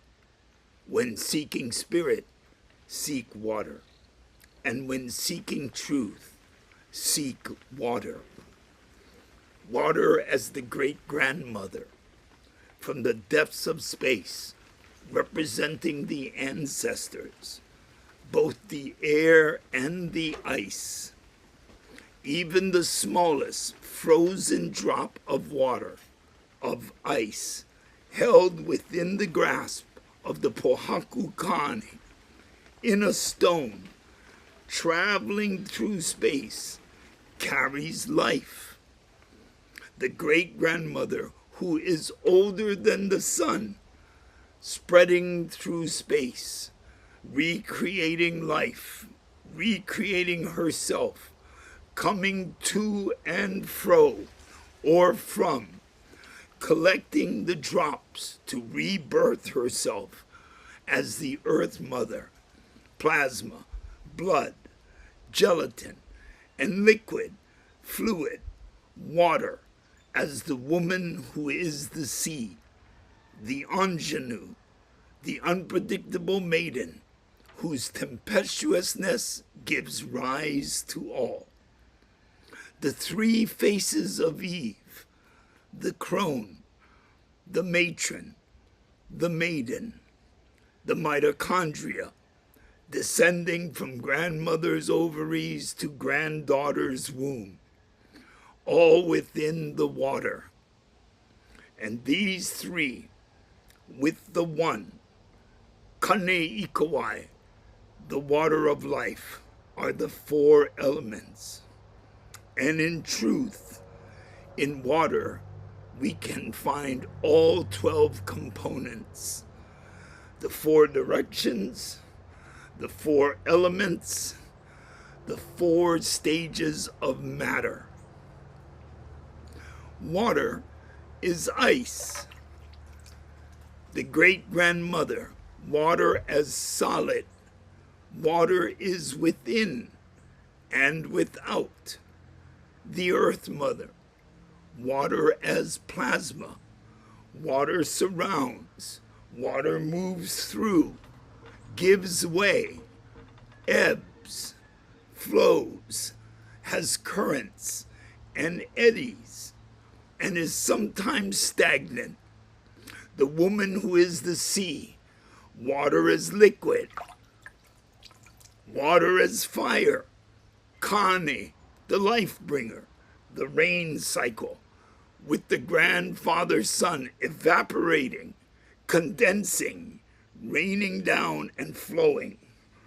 Water as steam, as the clouds, as air. Kane Ikawai, the water of life. Hydrogen and oxygen, two of the most flammable elements in the universe that together are inflammable. Water is fire, the fire of creation. There are people who say there is a special relationship between the Sky Father and the woman who is the sea, and that this is where life on our world began, at the tidal pools, the single-celled coral polyp. After all, because of an affair between the Sky Father and the woman who is the sea. And then life multiplied, growing, regenerating, thriving. And soon life was so bountiful, so plentiful, that life climbed onto dry land, up, out of the safety of the ocean, up and out into the strange and forbidden world. Some people say this is the moment that the Earth Mother was waiting for, to strike vengeance, to get revenge on that cheating consort, the Sky Father, and her unknowingly unfaithful sister, the woman who is the sea. Still, other people say this is only justice, setting things right, putting things back into balance. And one could say this is the moment the Earth Mother has been waiting for, to exact her vengeance on her cheating consort, to pay back the insolence of her sister, Nawahine o Kekai. Yet this is not what happens. The Earth Mother, in her wisdom, embraces life. She multiplies life, and soon life is so plentiful, it takes to the air, and our Sky Father can now appreciate, participate, and love fully his creation. It has been said that if we value life, if we value creation, regeneration, and relationship, then compassion is the first rule. The Earth Mother has shown us this. She has modeled her compassion, her empathy, her understanding, her love for all living beings. And we know compassion is the first rule. Then we know the first law is aloha. The first law is love. Anger, resentment, envy, hate. These are just love. Love in fear. The fear of not being loved. Lose the fear and you will see there is only love. My mother says, long time ago, my life began in the darkness, the Po, the primordial darkness, the womb. And there in the primordial sea, the single cell organism recreating, regenerating, reimagining my life. 9 million years of creation in 9 months, and out I come onto dry land. And my umbilical cord, my pico, buried back into the Earth Mother. My Hanai, or adopted mother, who out of compassion chose us. As a sign of my gratitude, I choose her. I give my allegiance to the Earth Mother, Papa Hano Moku. My allegiance to peace, to compassion, to forgiveness, to inclusivity, to balance, to harmony, and to relationship. And like Akua, I want to be understood. I want to understand. I have needs, and I want to be needed. I want to love and be loved. And so there are 3 families I have. First, the family I am born to.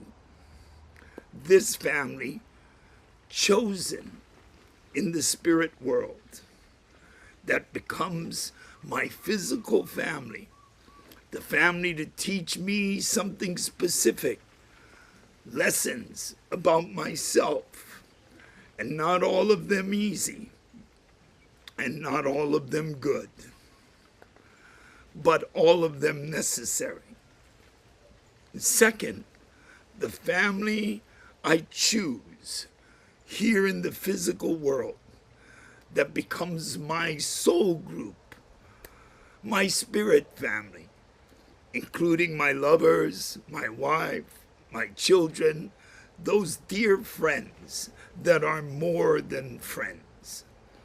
They are family. And lastly, the family I was never without. Dara, the grandfather's son. Mahina, the grandmother moon. The sky father, the earth mother, the woman who is the sea. Our plant brothers and sisters, those born without arms and legs, that give of themselves to us.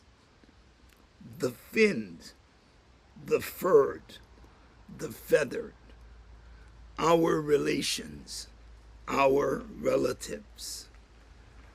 And it is to these relationships that I dedicate myself and rededicate myself each evening and each morning as I am allowed, with the turning of the day and the turning of the night. I empty my bowl, my collected misdeeds, my faux pas, my mistakes, my sins, and work on the hard thing, the thing that is easy to talk about, but hard to do. I work on forgiving. I work on forgiving myself. I find it is so much easier to forgive others than to forgive myself. My mistakes, my faults, my disillusionment. And to this end, I focus on gratitude, forgiveness, compassion, empathy, understanding, respect, service, responsibility, humility, and honesty. Before beginning my morning or evening prayer, I bless myself, and I am blessed by water. Almost every occasion, I add a little salt, sea salt, to the water, a way of acknowledging the woman who is the sea as my birth mother.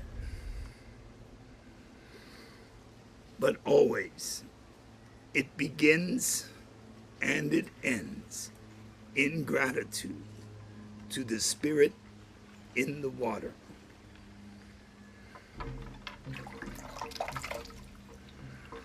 First, I wash my face and hands and remind myself of the sanctity and the electrons in the hydrogen that connects all things in the universe.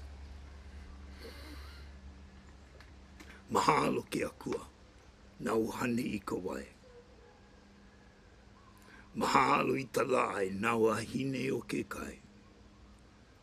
Mahalo awakea, e kane I kawai. Mahalo e papahanau motu, e pai aina e olamai. E mahalo e mahina, le kuhi mana, I ike mai. Mahalo e mahina nui, e mai tāpou, a I te au. E mahalo I a kākou, he mana opono, he na au. He mahalo he melenei, he hula pā, e ho'opono pono. Mahalo ki akua, na uhane I kawai. Thank you, great Creator, and the Spirit in the water. Thank you to the Grandfather Sun, and to the woman who is the sea. Thank you to the Sky Father, and to the rain cycle that brings us life.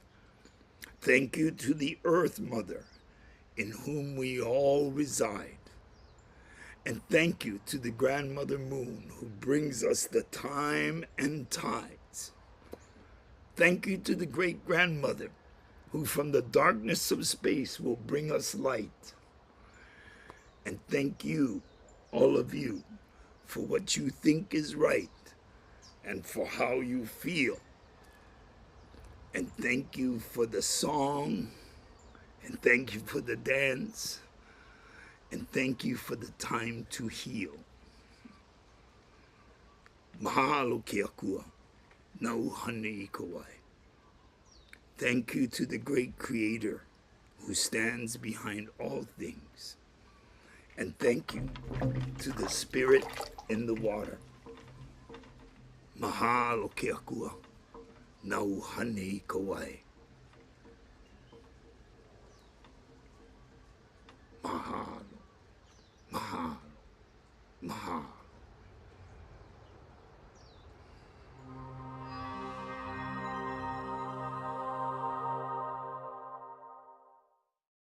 Sometimes truth hurts. I don't think it's intentional. And sometimes I wonder, what are some of the things in the world that I'm just not privy of? All the happenings that are being done by leaders and countries and things underneath the table. And perhaps when we become more knowledgeable of what's going on, then we can be discerning and make a choice that we feel is passionate towards sustaining our planet. Our special guest, Supreme Master Ching is a world-renowned humanitarian, environmentalist, author, artist, designer, musician, film director, spiritual teacher whose love and care for humanity extend beyond all racial and national boundaries. Since the early 1980s, she has also been one of our planet's most dedicated ecological pioneers, promoting our environmental protection, biodiversity, preservation, reforestation, the sustainable living, and most importantly, the organic vegan diet, the quickest, most effective way to solve the climate crisis. Now, Master might show us some images that might rock us a little bit, but I just want you to know that sometimes in life, we bump into things that really make us think, and maybe at times it disturbs our spirit, but it also jars us and helps us to say, you know what, maybe it's time for me to make a choice or make a really serious decision. So please. Warning, sensitive images. Dearest Reverend Satchitananda, Mr. Adil Kasam, and the Congress of World Peace Team, thank you for the honor of being invited to your important day of world peace prayers and meditation. Due to some time constraints, I could not offer much more. Here are some of my thoughts about world peace and or inner peace for humanity. The thing is, we cannot have peace if we don't give peace. The Buddha was enlightened. That's how he can give enlightenment to others who believe in him. Because we have money in the bank, so we could help others in some cases when they need it by some of our financial availability. Talking about money doesn't help us if we don't have any, least of all those we want to help. Inner peace comes only when we practice peace, not just by meditation, not just by talking about peace, not just by thinking about peace or wishing to have peace for ourselves or for the world. The Buddha said that we must have compassion for all beings in practice, not just in talk. Buddha states that if we don't follow the vegan diet, then even if we practice meditation or any means of yoga, we will reach some level of demonic or some heavenly divine position only. We could never reach Buddhahood.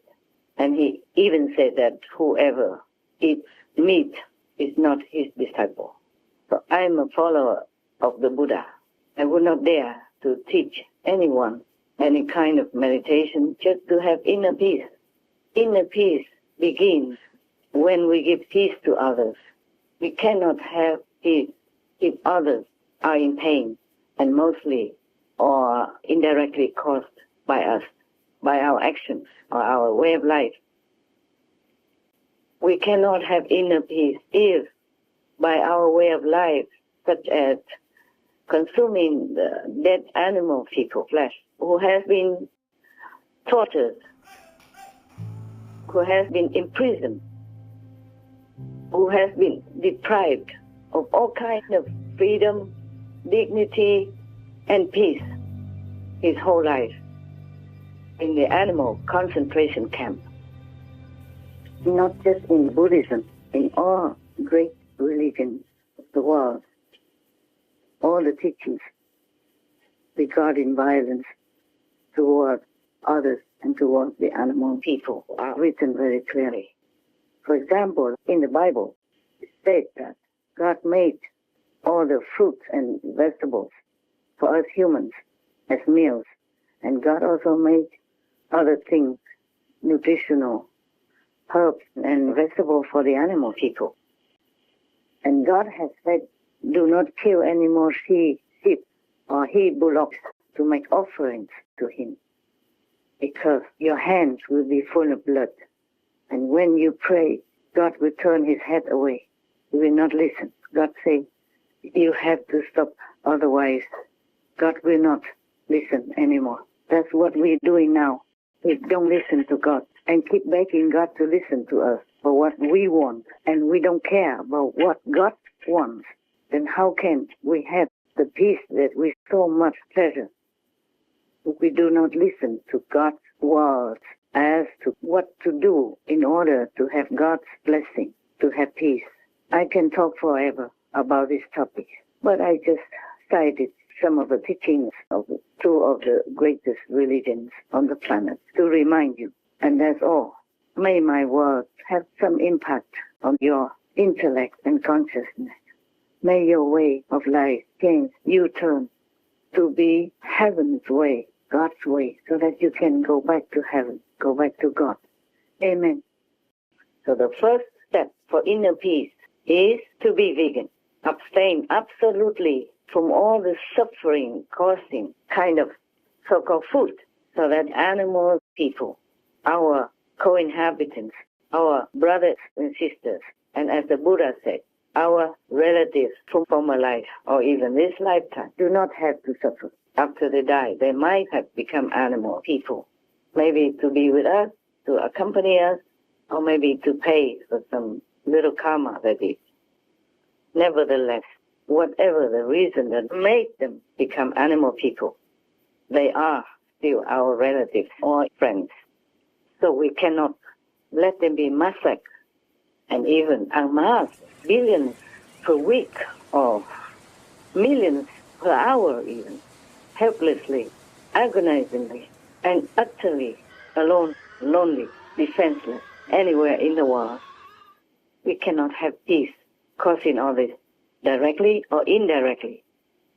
Especially nowadays, we have the chance to search the internet or the media to find out how our friends and relatives in the form of gentle, peaceful animal people have been tortured, have been imprisoned, have been molested, have been cruelly treated before their piece of dead flesh comes into our mouth. Not to talk about inner peace or world peace. This kind of treatment is utterly unjustified, horrible. It could compare to hell. How can we learn anything to have inner peace if we, our hearts, our minds, our subconscious and conscience know that our way of life causes untold suffering to numerous animal people who are so innocent, so gentle, and so helpless, defenseless, as the human being with full capability, full of intelligence, and full of provided evidence of the suffering and anguish of our animal friends, our animal people. How can that knowledge, consciously or unconsciously, leave us in peace or give us peace or guarantee any peace in our life?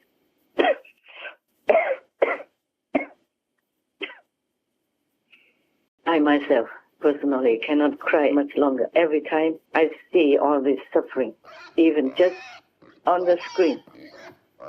My heart feels like I'm in hell.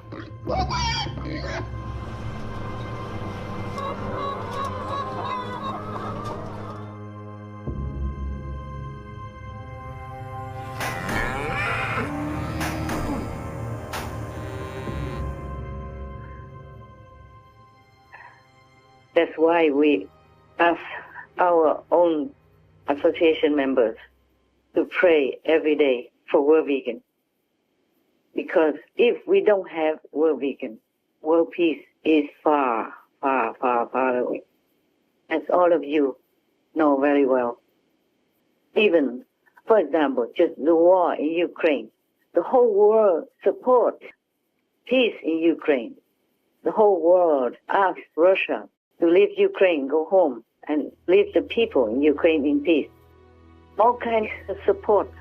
And the war still drags on. It's impossible to even explain this event. It's impossible to even understand any kind of human who started this kind of war and makes people suffer so much, dying and fleeing as refugees in strange lands, having nothing with them. Children die in big numbers. Women being molested, raped, even children, boys, girls. And thousands of people die, tens of thousands on both sides, for nothing, for no reason at all, except just to show power or just to do it because of maybe boredom or maybe they're drugged or crazy. It is because we don't practice what we want. If we want our body to feel clean, then we must take care of it. We must wash ourselves until it's clean the way we want it. If we want to cut our hunger, then we have to find food to eat. If we want to quench our thirst, we must drink water or some liquid, some fruit juice or vegetable juice, for example, like that. But animal people's flesh, animal people's meat, even eggs and milk, fish, all these are the suffering caused to endless, countless, living, kicking, sentient beings.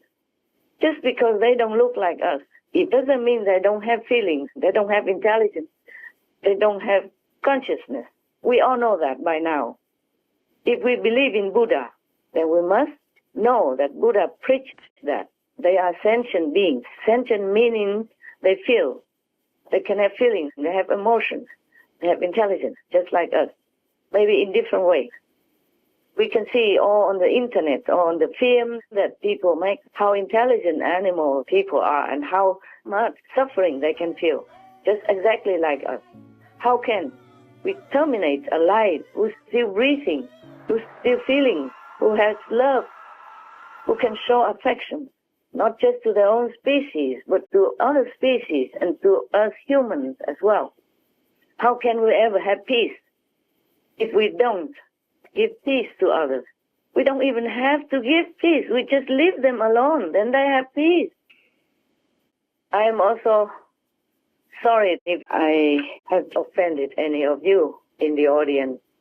But I'm not sorry to tell you the truth, because that's what love is, to tell your loved ones the truth, even if it costs you your life, even if it costs you your reputation, your friendship, or your, admiration from people, whatever. You just always have to tell the truth, because we are the ones who seek the truth. We are truth seekers, and we have found some of the truth that we are seeking to have. And we have to tell the truth. I wish I had taught the whole world how to meditate, how to find inner peace. But that they have to contribute themselves. First of all, the first step is to leave the animal people in peace, the way God has intended them to be, the way God has made them. God made them peaceful and provided them with things so that they can sustain their life on earth, just like God has made nutritional food for us to sustain our lives. But God has never in any religion told us to eat other creatures because we are all children of God. The animal people are also children of God. So in all our humble wisdom, we should respect the children of God, the creation of God. And we should never, ever destroy them in cold-bloodedness, just to stuff it in our mouths, fill our stomachs with blood and agonizing deadliness and the utmost inhumane cruelty and atrocity. So in order to have inner peace, we must first respect other beings' peace. We must be vegan. Then peace will come to us quietly, surely, permanently. And this also will lead to world peace, forever peace. I cannot tell you otherwise. I told you only the truth, nothing but the truth. It's up to you to decide what you want to do with your precious life on earth. To find God, to be one with God, to respect God's creation, or go the opposite direction. And you know where you will end. May all the heavens bless you. And may God protect you and enlighten you. May you protect yourself by choosing the peaceful, compassionate, natural, vegan diet. Amen. Thank you for your attention. Wishing you all the best to find your own peaceful life soon, to be enlightened soon, to find a good master soon if you wish to, and to know that you are making peace by being vegan. God loves you. God loves us all.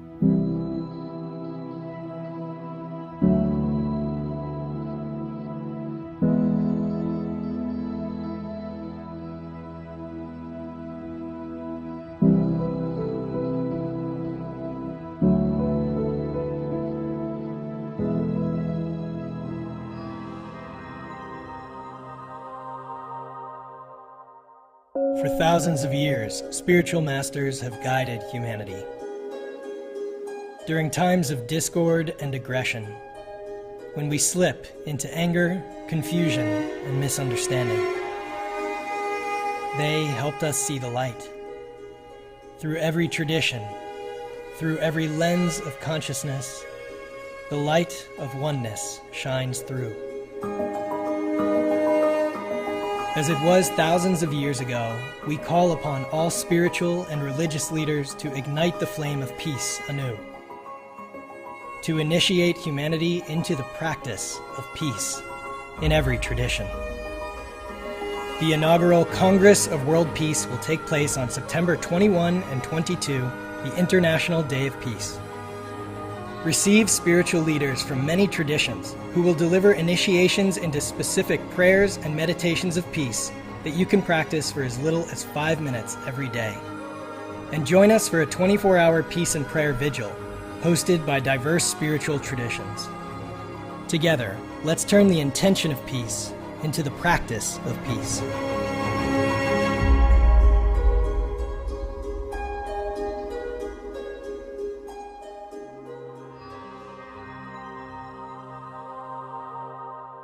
All right, welcome back, everyone. You know, many of you don't know, I used to play the cello when I was 13. Ask me if I remember one note. I do not. But our next special guest, Michael Fitzpatrick, is awesome. He's at the forefront of utilizing music as a vehicle for increasing compassion in the world. Recipient of the Prince Charles Award for Musical Excellence, conferred by His Royal Highness, performing the musical keynotes for His Holiness, public talks and teachings on the world stage. Turn up your volume, put on your headphones, your AirPods. Sit back. Sit back. Take in Michael Fitzpatrick.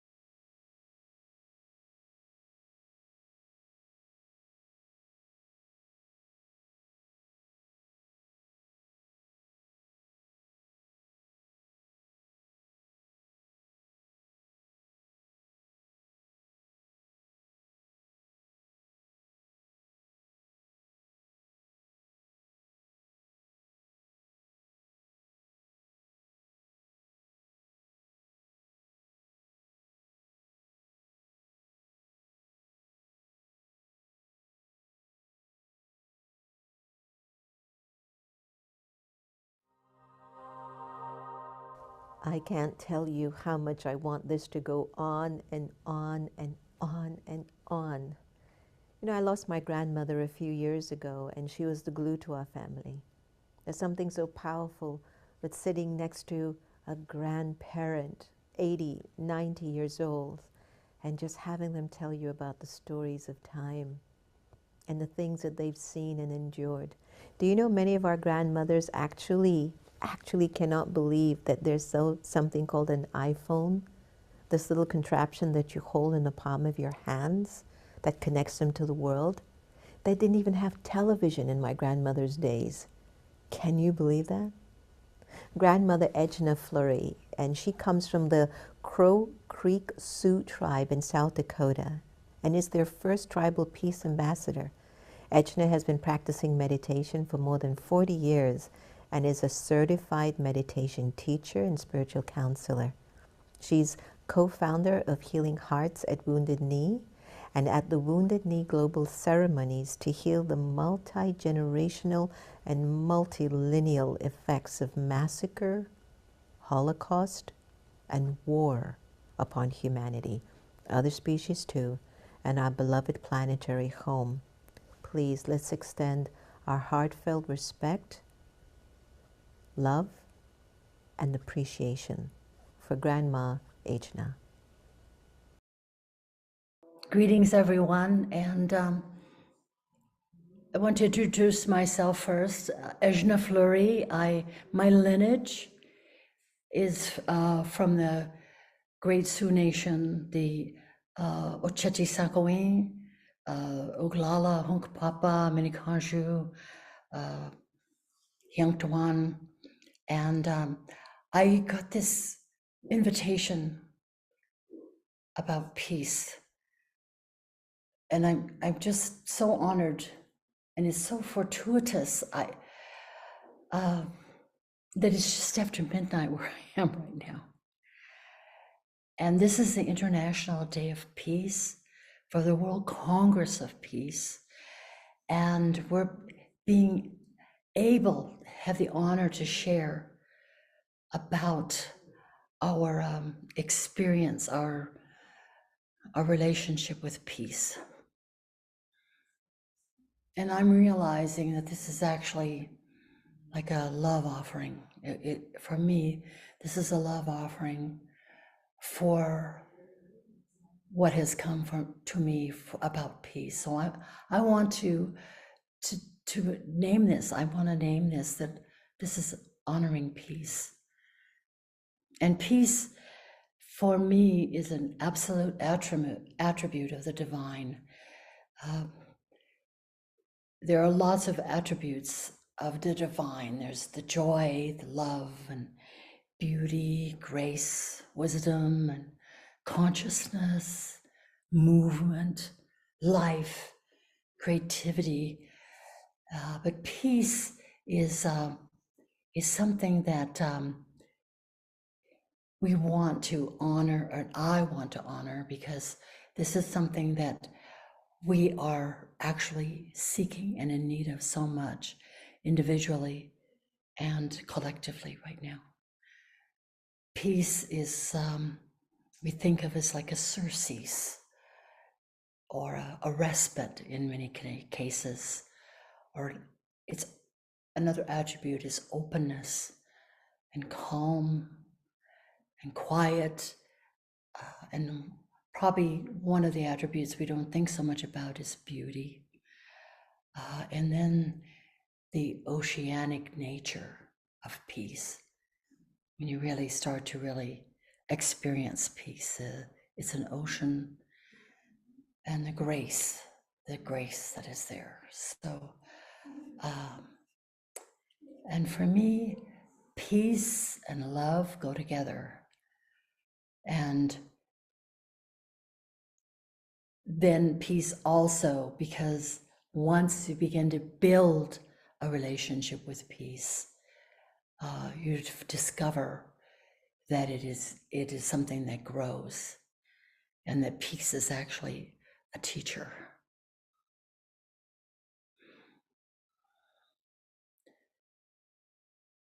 One of the first ways that I ever even encountered peace was in listening to music. And what would happen is I would just let the music, let myself really relax so that I could really hear the music.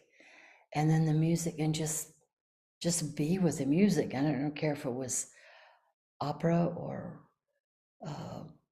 classical guitar or rock and roll or jazz or but music has a way of bringing us to a place where there's this openness, and that you can, so there you can see that the minute you start to relax and go into a bit of surcease, then you're able to go into more movement, more creativity, more of your own joy, or so you can see that peace, we don't always stay in peace, but it's a respite point, or it could be a place where you stay for long periods of time.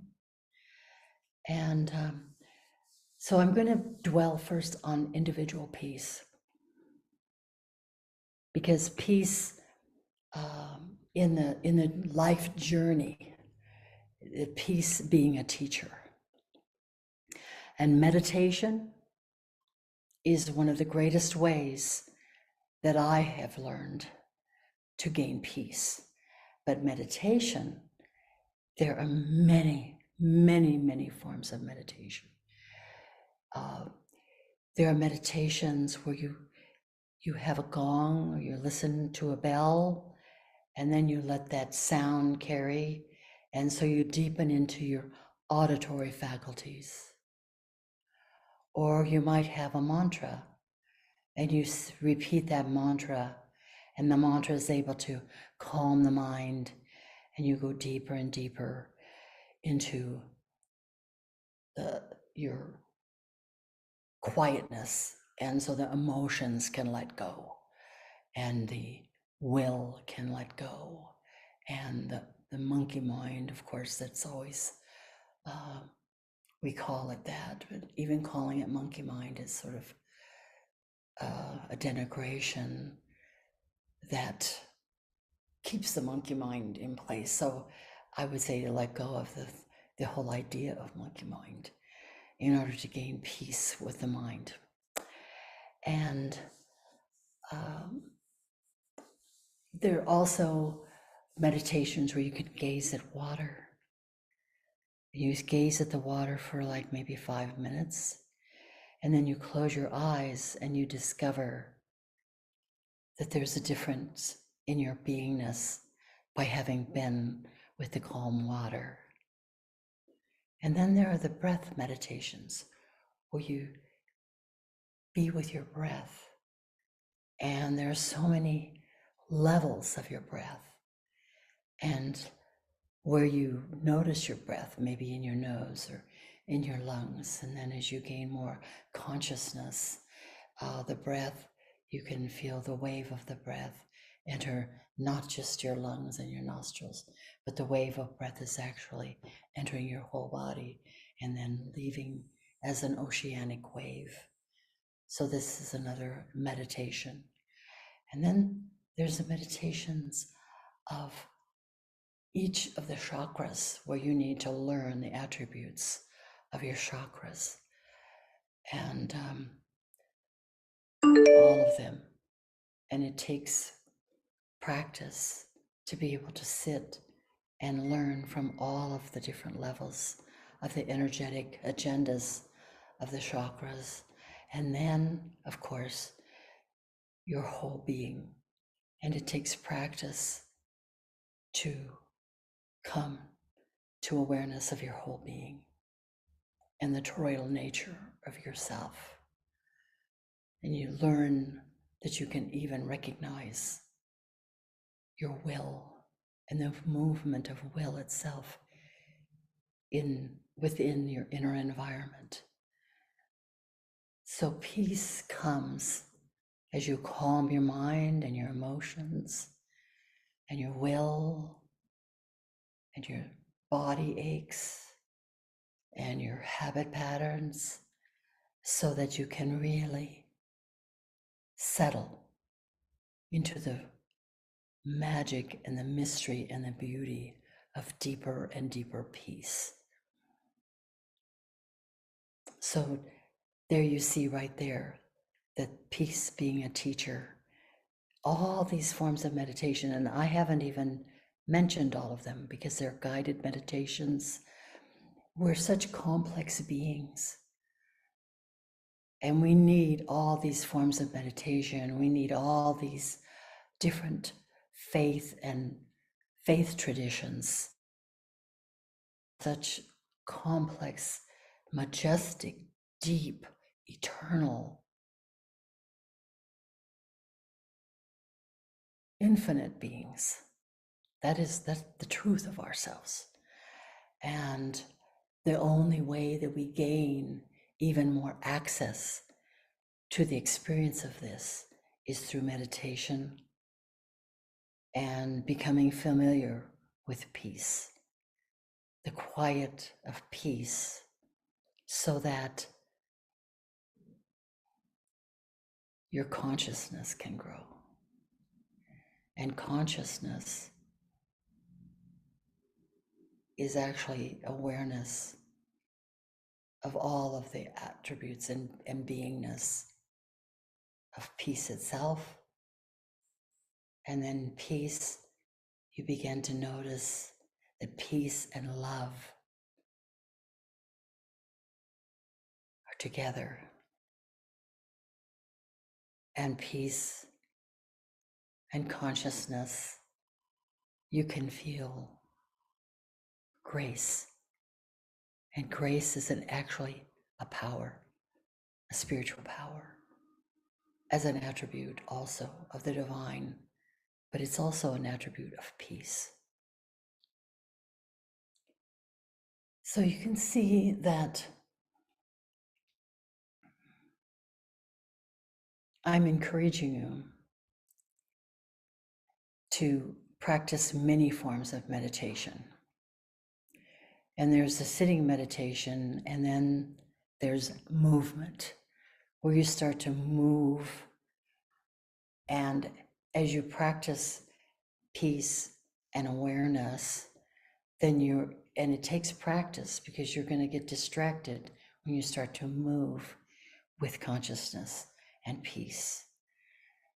But as you move, then if you stay more present, and you can move and then do more and more, multitask, and whatever it is, and peace is with you as an attribute of play, of joy, of and because as I've been talking to you, of course, I'm sure that you've been experiencing this peace, walking in peace and talking in peace and sharing in peace. So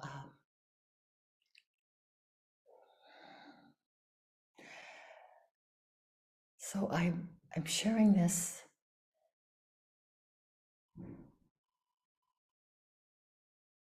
because I started out in a very, very violent childhood. And so you can see that all of these things, all of these different traditions, all of them are needed. And I really am having this opportunity to honor them all, but also honor my life, and for you to honor your life. And I would say one of the greatest keys for peace is the invitation to mystery. Come, mystery, reveal yourself to me. Reveal yourself to me. Reveal yourself to me. And then it starts to happen. And then the life itself and your own soul, your own divine nature, begin to give you the experiences, the insights, the teachings, the challenges. Because in the challenges, the edges grow. And as you gain forgiveness, the ability to forgive yourself, the ability to grieve deeply, so that the grace and the love and the sorrow and the sadness can wash your psyche, wash your spirit, wash your emotions, wash your body. And then comes greater peace, but also greater wisdom. So I bring this up because I want to move now to the collective peace. There are many of us that are gaining peace. You're hearing from many teachers over these days, and particularly on this day of peace. But it's what we really need now is how do we move together collectively, collaboratively in peace with all the attributes and the actual power, the power that is peace, so that we can touch our human family and work together as we need to create a new civilization and accomplish the great repair that we've put so many things out of balance. But herein lies the greater teachings, because as I have embraced and been embraced by the greater love, but also the greater courage and the greater wisdom and strength by facing my shadow, the abominations that I have done, the anathemas of my individuality, that is as if we could collectively come together to face and work through that's the word, the abominations, the anathemas that we are still doing right now. Then we will more collectively, we will learn peace, we will gain peace, but it's not going to happen unless we collectively bring these inner teachings out to the world, bring our love out in such a way that we are brave enough. Our love brings all of us to such a majesty of bravery and courage and wisdom and collaboration, inspiration and synchronicity, because the implicate order of the universe is waiting and is working with us now. The consciousnesses of all of the plant nations, the consciousnesses of water, the consciousness of water, the consciousness of fire. These are, we tend to think of them objectively, but they're great forces in the resonant field of the universe. So as we collectively merge with our own true divinity, our own true nature, and work together, then the universe also can inspire us and work the magic, the majesty of magic that is needed for complete and amazing transformation, transfiguration. So, thank you. And I honor peace, but I honor you, great mystery. You've been such a glorious teacher in all the ways that you do teach. And so thank you all. And I love you, but I've been brought to love, blossomed to love by the mystery. Ashe, Amen, Aho, Amatakuyase.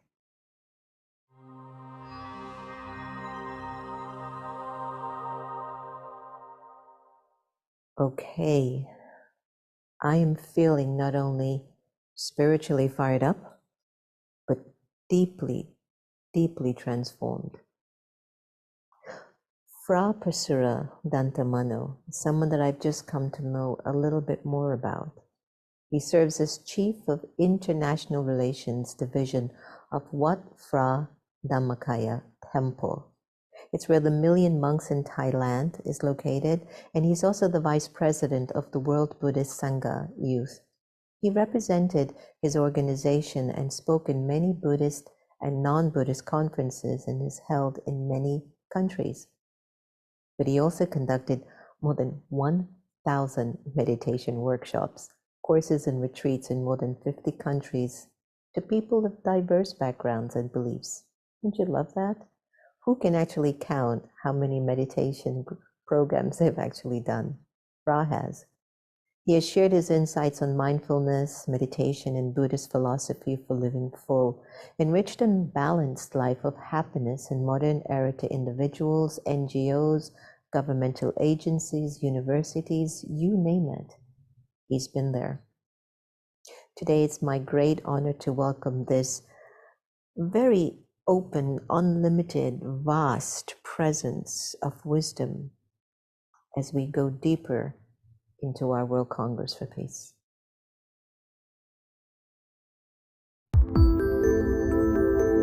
Today is the International Day of Peace. I am honored to share the Dhammakaya meditation and the idea of world peace through inner peace with the Congress for World Peace on behalf of the Dhammakaya Foundation. World peace must begin with inner peace. When every person attains peace within, the thought of conflict will recede. Loving kindness and compassionate thoughts towards others will grow instead. This makes us want to share and give, rather than take from others. This is the quote of my master, Lumpur Thammashayo.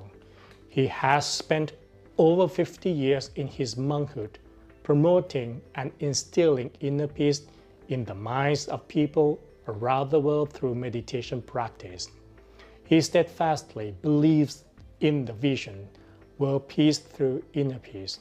He said, attaining inner peace is the only way to create true world peace. Inner peace is the source of happiness, the origin of purity, and the foundation of wisdom. Therefore, world peace is not just a dream. It is achievable through inner peace. When human minds are polluted by greed, hatred, and delusion, their thoughts, speeches, and action will be toxic and destructive. They will do anything for their profits and gains. They will take advantage of others. When they can't have what they desire, they hold grudges and retaliate. The vicious cycle of revenge will continue endlessly. National resources belong to every person, and they should be shared for the maximization of the benefits of humankind. Only when the mind is clear and free from greed, hatred, and delusion, they can see this reality. Every human being should love others instead of hating one another. Greed, anger, and delusion are the pollution in their mind, which cloud their perception of realizing this truth. There is no human being who is the enemy of another human being. The true enemies are the pollution in everyone's mind. My master said, I don't want to see anyone live their lives in vain. I don't want to see anyone live their lives in suffering. Everyone can find a place of peace and happiness inside themselves. Meditation is the simplest, cheapest, and most effective method to attain inner peace. World peace can be achieved without any cost at all. We have been trying to build peace through conferences, meetings, and treaties. It shows that we share one united mind with a common goal. Now it is time for us to bring those minds to the point of inner peace. It is time for us, for all human beings, to cease fighting and stop looking at the differences we have. It is time to still our minds inside and recognize the similarities we share. When our minds stand still, the pollution in our minds will be cleansed. Our thoughts, speeches, and actions will be full of love and compassion again. Meditation is a skill of keeping our mind stand still within ourselves. It can be achieved by keeping our awareness at the center of the body. It is the point at the end of our breath in the middle of our abdomen. As we continue maintaining our awareness of that point gently and comfortably, our minds will be purified from pollution. After our minds are clear and bright, my master also gave us the daily practices to be the agent of peace. First, before bedtime, keeps our mind still and centered until we fall asleep within the basin of our inner peace.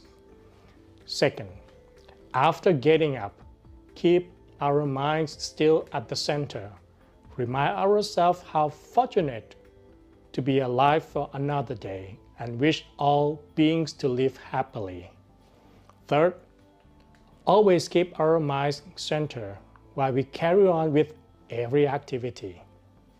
Fourth, close our eyes and keep our minds still for 1 minute in every hour. Fifth, create a joyful atmosphere with smiles and endearing speeches. Now, let's start our meditation. Let's begin with closing your eyes gently and relax every part of your body. Please adjust your sitting posture until you are in the most comfortable position. Gently turn your attention back to be with your body sensation and observe your entire body to see that your blood circulation flows smoothly from top to toes. Relax every muscle, beginning from the top of your head and gently move down to relax your forehead. Relax the muscle around your eyes, your temples, nose, cheeks. Gently move your attention to relax the back of your head, down to your neck, shoulders, arms, hands. Feeling that relaxation down to the tips of your fingers.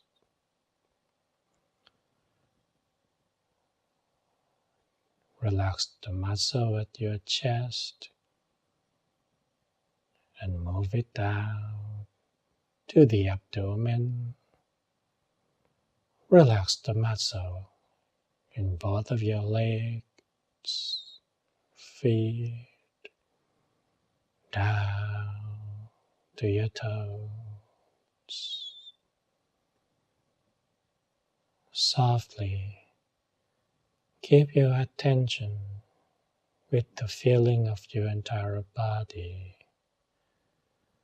while allow both of your shoulders to drop and rest naturally with all of your facial muscles so relaxed. Imagine that you are sitting here alone in an empty, open space without any person or any matter to be concerned.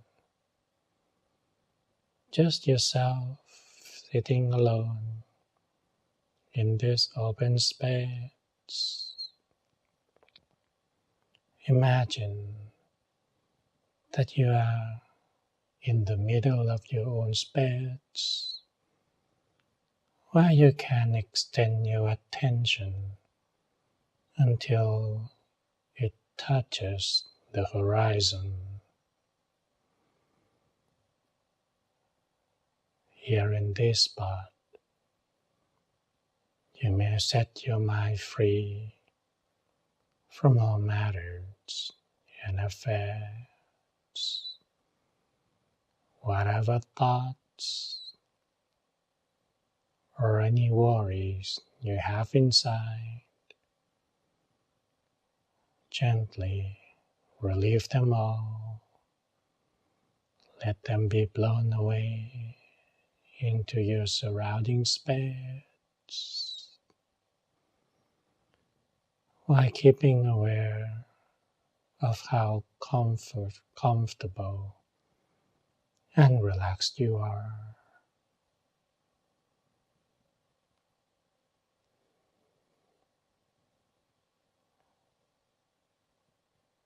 Relax every part from head to the toes until you begin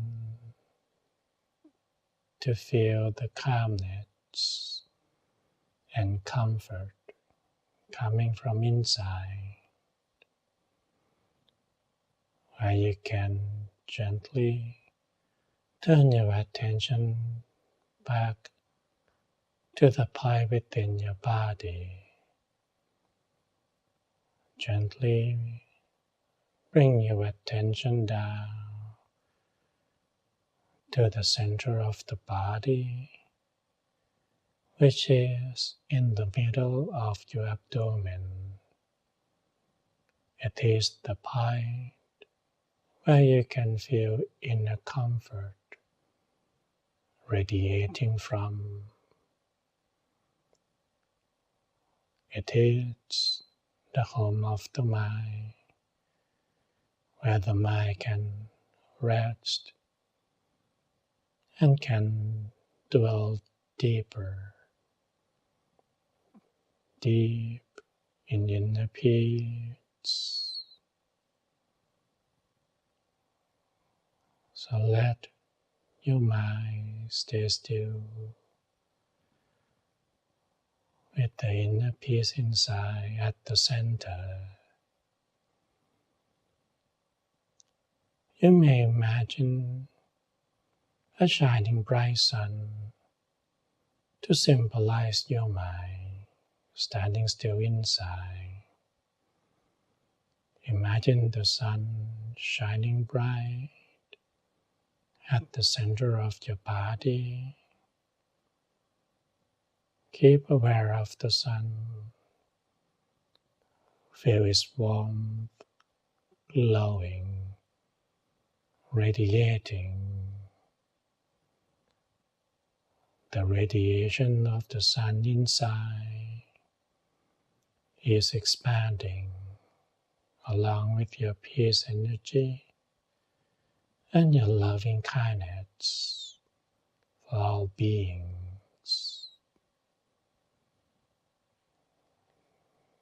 Maintain your attention with this warm, bright, shining sun, so gently, comfortably, and relaxingly, until your whole body sensation is melting away. When the mind stands still, it will rest deeper in the basin of inner peace. Deep inside, bright and clear, there is immense amount of peace energy that we can share. That peace energy transforms into loving kindness and compassion, which carry our positive intents to the rest of the world. So please keep aware of your inner peace, inner comfort, and the sun shining bright inside. Stillness of the mind is the key to success. Center of the body is the point of deep true peace within, the gateway to the deeper layer, the purity we all share inside.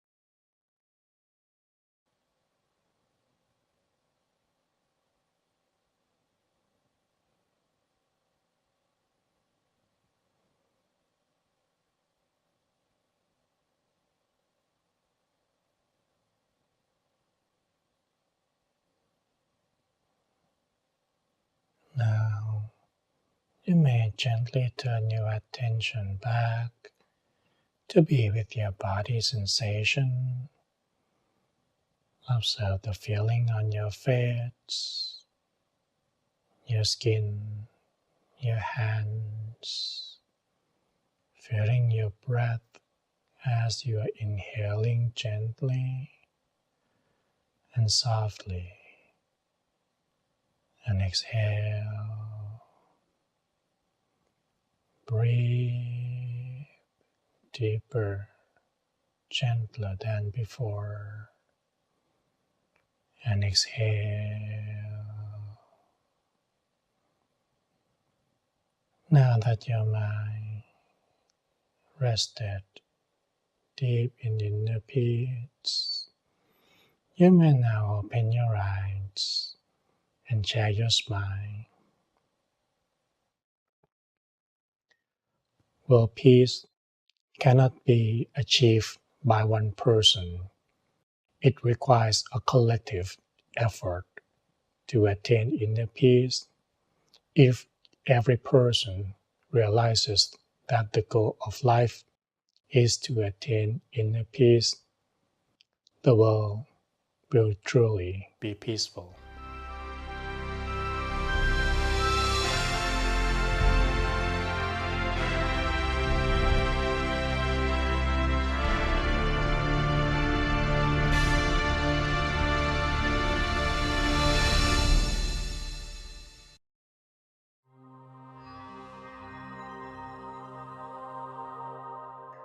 And now my next guest is a friend of mine from many, many years. Michael Bernard Beckwith is the founder and CEO of the Agape International Spiritual Center. Agape is a trans-denominational community headquartered in Los Angeles, comprised of thousands of local members and global live streamers. This November marks Agape's 36th anniversary. Michael, it goes to show you're getting really old on me.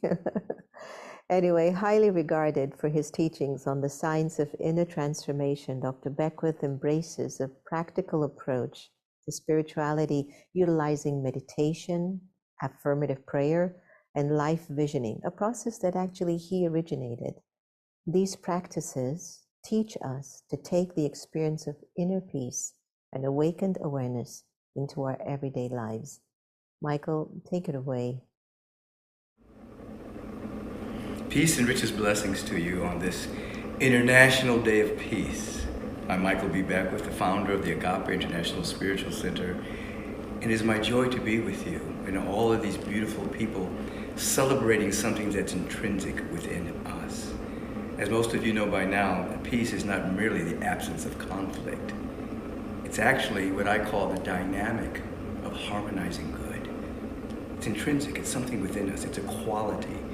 It's a quality like the powerful quality of love or joy. Peace emanates from within us when we have a conscious contact with the ineffable, with the presence that's never an absence. So today on this International Day of Peace, of course, we want wars to cease. We want conflicts to dissolve. Of course, we want to see a world that works for the highest and best within us all.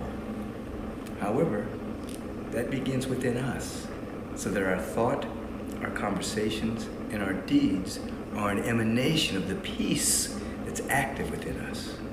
I would like you to participate in this meditation, brief meditation for just a couple of moments. Allow yourself to close your outer eyes, to allow your feet to be firmly on the ground. Just allow your hands to be facing upward on your lap as a sign of receptivity. And let's remove our attention from the world of effects, conditions, circumstances, situations, people, places, and things. Let's turn within. And I'd like you to begin to strike the chord of memory and remember a moment in which you felt that all of your needs were met. Remember a moment in which you felt that you were totally loved and supported. Remember a moment in which you felt safe and secure and at peace. Breathe into that feeling. Now, if it has become difficult to remember such a moment, I invite you to use your imagination as an angel of transformation. Imagine what would it feel like to have all of your needs met? What would it feel like to be loved and supported? What would it feel like to be safe and secure and at peace?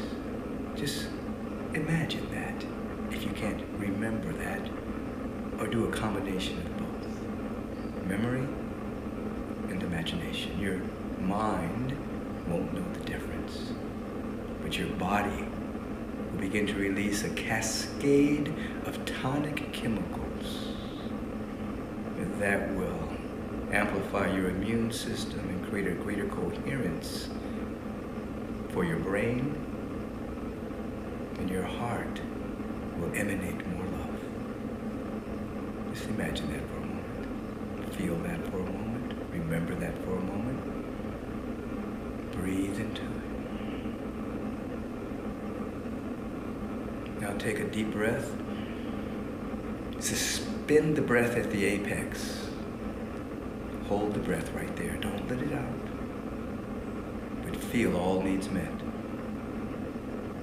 Feel loved and supported. Feel safe and secure. Release the breath with the sound of ah.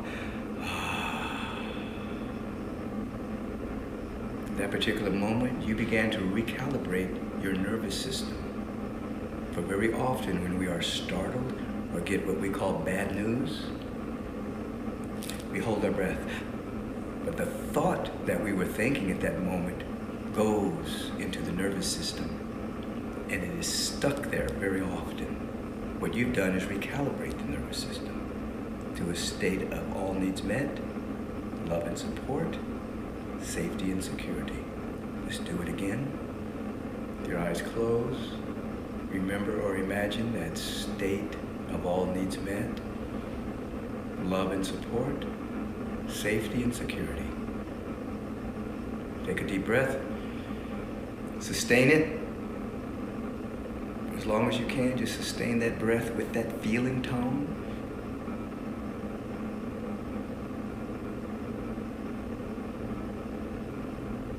Release with the sigh of ah. Throughout the course of this day, and as a habit, perhaps stop on a regular basis. Feel that all of your needs are met. Feel that you're loved because you are loved by a presence that is never an absence. Feel a deep sense of safety and security. The feeling tone will provide an avenue by which you will be blessed by what you are feeling. It's a law. And throughout the course of this day, throughout the course of this week, and as a habit, stop. Feel that you are totally taken care of. Sustain the breath, release it, so that your nervous system comes into a level of coherence around these feeling tones. And then you will become an avenue of peace, and you will have access to inspired wisdom and guidance and direction in a language and in a way that you can understand. And your thought, and your word, and your deeds will more and more be representative vibrationally of a peace that passes human understanding. Have a beautiful and wonderful day.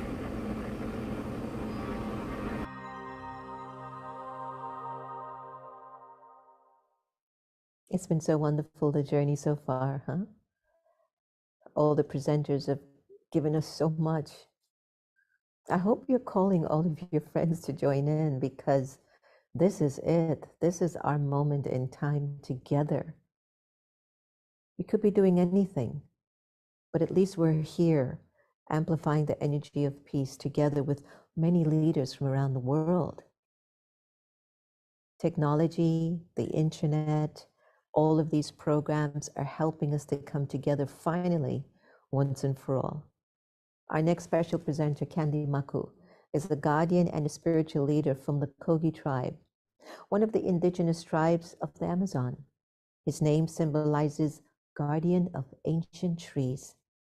Candy Maku is a messenger of the memory of the Kogi tribe, a messenger of the word of the mountain, the spirit of the heart of the world. Isn't that beautiful? His mission is to be a link between the Mamu's message and the outside world. That message is to return to our origin and to reconnect with the simple language of Mother Earth. Please welcome this extremely beautiful and dearest soul. Azimezare Sinamujina. Un saludo a todos los hermanos del universo. Yo soy Candy Maku. Represento la memoria y el pensamiento de la tribu Kogi, de la tribu Arhuaca, de la tribu Wigwa, de la tribu Cancuama del espíritu del corazón del mundo, representados en una gran memoria que es la de los pueblos Tairona, los pueblos Teyuna, que representamos la memoria desde el pensamiento hacia la claridad. Hoy queremos compartir con ustedes esta gran palabra que fue dejada milenariamente para que algún día fuera compartida. Y hoy vemos con mucha alegría que ese despertar llega a la humanidad.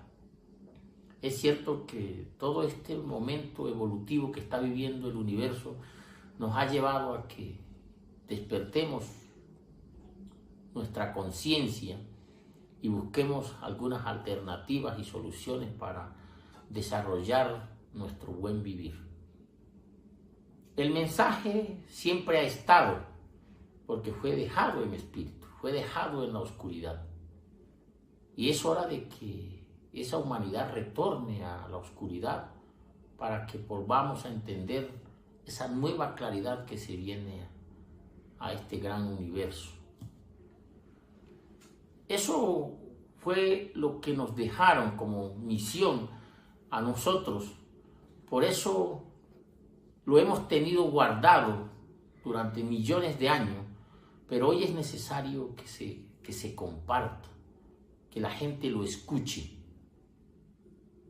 Los abuelos cuentan de que todo este proceso hemos sido muy estudiantes, hemos estudiado mucho, nos hemos vuelto grandes científicos, pero esa búsqueda del conocimiento nos ha llevado a que nos alejemos de nuestra verdadera esencia, de nuestra verdadera simplicidad. Es hora de que volvamos a encontrarnos en unidad. Para entender la vida tenemos que volver a ser uno. Tenemos que volver a ser ese gran principio simple de construcción que nos lleve a entender todo ese conocimiento que fue dejado en nuestra memoria. Es importante que hablemos de la paz mundial. La paz mundial hace parte del buen vivir. Pero todas esas inquietudes que tiene la humanidad, si no nos ponemos en orden con la tierra, va a ser difícil de lograrla. Es hora de que empecemos a entender el orden. El mundo fue dejado un orden. Y ese orden tenemos que empezarlo a asumir. Todo esto tiene que diseñarse desde el conocimiento de todo eso que fue dejado en el espacio, en el universo, en las piedras, en el agua, en los árboles. Ahí está la memoria y el mensaje para nosotros direccionar ese gran manual que queremos llevar a la humanidad para que entienda esa nueva forma de empezarnos a construir y a ver nuevamente como hermanos. La paz, la guerra, la tristeza, son estados emocionales que viven en nosotros. Por eso el mensaje que mandamos es muy sagrado y muy simple. Tenemos que ordenar nuestro espíritu, ordenar nuestro cuerpo, ordenar nuestro pensamiento para poder reflejar eso al mundo. A veces nos preocupamos que se están acabando los bosques, las montañas, que los ríos se están secando, pero eso lo vemos hacia allá. Los abuelos siempre nos han enseñado que todo lo que haces en tu cuerpo es lo que sucede en la tierra. O sea que si nosotros queremos que el mundo empiece a estar en orden, tenemos que ordenar nuestro cuerpo, ordenar nuestro espíritu. Entonces, es el mensaje de la simplicidad. El cambio está en el momento que la humanidad decida hacer el cambio. Pero como es tan sencillo, se te hace complicado, porque tú crees que es tan fácil, pero ¿por qué tan fácil hacerlo? Nosotros siempre hemos dicho que se han inventado grandes tecnologías para hacer lluvias artificiales. Nosotros decimos, pero ¿para qué se hacen todas estas manipulaciones si el ser humano desde su meditación, desde su concentración puede lograr que llueva, puede lograr que haya buenas cosechas, puede lograr la sanación de la vida? O sea, no hay necesidad de construir cosas que estén aparte de lo que ya fue dejado en el orden de la vida. Entonces nosotros vemos con mucha inquietud, porque no es que estemos preocupados, vemos con mucha inquietud que ese despertar, ese gran despertar que la humanidad tiene, y todas esas inquietudes que lo llevan a crear preocupaciones, solamente lo vean desde la humanidad y estén más basados en seguir buscando cosas, estudiando cosas, y no estén dispuestos a retornar a lo simple, que es donde están las verdaderas respuestas a evolucionar. El día que estemos en paz con la tierra, que ordenemos el equilibrio con la tierra, con el agua, con el aire, ese día la humanidad va a estar en paz. Es hora que empecemos a hacer nuestros pagamentos. Los mamos vienen proponiendo las escuelas vivas. Construir una escuela viva es muy importante porque es la escuela de la cotidianidad. Si tú lees este mensaje en un libro, pueda que te lo aprendas, pero si lo vives va a ser más fácil de que lo entiendas. Nosotros hace algunos tiempos abrimos nuestro espacio para que la gente venga a crear convivencia, porque la espiritualidad no puede seguir siendo ritual solamente. La espiritualidad tiene que convertirse en una forma de vida. Si todo lo que tú haces en forma de ritual no lo puedes hacer en tu cotidianidad de tu casa, o sea, no te pertenece. Entonces esa búsqueda de la solución a ordenar el planeta la estamos buscando en otras cosas y no la estamos buscando en nosotros mismos. Es hora de convertirnos en uno, volver a ser uno, volver a ser nosotros. Siempre cuento la historia del sol. El sol era un amigo que le viajaba mucho, hablaba mucho, contaba muchas historias y era lógico con lo que decía, pero no todo el mundo pensaba que eso era cierto. Entonces él un día decidió más bien no seguir hablando, sino reflejando lo que él es. Y ese día se convirtió en el sol y está alumbrando, está ordenando, está mandando energía a toda la humanidad sin hablarle, sino lo que él representa. Entonces el mensaje es que la humanidad, en vez de estar hablando tanto, diciendo tantas cosas, es hora que empiece a reflejar ese orden que quiere transmitirle a la humanidad. El cambio está en nosotros.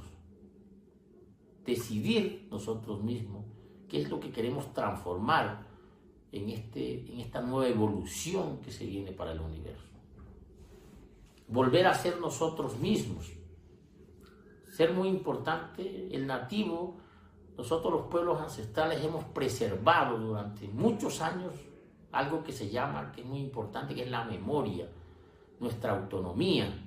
Nosotros todavía conservamos nuestras lenguas, conservamos nuestros tejidos, cultivamos nuestros propios alimentos, tenemos nuestras propias medicinas. Y eso es lo que te hace a ti empezar a ser un direccionador de todo este pensamiento, porque no perdimos ese pensamiento, no perdimos esa palabra. Entonces hoy queremos decirle a la humanidad que estamos de acuerdo con todos los propósitos que se están dando, pero que se tienen que ordenar desde la Madre Sagrada. Si no lo ordenamos desde los lugares sagrados, nosotros hablamos de los lugares sagrados por eso. ¿Qué son los lugares sagrados? Son puntos energéticos que se activan universalmente para armonizar la Tierra. Nosotros aquí en el espíritu del corazón del mundo tenemos 533 puntos sagrados energéticos que fueron dejados para conectarlos en todo el planeta. Entonces, nosotros nos preocupa de que estén sucediendo todo esto en el mundo, porque a nosotros también nos afecta, porque somos como una conexión. Lo que pase aquí les afecta a ustedes allá, lo que pase allá nos afecta, porque la tierra es como un cuerpo, como un ser humano también. Lo que te pasa en el ojo te afecta a los dedos. Entonces, el mensaje de transformarnos y llegar a estar en unidad es muy importante. El humano somos uno, la humanidad es una. Entonces tenemos que empezar como humanos. el humano de un lado no es diferente al humano de otro, porque hay muchas cosas que nos complementan y que nos hacen iguales. El humano de África toma agua, respira. El humano de aquí respira, toma... O sea, fuimos dejados con muchas cosas que nos representan y que hoy nos hacen que nos tenemos que unir para empezar a entender más la evolución de la vida. Nosotros no la podemos cambiar, pero sí empezar a adaptarnos a todas esas transformaciones que van llegando, que son muy importantes para todos. Y las invitaciones a que la gente venga es muy importante, que nos visite, porque eso nos va a hacer crear hermandad. Si nosotros creamos ese mensaje de empezar a encontrarnos desde la palabra, desde el pensamiento, desde a sembrar juntos, de hacer nuestros propios alimentos, eso crea unión y ustedes se convierten en embajadores de esa memoria en el mundo. Por eso hoy quiero compartirles un pagamento. ¿Cómo hacemos nosotros para diariamente estar en conexión con la tierra? Tenemos un elemental, este elemental que se llama el unku. El unku. El unku es como el algodón. El algodón es un elemental que fue dejado para que nos acompañe en todos los momentos de nuestra vida, por eso en la ropa. Nuestra ropa es hecha de algodón. El algodón tiene dos características muy importantes, sagradas: es suave y es fuerte. Eso es lo que se le pide a la vida, ser suave y ser fuerte. Entonces el algodón fue dejado para que con él logremos hacer todos los días esa meditación de pagamento para estar en armonía con la tierra. Entonces son cosas que las podemos hacer todos los días en nuestra casa, coger 2 pedazos de algodón en la mano derecha, en la mano izquierda, en la lengua de nosotros se llama el gansin, el durigan, y empezar como a limpiar. Hagamos este ejercicio de limpiar las montañas, limpiar esos ríos que están contaminados, limpiar el pensamiento de esa gente que está solamente pensando en hacer guerras, en construir cosas que no están en armonía con la vida, limpiar las nubes. Vamos a limpiar todo eso que nosotros, nuestra familia, nuestros orígenes, todo esto nos vamos a concentrar, esta meditación, hacerla por 5 minutos en nuestra casa, en nuestros altares, en nuestros lugares, porque esto es el alimento de la tierra. La tierra, si tú todos los días le pones esta meditación de limpiar, va a decir que tú la tienes en cuenta y le estás alimentando y la estás haciendo partícipe de todo lo que a ella le corresponde. Entonces, vamos a meditar 5 minutos, vamos a limpiar la gente, los caminos donde ando, donde trabajo, los alimentos que consumo desde que nací hasta ahora, toda clase de comidas. Sigamos limpiando. Pongamos música de meditación y empecemos a viajar por todo el universo. Todo esto de nuestras energías, nuestra sexualidad, que a veces hay sucios sexuales, nuestro pensamiento, nuestras memorias, los ríos que hemos contaminado. Todo eso limpiémoslo. Los países, nuestras casas, nuestras familias, todo en este movimiento. El movimiento energético es muy importante. Vamos a hacer aquí así.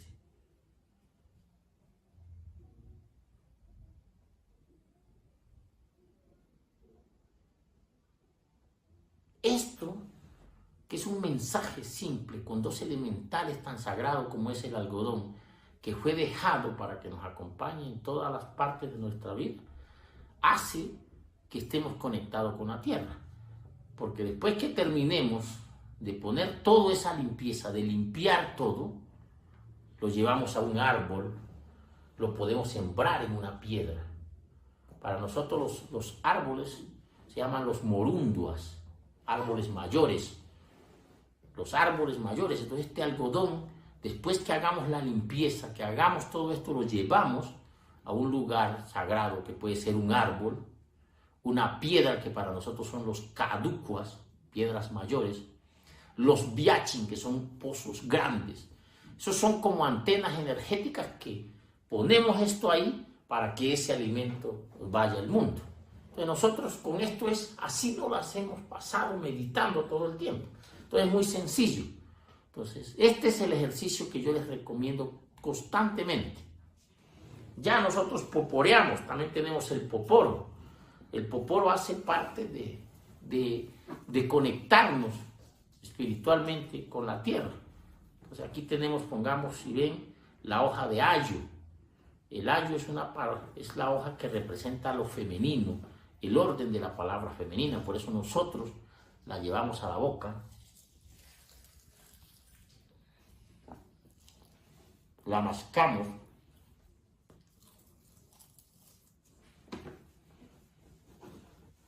para que nos dé el conocimiento, nos muestre lo que queremos contarles a ustedes.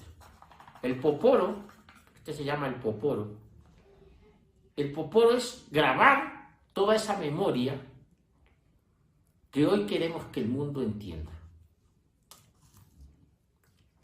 El poporear, esta acción del poporear, es volvernos a reconectar con el origen, volvernos a encontrar con nosotros mismos, volver a nuestro espíritu, volvernos a conectar con nosotros.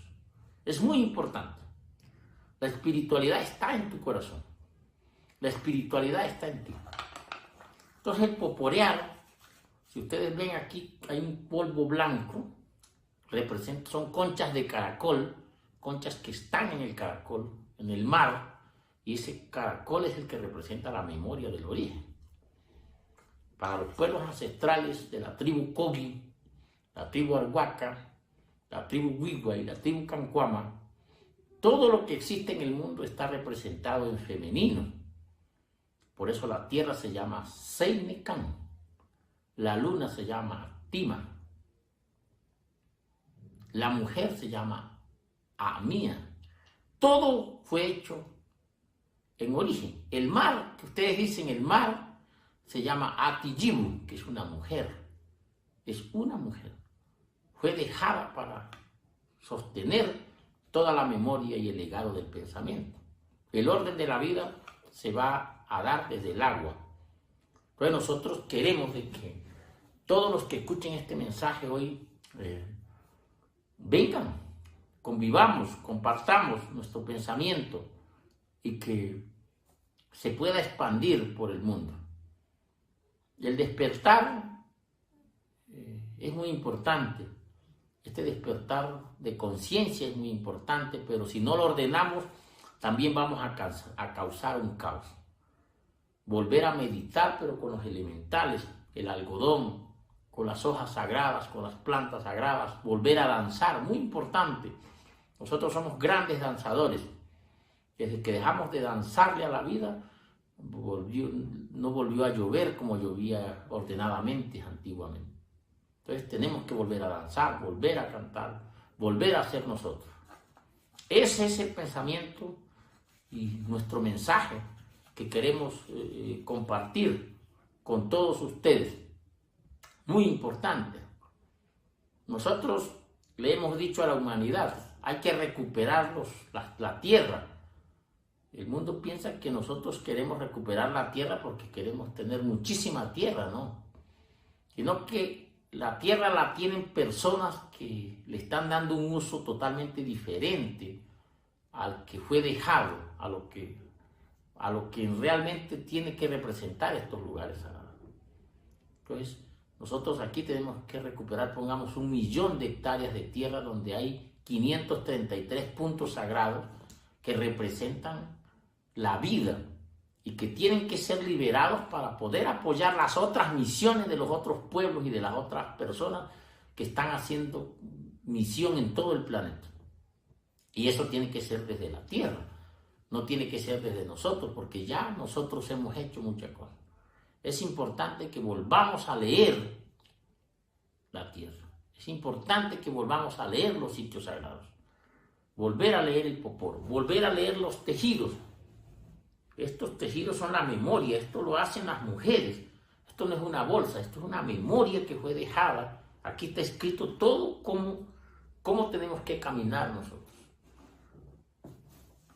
Entonces, estoy muy agradecido por esta gran oportunidad. Hagan este ejercicio de pagamento, que eso es lo que le decimos el pagamento, devolver, limpiar, estar en agradecimiento con nuestra Madre por todo lo que nos brinda. Y eso es lo que va a hacer de que logremos, que avancemos en este mensaje de paz para el mundo, en ese mensaje de volver a estar equilibrada ambientalmente, porque todas estas sequías que hay, toda esta deforestación y problemas que hay con la tierra es porque nosotros mismos no nos conocemos, no sabemos qué está causando, qué es lo que estamos causando con nuestras palabras, con nuestra forma de pensar, con nuestras formas de actuar y de dialogar con nuestro entorno. Entonces, más políticas para ordenar el mundo, ¿no? Si no nos ordenamos nosotros, podemos hacer leyes y este mensaje es también para los líderes del mundo. Los líderes del mundo tienen que ordenarse de qué es lo que quieren transmitir, porque están transmitiendo mucho miedo a la humanidad y desde el miedo nosotros no podemos ser grandes mensajeros. Si vivimos el momento está para ordenar muchas cosas. Todavía hay agua, todavía hay nieve, todavía está todo ahí. Entonces no esperemos que lleguen otros tiempos para actuar. Es el momento y aquí estamos nosotros los pueblos del espíritu del corazón del mundo en el territorio Caribá para seguir compartiendo mensajes. Entonces están invitados, los invito para que nos visiten y podamos seguir compartiendo mensajes para la paz de todo el mundo. Duni. Chao.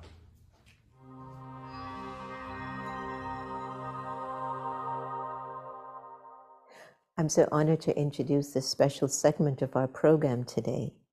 His Holiness, the 14th Dalai Lama. Tenzin Gyatso describes himself as a simple Buddhist monk. He's the spiritual leader of Tibet, and he was born on the 6th of July, 1935, to a farming family in a small hamlet located in Taxter Amdo, northeastern of Tibet.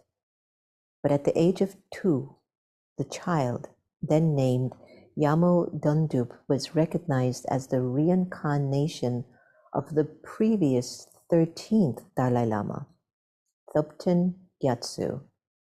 The Dalai Lamas are believed to be manifestations of the Avalokiteshvara, or the Chenrezig, the Bodhisattva of compassion and the patron saint of Tibet. Bodhisattvas are realized beings inspired by a wish to attain Buddhahood for the benefit of all sentient beings who have vowed to be reborn in the world to help humanity. Here is His Holiness, the Dalai Lama. Wherever I go, talk.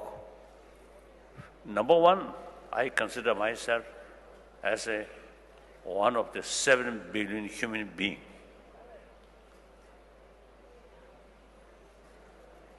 Entire 7 billion human beings,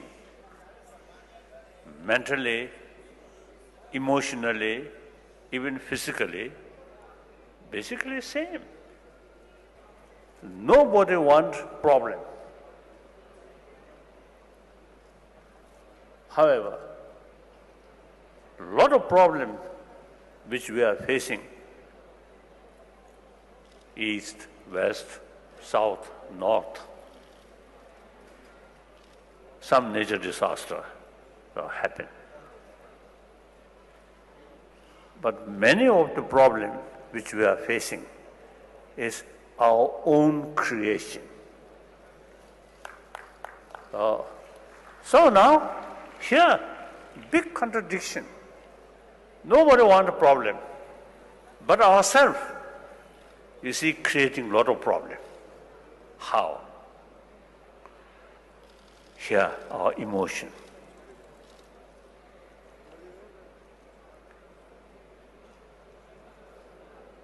Among the emotions, there are positive emotions, destructive emotions. Sometimes you see too much self-centered attitude, then fear comes. Fear creates irritation. Irritation creates anger. Anger creates violence. So now, time comes.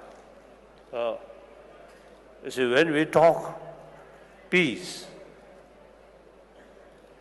peace must achieve through inner peace. So now, violence related with anger, peace related with compassion. Where genuine compassion there, non-violence comes. Too much self-centered attitude here. Then outwardly looks non-violence, but for example, with self-centered attitude, try to cheat other people and use some nice word and artificial smile and sometimes some gift. Looks non-violence, but because of their motivation, try to cheat them. So it's essentially violence. Now, a sensible, good mother or teacher, including my own teacher when I study, say, I was quite a lazy student. So occasionally my teacher showing me little sort of harsh attitude. But that, out of sense of concern of my study, my well-being, so this little bit of harsh attitude is actually non-violent. So demarcation, violence and non-violence entirely depend on motivation. Now when we talk ahimsa, we must pay more attention about karuna. Now here,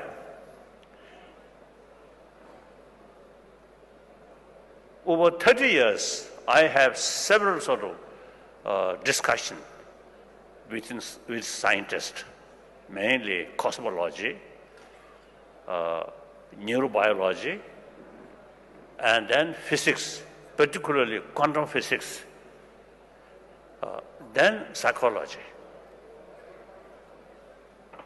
So then, some occasion, now scientists, they say, basic human nature is more compassionate.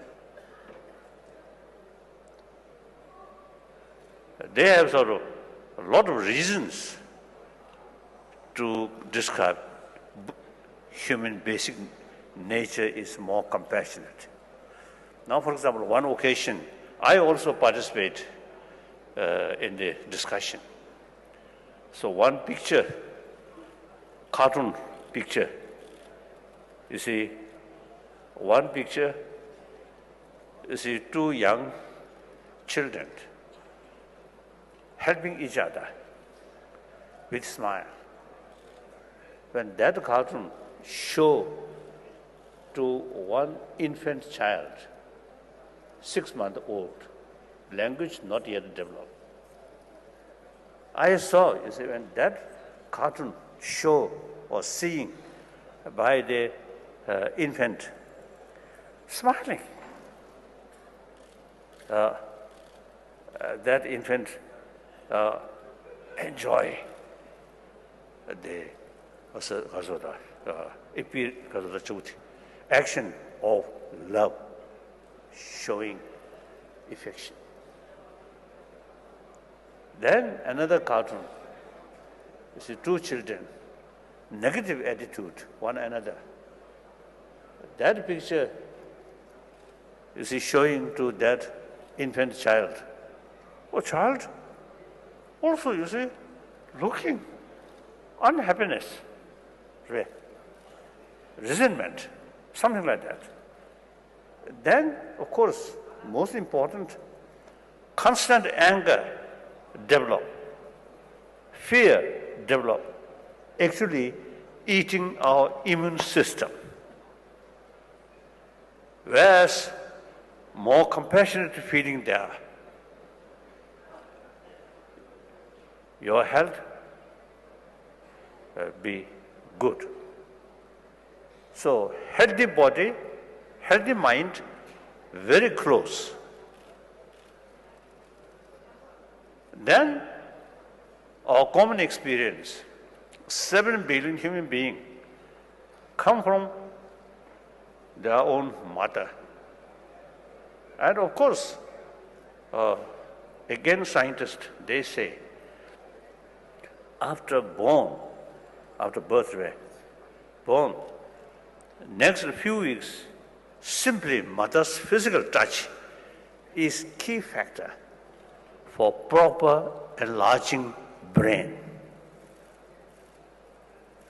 So that's our life start, including those troublemakers now out of 7 billion human beings. These also come from their mother. So in their blood, the appreciation of love is there. So anyone who appreciates love, they naturally, you see, they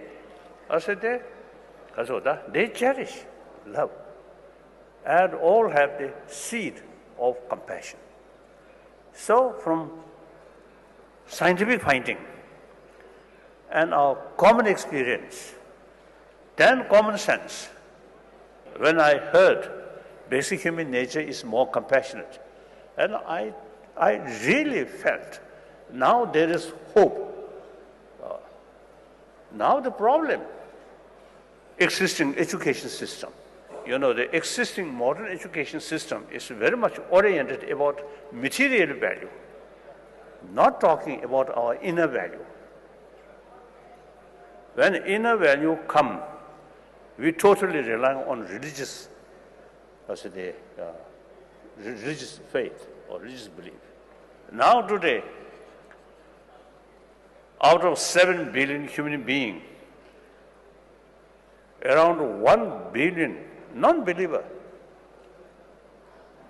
And then also among the 6 billion believer, also there are some strange believer also there. They just claim themselves as a follower of this religion, that religion. But day-to-day life, not very serious about the teaching of religion. So this, I feel, due to lack of education about our inner value. You must pay more attention about ancient your knowledge about the human mind, about the human emotion, then how to tackle this emotion. Modern education, the modern technology, modern material development, plus education about our inner value, such as Kahuna. Not just relying on religious faith, but use our common sense, as I mentioned earlier. So from kindergarten level up to university level, I think eventually in education field should include education about our inner value, so that existing material-oriented sort of education bring us physical comfort. Then ancient Indian knowledge about mind, about inner world, that brings inner peace, inner value. As a human being, one of the human beings, in order to bring a peaceful world, in order to reduce these man-made problems, now we have to make effort to promote sense of oneness of 7 billion human beings. I think through education and use our common sense properly, we can educate from kindergarten up to university level. So this is my number one commitment.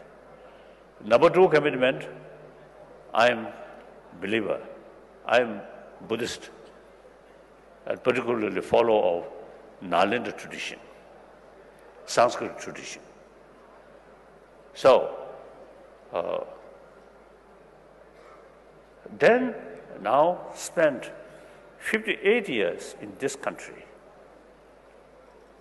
I fully convinced now religious harmony is very possible.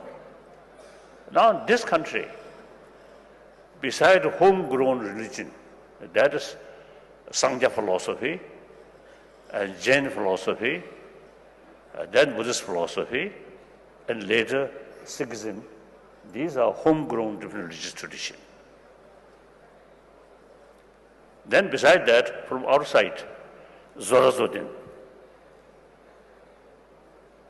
and then Judaism, Christianity, Islam come from outside.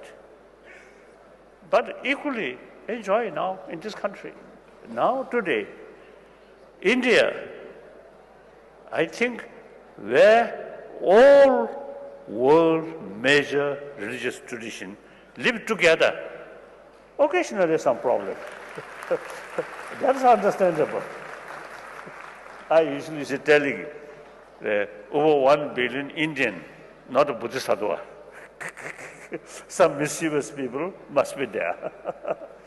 So some problem occasionally here and there, but overall picture of this country, I think religious harmony, not a political reason, but over 1,000 years, that tradition is, I think, very strong India's tradition. Now this, let's say, must preserve. And now younger generation, I think this kind of meeting and among the scholars, serious discussions and this kind of meeting from time to time, she should take. So the 1,000-year-old our tradition from time to time should revive, should remind like that. So because this country, over 1 billion population, and India, frankly speaking, quite a complicated nation. But in spite that, religious harmony is really marvelous. So therefore, I have full conviction, the rest of the world, I think religious harmony is very possible and should make effort. It is indeed unthinkable. Besides man-made other problem, economy or political or national interest, these things, this is understandable. But religious faith also causing division and violence, unthinkable. Now in Syria, in some of these countries, between Muslim and Christian in Egypt, and some Muslim country, Syria, or here, you see Shia and Sunni. In India, almost, you see, no news, some sort of cause of conflict between Shia and Sunni. So therefore, today's world, besides, you see, other problem, which is easily understandable, but religions also causing conflict. It's really, really sad, unthinkable.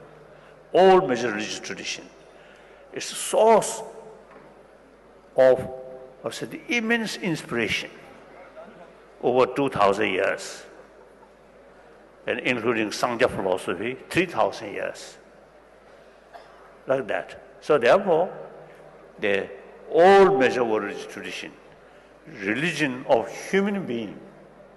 So we human appreciate human love, human affection. Therefore, your time to go. Yes, yes. Then come. Go. Come. Goodbye.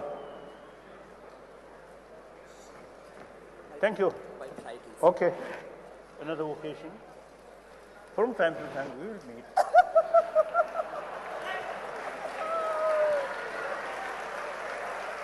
Then we become, since many years, we become very close friends. So I always do this. Do this. Bye-bye. Thank you. One joint. Thank you. Continue. Thank you. So India, I think religious harmony is concerned. I think India is only example. Whole, I think about 200 nations on this planet. I think India is the example. Different religious traditions can live together. So, as a guest of Indian government, longest guest of Indian government, I fully committed promotion of religious harmony. Wherever I go, I always telling, India is example. So, it is very possible, religious harmony, like that. So I usually describe myself as a messenger of ancient Indian tradition or Indian thought, like that. So already the religious harmony still very good. Now still pay more attention, like that. Then thirdly, of course, as a Tibetan, I have sort of serious sort of concern, preservation of Tibetan knowledge, ancient knowledge. All knowledge come from India. Since the 8th century, one of the top master of Nalanda, Chandarakshita, he invited by Tibetan emperor, 8th century. He introduced Buddha Dharma according to Nalanda tradition. Over 1,000 years, we kept all this knowledge. Sometimes I jokingly telling people, India itself, for example, the Nalanda tradition, the Nalanda, I think with Nalanda institution ruined now, nothing there, some pigeons there. So similarly, this ancient knowledge about Nalanda also is much neglected. During those centuries, we Tibetan, we kept all this knowledge which introduced by Chandarakshita. So I usually describe, you Indian, traditionally our guru, we are Chela. We not only Chela, but also quite reliable Chela. Truly. About 300 volumes text translated from India, including many Nalanda masters' writing. We still use this as a textbook. Memorize, you see, these root text. And then each word, you see, explain according Nalanda masters' commentary. And then we use extensively logic, pramana, Digna, Dharmakirti, and Chandarakshita himself, and the Kamalashila. You see, they are writing about logic. We extensively study these things. So therefore, I think it is quite reasonable to say reliable Chela. So then another thing, now these days, I fully committed, try to revival of ancient Indian knowledge. Religion, something different. In this country is a many different religious traditions. But logic and knowledge about mind or psychology, these are common. We should consider these things, you see, academic subject. So I'm trying to revival of these ancient Indian knowledge in modern India. So eventually should, as I mentioned earlier, combine modern education and ancient Indian thought, like that. So, as a chela of Indian Guru, it is my duty to make a report. That's all. Thank you.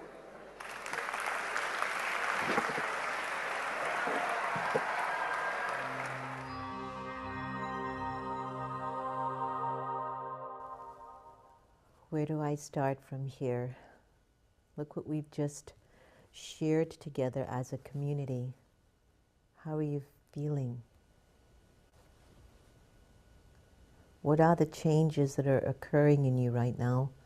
And have you moved just a little bit closer to your peace on the inside?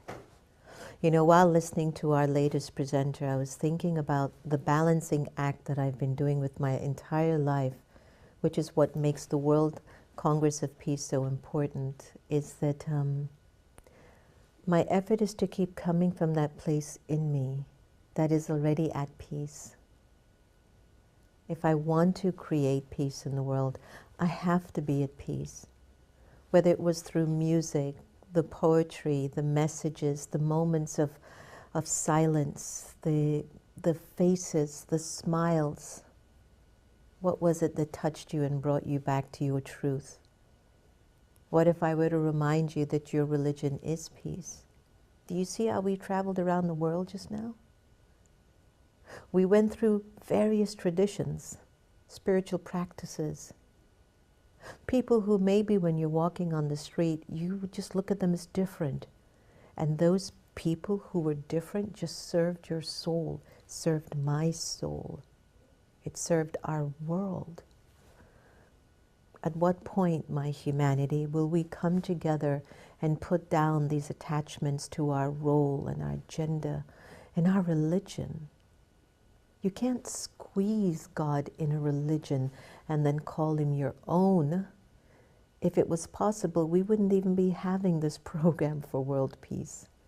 We wouldn't be congregating to help ourselves to reach to that level of acceptance and unity. We wouldn't be doing this if we had actually succeeded with squeezing God in a religion or in a spiritual practice to initiate world peace and world harmony. Something is in the air. We are being called now to listen. Listen. Listen to that deeper part of you that has the truth.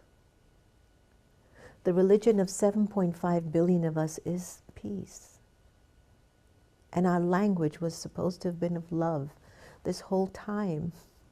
It's not Chinese or, I always get confused, you know, my friends always confuse Hindi and they call it Hindu language.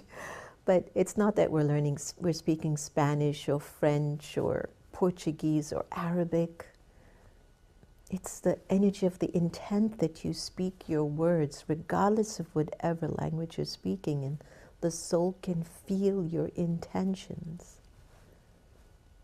Our gathering today, perhaps it's an invitation to remind you and to remind me and to remind all the world leaders out there who put their heads on their pillows at night and ask themselves, have I gotten a little closer to my peace? Have you?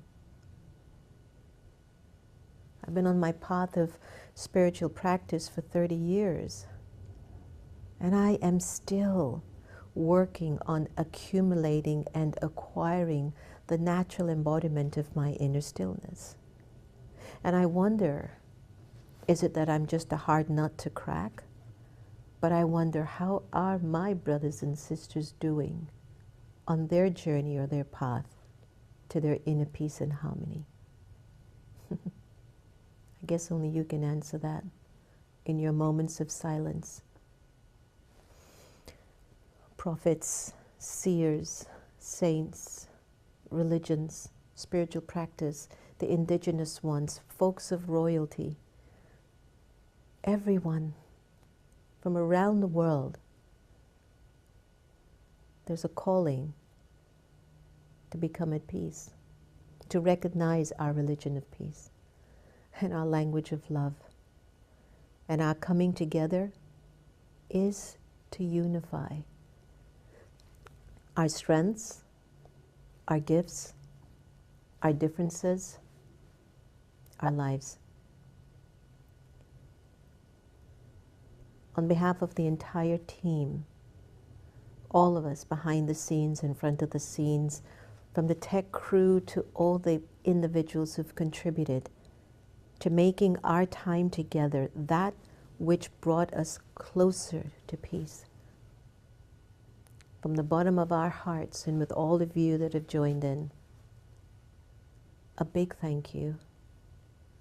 A big thank you for taking the time to participate in our collective meditation, to participate in our prayers and our vigils, to participate in pausing your life, just pausing it consciously to recognize that there's power in stillness. There's power in prayer still, even in the world of chaos. There is power in your stillness. So let us move forward. Sorry.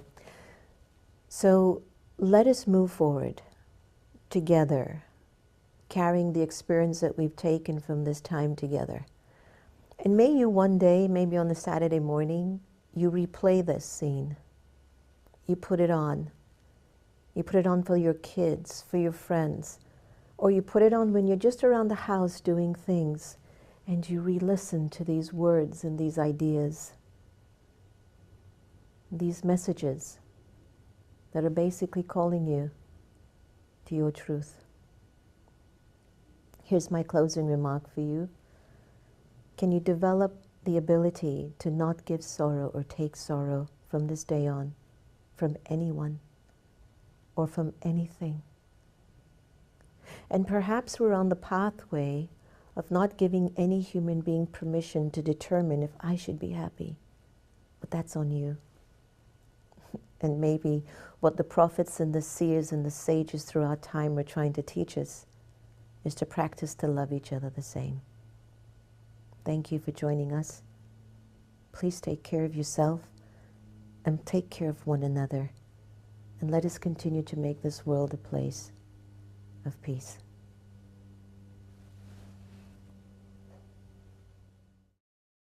Wow. Thank you so much, Sister Jenna. Thank you for breathing your beautiful, peaceful, joyful energy into this inaugural Congress of World Peace. And thank you to everyone who's participating at home, who's joining this, for sharing your hearts, your intention, your prayers for peace. Today, we've been gifted with practical pearls of wisdom from each speaker that can be integrated into your daily life. And as we bring this Congress to a close, please share in the comments your prayer for peace that others might benefit from it. And as you move forward beyond this Congress, we encourage participants to consider a commitment of daily practice of at least one of these peace practices for as little as 5 minutes every day for the next 30 days. Unified, we can bring about a more peaceful world. Thank you.